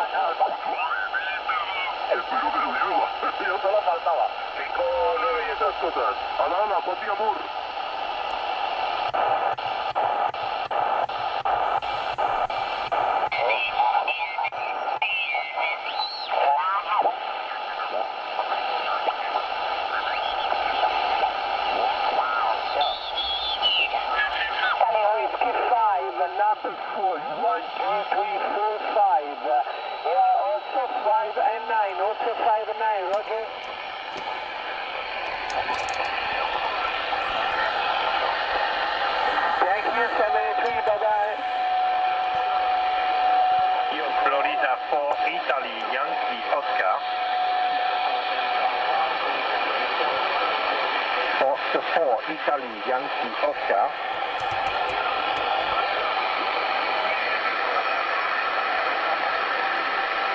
Florida 4, Italy, Yankee, Oscar.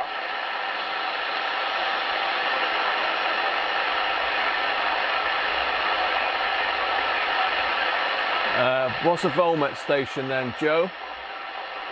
Hit me with a volmet frequency.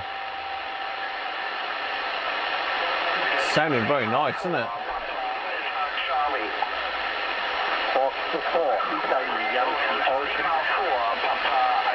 My normal glasses, these are just varifocals, monster. I don't need to take them off to wear the other ones.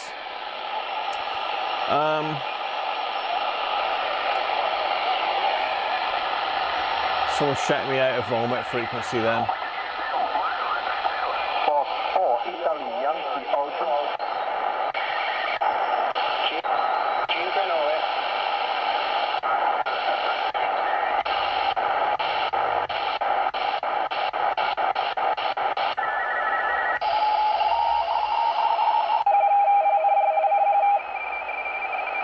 Data.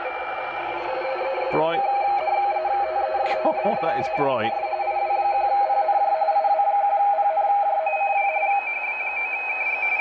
FT8 or something like that, or RITI.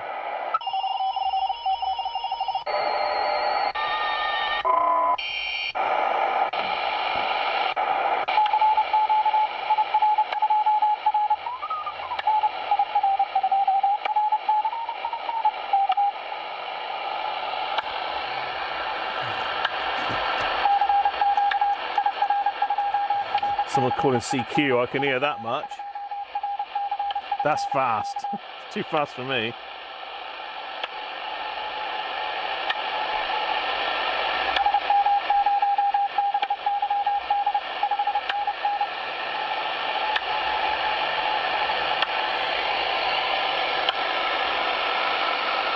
Come on, say something again.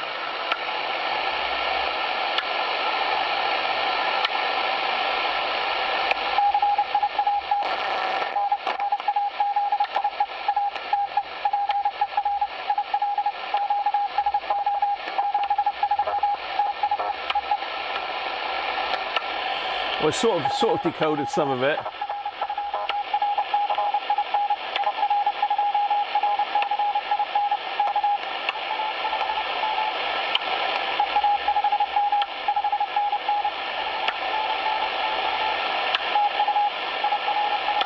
ET5N or IR2RC. Some of you Morse people will know what that means. How's the dog holding up? Dog's fine. 5450.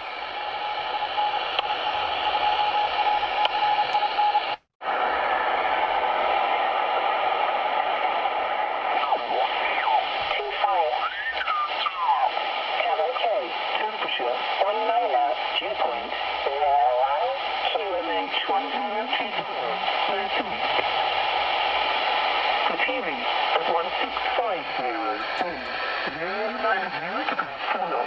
Cabin K, temperature 22, dew point 13, QMH 1020, defrost at 1650, wind calm, visibility 10 kilometers or more, showers in the vicinity, cloud, few 2,500 feet, scattered 3,000 feet, open 4,000 feet, temperature 4, dew point 4, QMH 1005, radio at 1650, 06 There you go, 5505. 10 kilometers or more, cloud.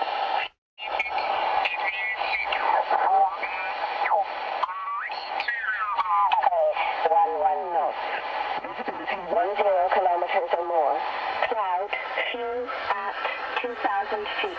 Shannon, isn't it? Temperature 15, dew point 13, QMH IR2CF was it? Thank you, KW.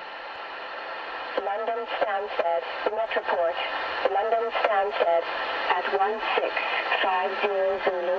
Automated observation, wind 220 degrees, 16 knots. Visibility 10 kilometers or more. Cloud, few at 2,500 feet. Temperature 15, 12, QMH 1008.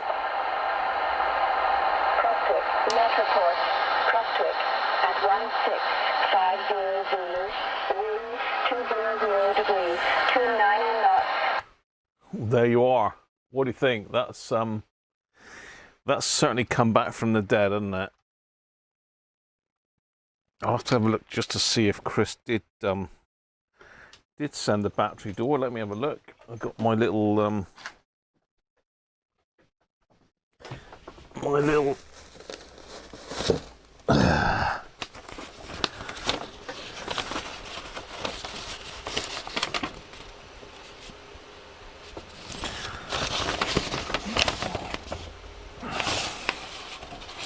so I've got these little sheets that I fill out when everything comes in. So it doesn't say the battery door's missing. Doesn't say the battery door's missing, Chris, so it must be here. Normally I'd write it down if it wasn't there. I might have been slacking though.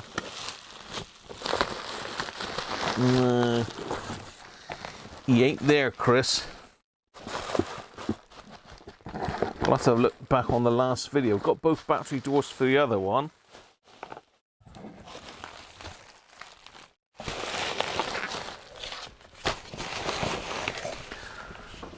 Got both battery doors for the other one, but not for this one by the looks of it. Not this one. So, I mean, it needs to come apart again to give it a clean. There's a lot of grime in the speaker, around here and all the little bits. Whether I can get that out, it's hellish hard to get that out. It's really dirty. The front's all scratched up, so we'll do that for Chris. See if I can find a battery door if he hasn't got one. It's on 10 kilohertz steps by the looks of it. I've got a little bit of corrosion on one of the battery springs to do, but overall that is actually now working. So there you go, Chris. With a very bright LED. Nice little radio that. As I say, you've got upper and lower sideband on it. You've got fine tune. You've got a tone switch, although the news position doesn't sound very nice. And plenty of volume now. So there you are. You'll have to check out the previous video in the description to see how it performed when I tested it first. And I'll do the same. So it's gone a bit, well, that's the other way. It's gone a bit dark now, isn't it? It's gone a bit dark.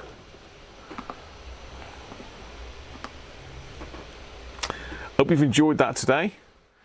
It's good to actually get it done and back together, although sort of temporarily, but it is back together. So I'm happy with that.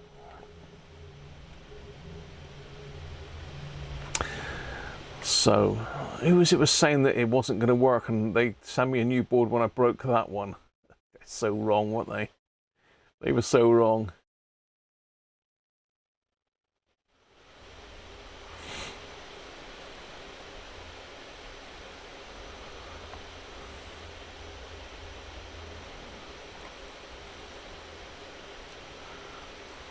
Do I have to do an alignment on the radio? Don't need to touch it, I don't think, Anthony. There doesn't seem to anything wrong with that.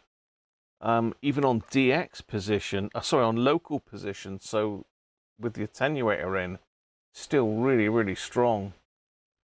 As I say, you've got the fine tune, so really, you know, there's no issues with sideband, is there? It's tuned into sideband okay. So yeah, no, I don't need to do anything to it. Just a clean up, mate.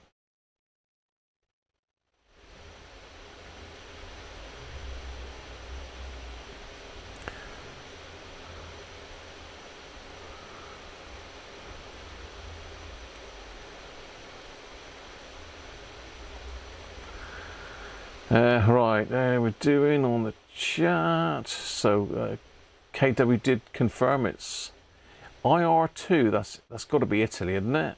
IR2 CF, RCF.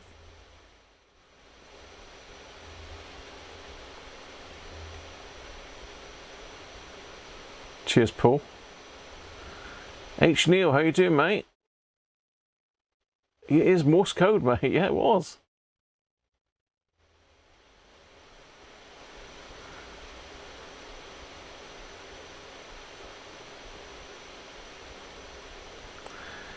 Thanks all. Just catching up, just finishing up with a chat.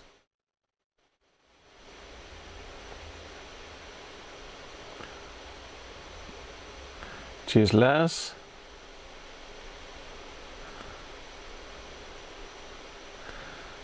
You said that before I powered it up. No, it wasn't you, Anthony, it was someone else. I can't remember his name now. Said he sent me a new board when I got that one up. Cheers, Gavin. Russie, how you doing, mate? Good to still have you on board. Thanks, Dorf. So yeah, next Sunday we've got Chris's other radio, which had all the battery damage, if you remember. So that'll be interesting. I've probably got a couple videos coming out in the week. So don't